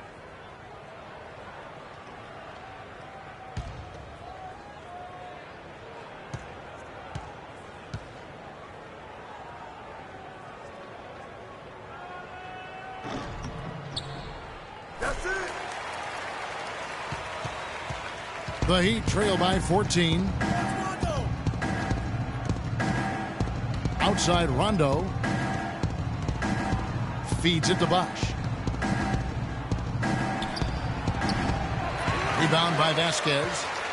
Well, a scary moment for Chris Bosh last year. He had to be shut down, Greg, as we all know, for the season after a blood clot was found in his lung. You know, and Kevin, it really puts basketball in perspective. I mean, it happened right after the trade deadline, and obviously a huge blow to the Heat in terms of their push for the postseason. But fortunately, it looks like he's going to make a full recovery and have a huge impact this season. Now here's Dang. He hasn't yet put up any points in this one. Outstanding perimeter defense there. That was a well-contested shot. Yeah, and you know he takes a lot of pride in his defense. There are no easy threes if he's on you. He's been one of their more reliable options today, guys. I mean, his shooting has led them to this lead. You know, the Heat never really came back after losing Bosh. His presence on both ends of the floor is hard to replace, and they missed him a bunch. Here's Vasquez after Rajon Rondo's bucket. Vasquez kicks to Mayo. And the officials whistle a foul on the shot. The bucket's good. He'll go to the line.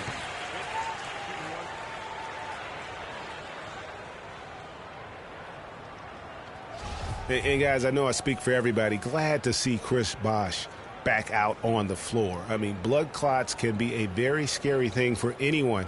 And I think everyone is happy he's been able to make a full recovery. One shot. Mind the lanes. Mind the lanes. One shot.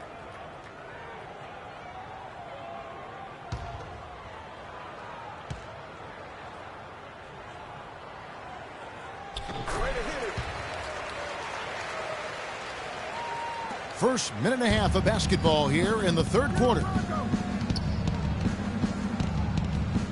Rondo on top, guarded by Vasquez. Left side, Bosh. The shot is off, and Milwaukee will come the other way. It has not been an ideal start to the second half. They've missed 3 of their first 4. Now here's Vasquez. He's covered by Rondo. Vasquez can't get it to go. I tell you what, the defense should send Christmas cards for that miss. Rondo dishes to Bosh. Bosh with another miss. Yeah, the offense scuffling a bit to start this second half. Only 1 for the first 5. Here's Mayo. Lands soft on the front of the rim and drops. Mayo's got 9 points. Another pass put right into the shooter's pocket, right in the shooting pocket for a terrific assist. They've done a lot of that today. And it's something we haven't seen much of at the opposite end of the floor. Now here's Richardson. He's got 7. He kicks to Bosh. Shot clock at 6. Trying to break that ice-cold streak. Rebound, Milwaukee. He's been wayward and just off on about everything he's put up in this period. And here's Vasquez. There's the screen. Back to Mayo. Knocks it loose. And stolen by Richardson. Outside Bosh. They get it again. And the ball travels out of bounds. It was last touched by Whiteside. Let's get some information from the 2K leaderboard. In about the last 10 games in the NBA, during that span, these teams have the most second chance points in the league.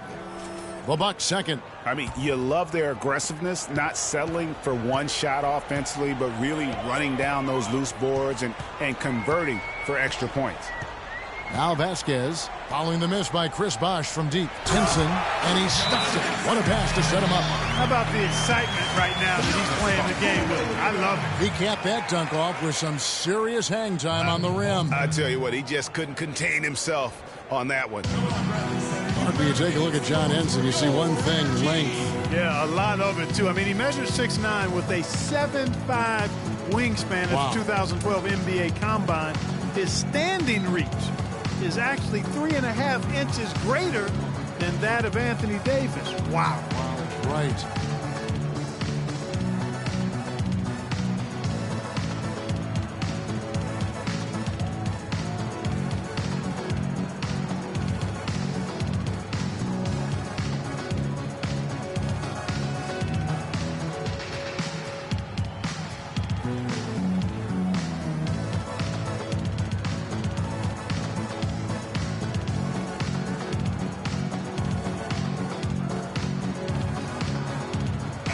At the stats for Mayo. His last 10 games, he's putting up about 12 points a game, 6 assists, and 3 rebounds. And, guys, he's making winning plays. It's as simple as that. Not a star player per se, but he makes his presence felt. And, fellas, I would say he's been overachieving a little bit lately. Hopefully this is a sign of greater things for the future. Carter Williams, he's checked in for O.J. Mayo. And Miami with a change here, too. Johnson's checked in. Rondo's shot is good. And talking about Henson, obviously the great length helps him as a shot blocker. The young center is also very quick off his feet. He's averaged around 2.5 blocks a game over the past 2 seasons. He's also been contributing some as a rebounder, though really needs to add some weight to kind of take it to that next step. Getting back to Henson, last year was an odd one for him. I mean, he was starting. Then in February, he was benched in favor of Zaza Pachulia. That might be a hint to Henson that he needs to put a little more work into his game to maintain a place in the rotation. First trip to the line for him here. Not the best statistic for him in terms of his performance at the line. Very low numbers. You know, it's been a rougher year than he expected at the line, guys. I mean, he's seen the numbers dropping off for him this year.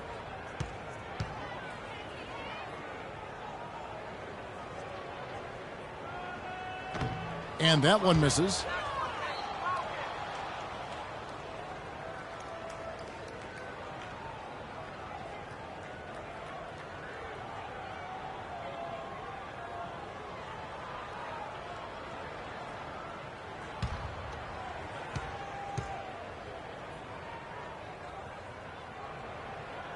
He hits the second from the line.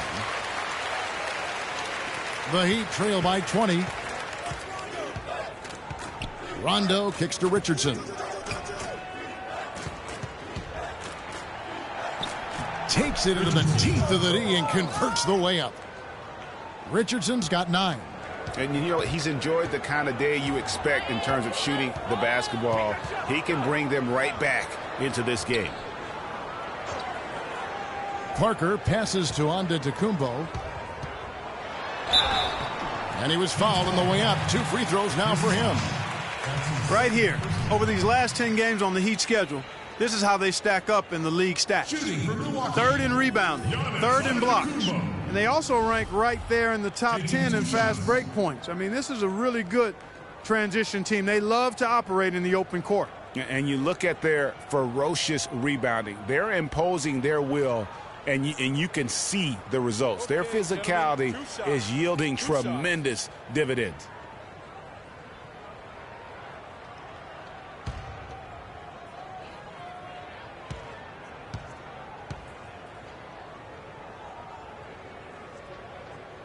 No good on the free throw. And Miami making a change here. Stokes is checked in.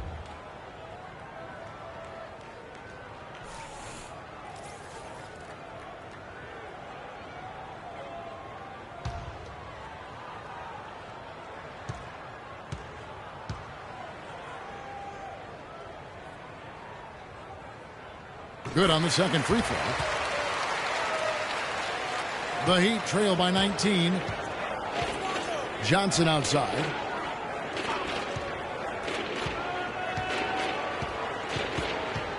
Inside, here's Stokes.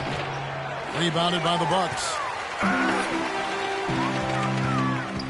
Vasquez dishes to Carter Williams.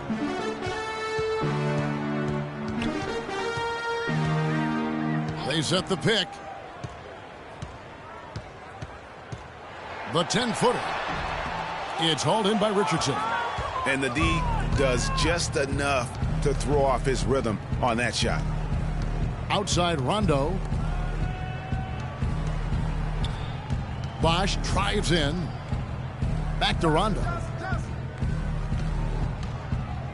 Shot clock at 5.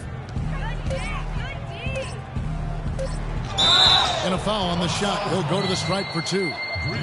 One thing to say about Rajon Rondo's career, he's come up big in the biggest of games, had 6 steals in the closeout game that gave Boston its 17th championship. Remember that back in 2008 for Coach Doc Rivers. I really do. And after that Boston win in the series against the Lakers, Phil Jackson called Rondo the star of Game 6. Everyone had always talked about the Big 3 in Boston.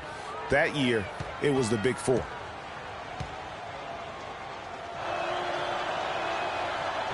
No good on that one.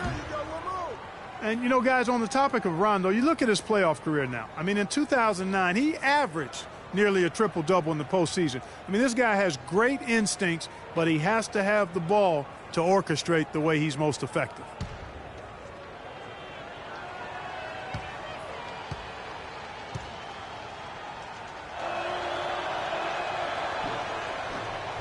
And he's good on the second.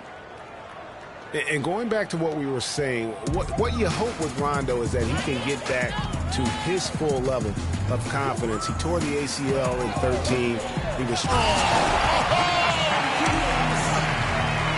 He has a highlight reel unto himself, guys. Yeah, wow. That could very well be a contender for Dunk of the Year and perhaps might make its way all over the internet. I tell you what, that is the crowd pleaser of all crowd pleasers.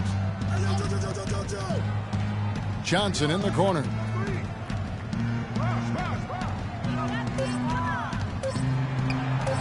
And Henson sends it back. Fast break, Milwaukee. Here's Antetokounmpo, and that one is hammered home. Easy to see who's going to win that race. Yeah, early offense is often easy offense. Excellent work that time. Richardson kicks to Rondo. Here's the screen. Richardson the pass to Johnson.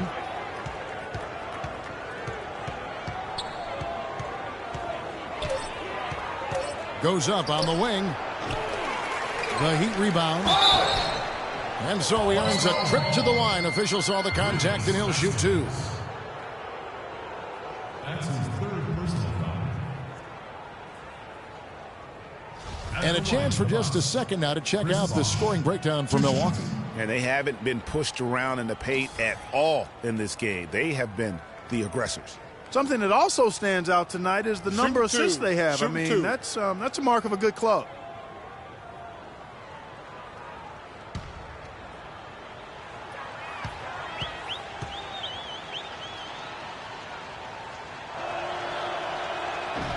He's off on the first. Aaron Baines, he's checked in for the Bucks. Then for the Heat, Winslow comes in for Richardson. And Dennis Schroeder subbed in for Rajon Rondo.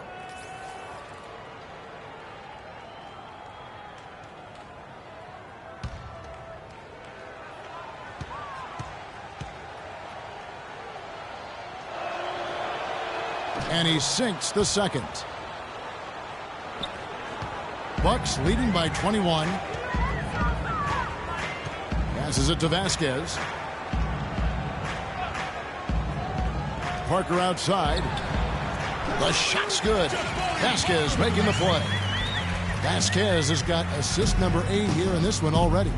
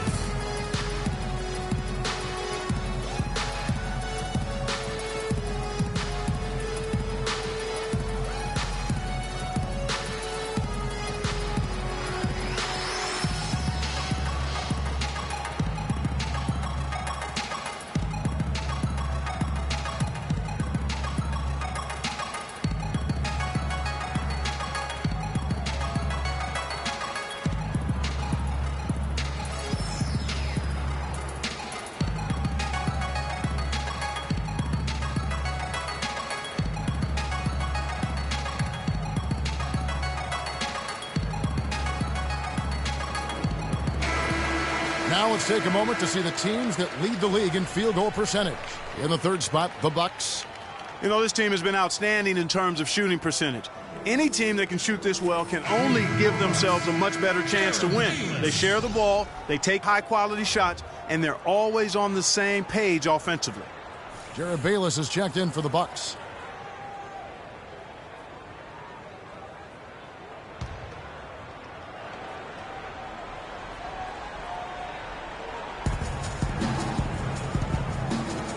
Now Bosch. He has 7. Winslow with it.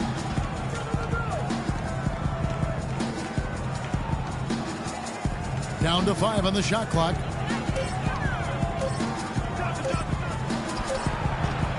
Here's Stokes. And he battles for the ball and gets the second chance bucket. And the rebound and the follow show you what he is all about. Gritty and determined with a soft touch to match. Now here's Carter Williams. He's guarded by Schroeder. And there's the defensive 3-second call.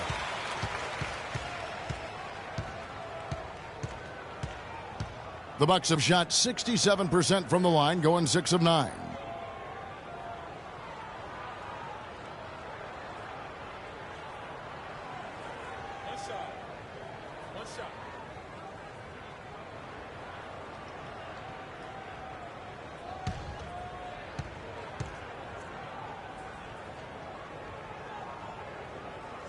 It's still pretty early to judge, but so far the 2014 draft class has lived up to the hype. The top guys were as good as promised, and a lot of talent down later in the draft as well.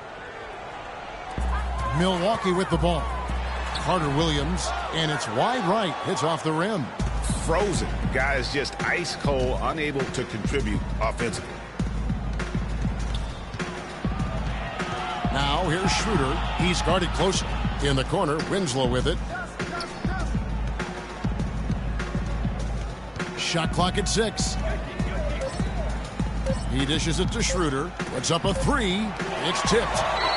And now Carter Williams pushing it up. No one back to stop him. That's a terrific sequence at both ends of the floor. They block the shot and recover it for the fast break finish. With the 2014 draft class, Clark, it was so hyped up, a lot of teams probably didn't care that they were losing some games at the end of the year as they themselves were testing some younger players on their roster. Yeah, I agree with you wholeheartedly there. And you look at the guys from that class, many of them have star potential. Here's Bayless. And a great assist by Antetokounmpo as that one goes in. Antetokounmpo's got 4 assists now tonight. Clark, some tough offensive sets. They want to turn it around. Yeah, they need a basket just to regain some momentum here, Kevin. Winslow dishes to Johnson.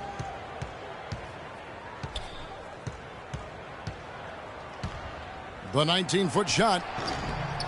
Almost, but it rolls out. Not a whole lot going down for him at this point. He just can't buy a break. Parker outside. No good with the triple. Oh, that's got to be deflating and disappointing to miss a wide open shot like that right in your wheelhouse. Wasted no time on that one. 10 points for Johnson. A wide open 3. They need much better communication defensively. Now here's Carter Williams. He's got 5. Right wing. There's the 3. And it's Miami with the rebound. When this game is done, they'll be off to Chicago as they take on the Bulls. That matchup falls in the middle game of this 3-game trip. Clearly, he's one of the best there is in the business when it comes to making that lead pass. And I feel like there's a reason Joe Johnson has gotten a number of astronomical contracts. It's because he does everything for you. He's like one of those items you buy that touts everything you need, nothing you don't. Shot. Well, to me, that's Joe Johnson. Damian Inglis is checked in for the Bucks. Mayo comes in for Jabari Parker.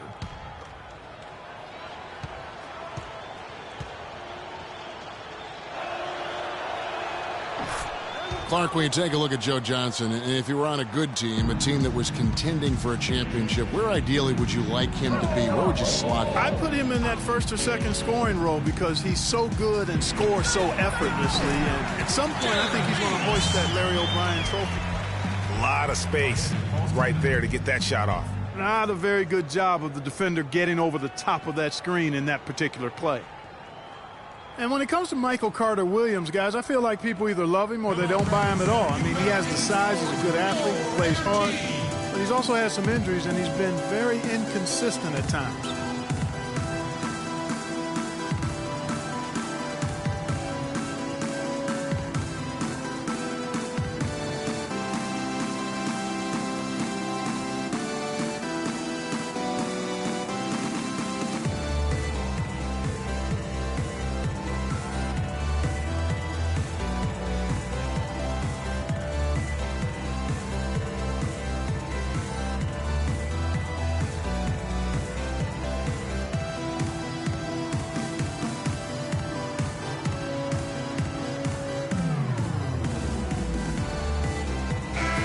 Let's quickly take a look at the standings out east. The season nearly complete. You look at Miami. Unless they completely melt down, they should be in good position for a playoff run.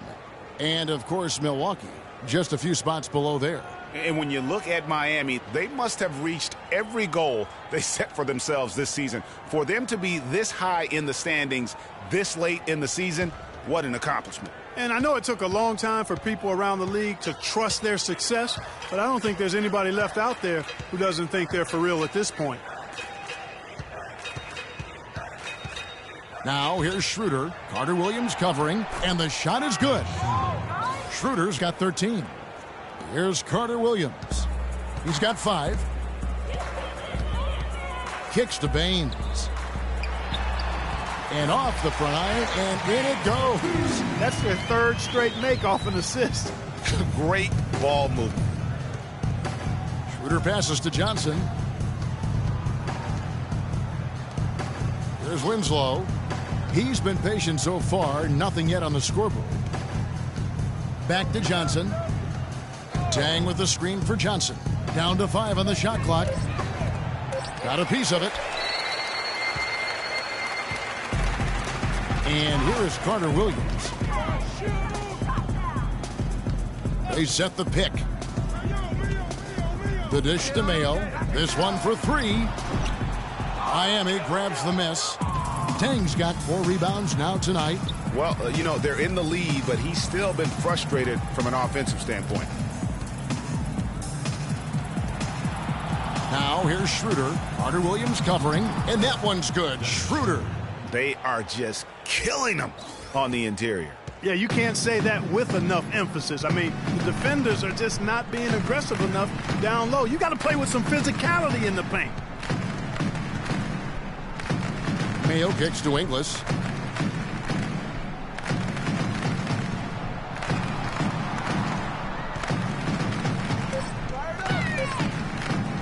Lets it go.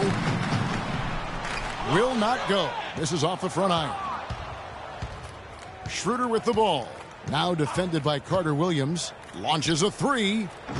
They get it again. He hangs in there and cashes in on the second chance points. Now, they've done a great job of getting into the middle of that defense and scoring in the paint. And that's why they're on this run. You get that close to the hoop, and it's a lot easier to make shots. The shot's good from Bayless. Boy, guys, they've shown some great passing on their last few trips down the floor. Excellent. 4 straight passes leading to scores. Great team play. Right side Dang from past the arc. The rebound by Ingles. Ingles has got 3 rebounds so far in the game. The 3 quarters of play all in the books, and this one all but over already. Milwaukee on top, running away with it.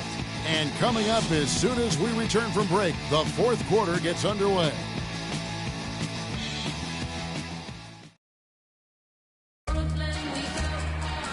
And we're rolling here again with the 4th quarter. Might not come down to the wire, but you never know.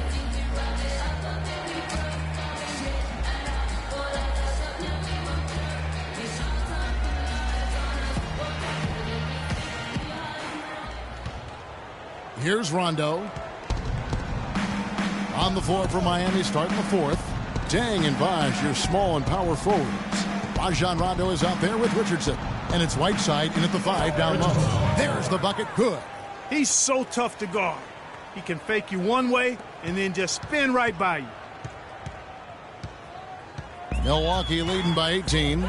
To the paint. Here's Antetokounmpo. And he takes the feed in stride and shines it home. Just Mr. Reliable again here today, Kevin. I mean, they need his points, and he's producing. Deng kicks to Bosh. And something that's been whispered about around the NBA is expansion. We know there are some markets that want desperately to have an NBA team. The NBA might not be at 30 teams for the foreseeable future. There are markets in the U.S. that want an NBA team. Seattle, which has been a great NBA friend, has been trying to get a team back since the Sonics left for Oklahoma City. Clearly, Seattle's the lead name now, domestically. The NBA has also talked about adding a European division. A lot of different options for expansion. Don't think any will be acted on anytime soon.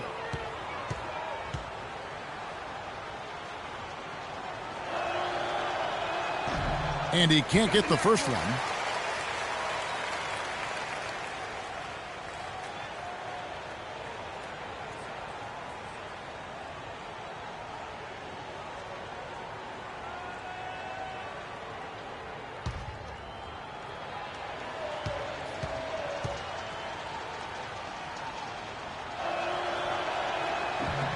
That one is no good. He's done a much better job of getting to the line here. Aggressively taking it inside and not shying away from contact. I thought he was settling a bit in the first. Mayo, that's good. And really keeping the ball hopping around here offensively. The last 5 trips they've had have ended with a great pass leading to a basket. They're really sharing the sugar. Deng kicks to Rondo. A little over a minute of the fourth quarter gone right now. Bucks leading by 22. Unloads from 9. So he gets the whistle. Contact on the way up and 2 shots coming up. They get Luol Deng. And Vasquez, guys, remarkable consistency over the last 3 seasons. Yeah, his three-point percentage went up a little bit, Kevin, but that's about it. I mean, it's possible. We just need to accept that this is who he is. I mean, he's a good playmaker. He plays with great enthusiasm and energy, and we need to leave it there. Don't expect much more than that.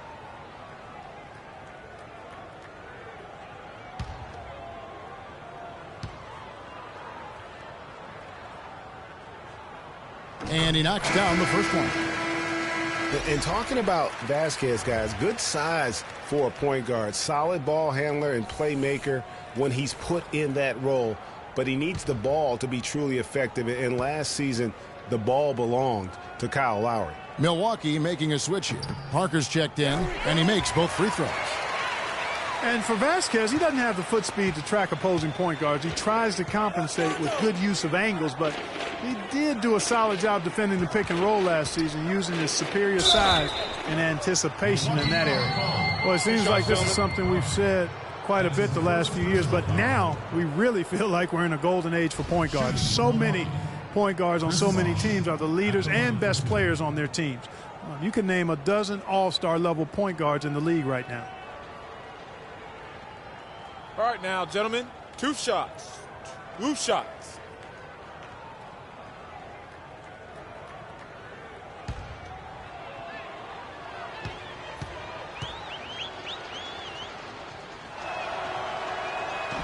He misses the free throw.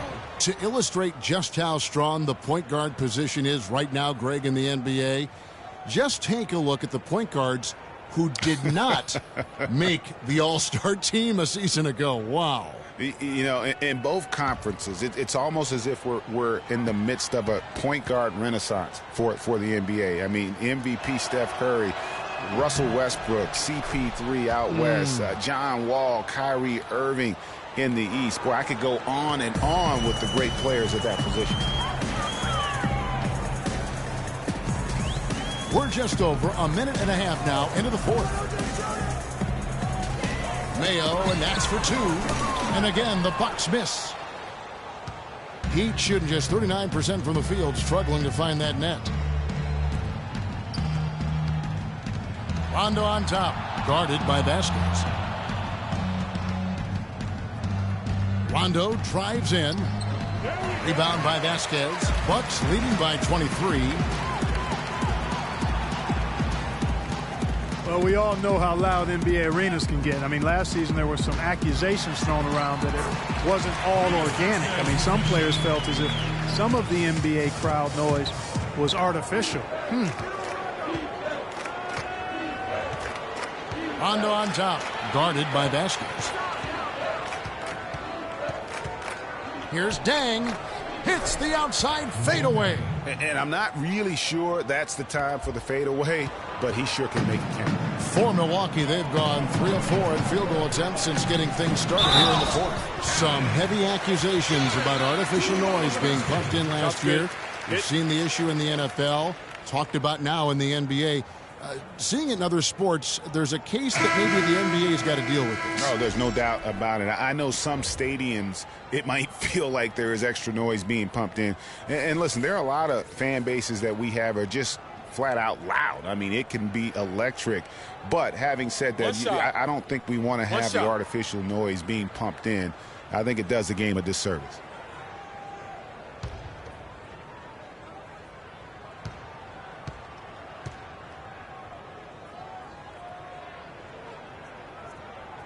This is a positive trend for him, especially here in the second half.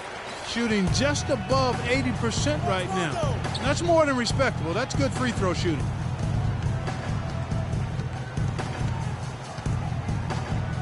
Pass to McRoberts. Outside Rondo. 5 on the clock. Richardson, that's a 2-pointer. Basket is good. The assist from Rondo. Rondo's got his 4th assist in this one. Here's Antetokounmpo. Can't get it to fall. Just tentative in the paint, lacking a little bit of confidence, allowed the defender to recover and contest that shot. For 3, Richardson. That's good. Richardson's got 9 points now in just the second half. And he found the perfect spot behind the arc there. Big gap in the deal. Vasquez dishes to Parker. And it seems every season we see a player try and play through an injury. Sometimes it provides a boost with heroics, but it can lead to serious damage long term. It's a common practice we see, and some guys are pretty cavalier about it. Greg, a lot of NBA players do play through injury. Last year, for instance, LaMarcus Aldridge played most of the surgery. Mike Conley, Clark Kellogg, we saw in the postseason play with the mask, with a facial fracture. Yeah, and it's hard to make a blanket statement if it's good or bad for guys to do that. You just hope the player heeds the doctor's advice and doesn't do any further damage by playing injured. And he makes the first. Well, for Jabari Parker in his rookie year, not the kind of NBA career start that he wanted. Played great. Was probably the rookie of the year up until the time he was injured, blowing the knee and cutting his season short. A great call. He definitely would have had a great chance. Really just made a transition seamlessly. Very efficient as a rookie before that injury, but which was a really tough thing to watch for anyone as he was showing so much promise early on in his career. And for Parker, he could have been in the Rookie of the Year running with his play, scoring just over 12 points a game and shooting almost 50% before the injury ended his season. Right side a screen. Deng against Parker. He's whistled for the 5-second back to the basket violation. I like this, Kevin. This is a lot better ball control from them, as they really haven't had any turnover problems in a bit. Bucks leading by 23. And even in the short glimpses of last season, you can see that Parker was the real deal. I mean, he had no problem finding ways to score. And even with his injury setback, he should be a great player for years to come. Out of bounds, Miami takes possession.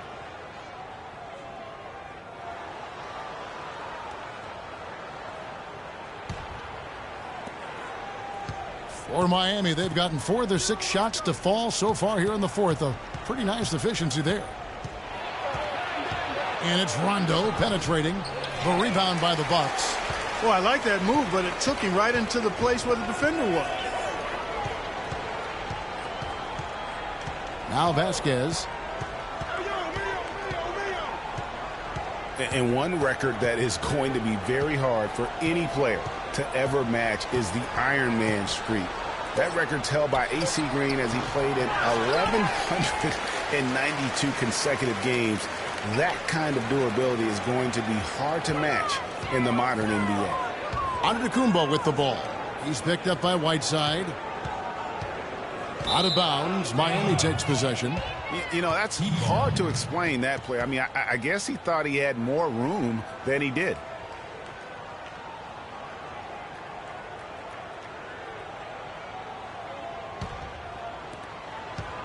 And Miami shooting 57% in this fourth quarter.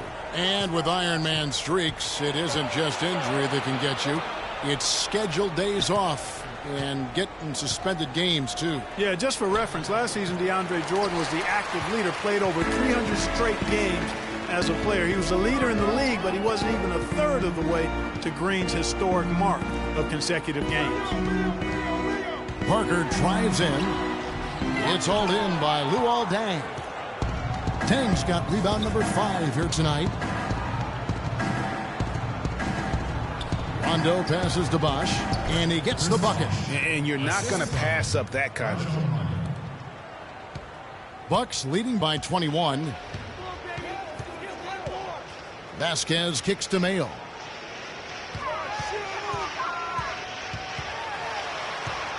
The feed to Antetokounmpo. Clock at 6. Doubled by Bosh. Back to Mayo. Fires for 3. Antetokounmpo. He has really punished these defenders today. No matter who's been on him, he's been giving them medicine. The Heat have gone 5 for 9 from the field in the final quarter so far. Bosh dishes to Rondo. And foul called as he misses. He'll go to the line and shoot 2. Rajon Rondo, guys, really needs to operate in a system that's point guard centric. He needs the ball to be effective. Pushing it, driving, dishing. When he has to play off the ball, that's when trouble starts. And for Rondo, he's almost a throwback at the point, fearlessly taking it to the hole, getting knocked down, and getting right back up to fight another round. The thing maybe against him right now is what kind of guy, influence, what is he like on a team? How does he affect it? Yeah, that's a great point. And also nowadays in the NBA, there's more of a premium on shooting and spacing. So it's going to be up to Rondo to adjust to that new style. That's going to be the question. Can he make that transition? Well said. First free throw is good. Rondo playing well. 12 points and 5 assists. Offensively, defensively, man, he has done it all. All hustle, non-stop effort. He just doesn't quit. Great resilience and relentlessness in his play.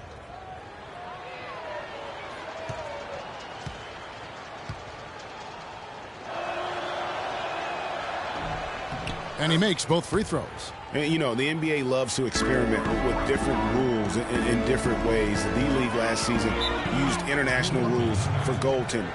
And that small change makes a huge impact on the defensive end. And for the international rules of goaltending, players are allowed to touch the ball after it hits the iron, even if it is over the cylinder. I'm not sure if the NBA is going to adapt that rule, but I think it wouldn't be a big deal to adapt it because there aren't a lot of times that play happens in the game. I think it would be a small percentage of those plays over the course of a season.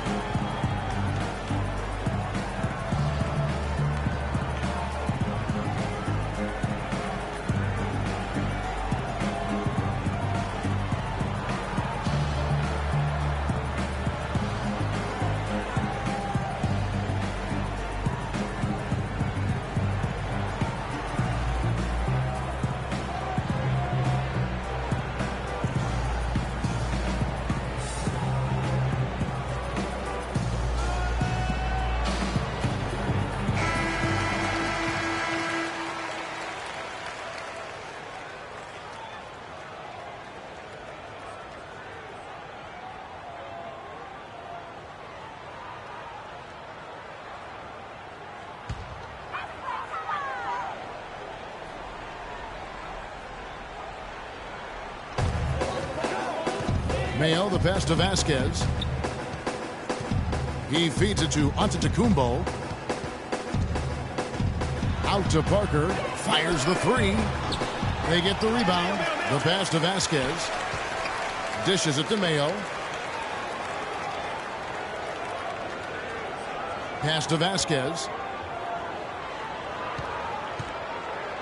Well, you know, we're far enough away from the 2013 draft where we can start to get a feel for just how strong it was. I mean, the initial feeling was it was a weak draft, but there have been some gems coming out of it of late. And that one's good. 12 points for Chris Bosh. And bullseye with that assist. Nice delivery there in traffic. Vasquez kicks to Parker. Feeds it to Antetokounmpo. Back to Parker. A three ball. And it's Miami with the rebound. Whiteside's got 9 rebounds in the game. Getting it done. In the corner, it's Richardson. And stolen by Mayo. And up the court come the Bucks on the break. Vasquez running. For Miami, they've gotten into a pretty good groove, going 6 of 10 here in the final quarter. Rondo against Parker. Rondo dishes to Bosh. Check out the game for Bosh. He has 12 points, and he's blocked a shot today as well. And he's clearly showing off his smarts in a few ways today. That block just being one of them. Just a savvy basketball player.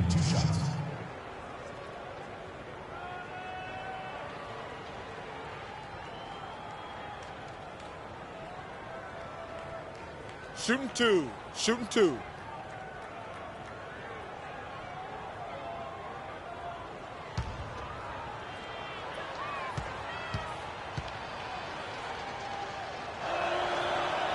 The first one falls. And Commissioner Silver taking a bold stance on sports betting. I mean, going in the last season, he wrote that op-ed piece saying that it needs to be legalized federally and basically brought into the light of day. Carter Williams, he's checked in for Vasquez. Johnson, he's checked in for Miami. So 1 for 2 that time at the stripe. Milwaukee leading by 21. Mayo, the pass to Parker. Bosh against Antetokounmpo. And it's blocked by Whiteside. Rondo against Carter Williams. Whiteside kicks to Johnson. And that one's good. And for Commissioner Silver arguing for legalized sports betting, that's a major reversal from what most sports commissioners Clark had said in the past. Yeah, you know, I like his open-mindedness, not just about that issue, but a number of issues that confront the league. And, you know, he's right in regards to the gambling. With the internet, people are making these bets anyway, so it makes sense for the league to take a look at it. Fellas, I'll tell you, I was really surprised when Michael Carter Williams got traded last season. It's so hard to find point guards with his length and instincts. I mean, you just have to wonder what's going on in Philly. All right now, gentlemen, 2 shots. 2 shots.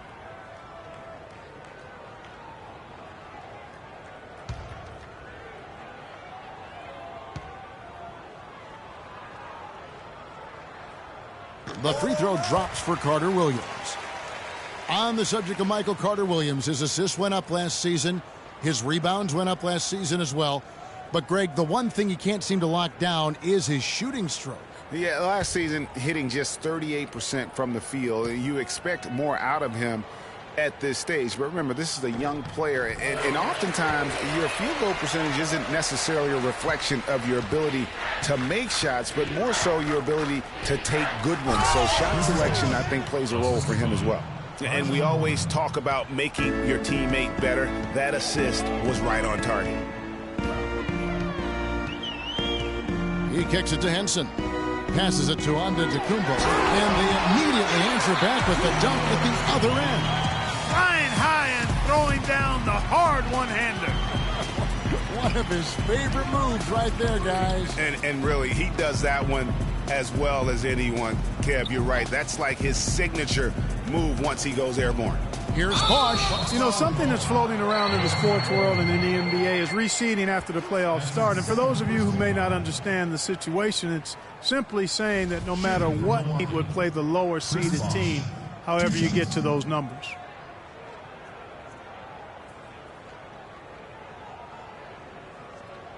Okay, gentlemen, 2 shots. 2 shots.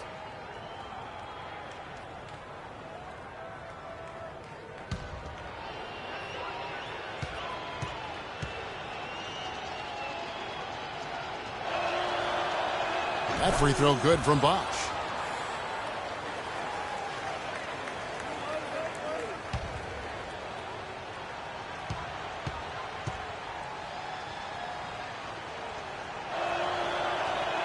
And he can't hit the second. Milwaukee leading by 20. Antetokounmpo dishes to Carter Williams.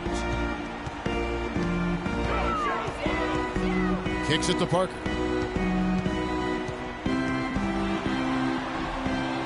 No luck.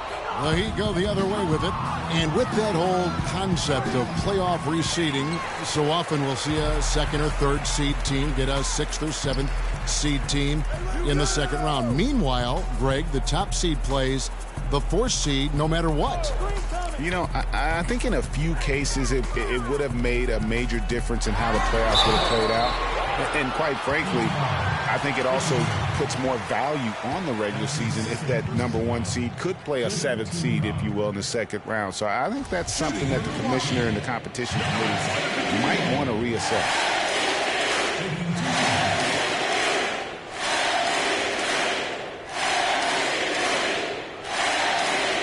Shooting 2.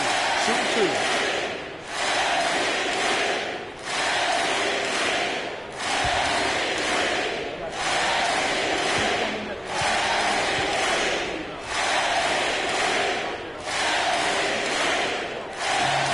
First free throw is good. Well, we all know that #1 overall picks are incredibly valuable. I mean, they can change the course and face of an entire franchise. Last season, the playoffs were full of teams that featured #1 overall picks.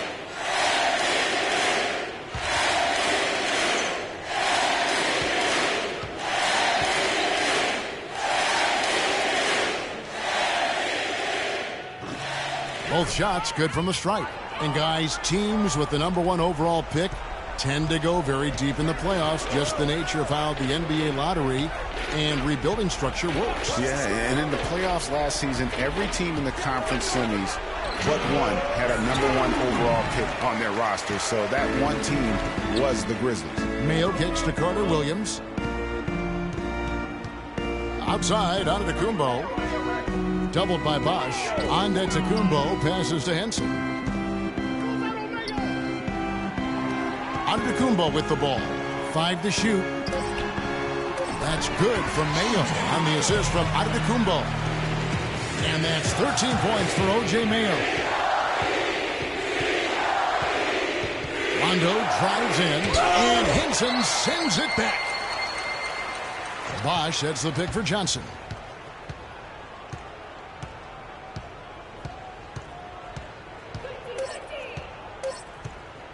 Second chance shot, and he recovers it. Takes a big height bounce and goes in. And as we head to the final buzzer here, a crushing blowout, big-time dominance, and this will go in the record books as a gaudy win for the Bucks. And they could do no wrong today, Steve. That's right. This was a team performing to its Clark-fullest capability. Yes, very satisfying win for them, too. A game to remember, and on the other side, definitely one you want to forget as soon as possible. And with this win, they'll end up notching another victory for this year's campaign, win number 33. Has to feel good in the final game of this season's series as they've been able to earn the tiebreaker here, finishing the year with a winning record of 2-1 against the Heat. And when you look back at this one, what an amazing performance this was for Antetokounmpo. It was the kind of game for him that all scorers dream of, where the basket seemed as wide as a barrel. Parker with it. He's picked up by Whiteside. Rondo on the double team. Parker against Whiteside. Looking to get back on track here. And the layup good by Parker. Well, if it wasn't out of reach. It is now, thanks to that last little spurt. And why put the brakes on now? I just say keep on letting it fly. And it's Rondo penetrating. Bosh. Rebound, Milwaukee. Outside Mayo. So no problem for Milwaukee as they get the win. And the outcome of this one was never in doubt. Yeah, they were clicking in every way. I mean, all cylinders go. No question about that. And once they pulled away, they didn't let up. And that'll wrap it up, folks. This is Kevin Harlan saying thanks for watching. And now time to send it over to the award-winning Ernie Johnson for the postgame show. The 2K Sports postgame show.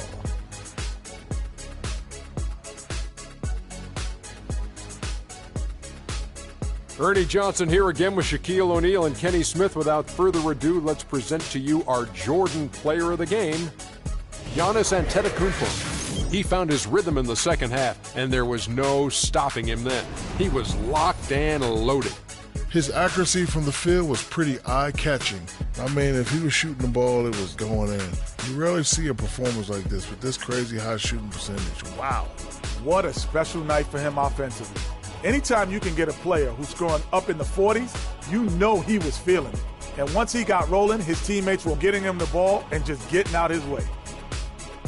And that'll do it for this edition of the NBA on 2K Sports. Hope you enjoyed the show. From myself, Kenny Smith, Shaquille O'Neal, Kevin Harlan, and the entire 2K Sports crew, have a wonderful evening.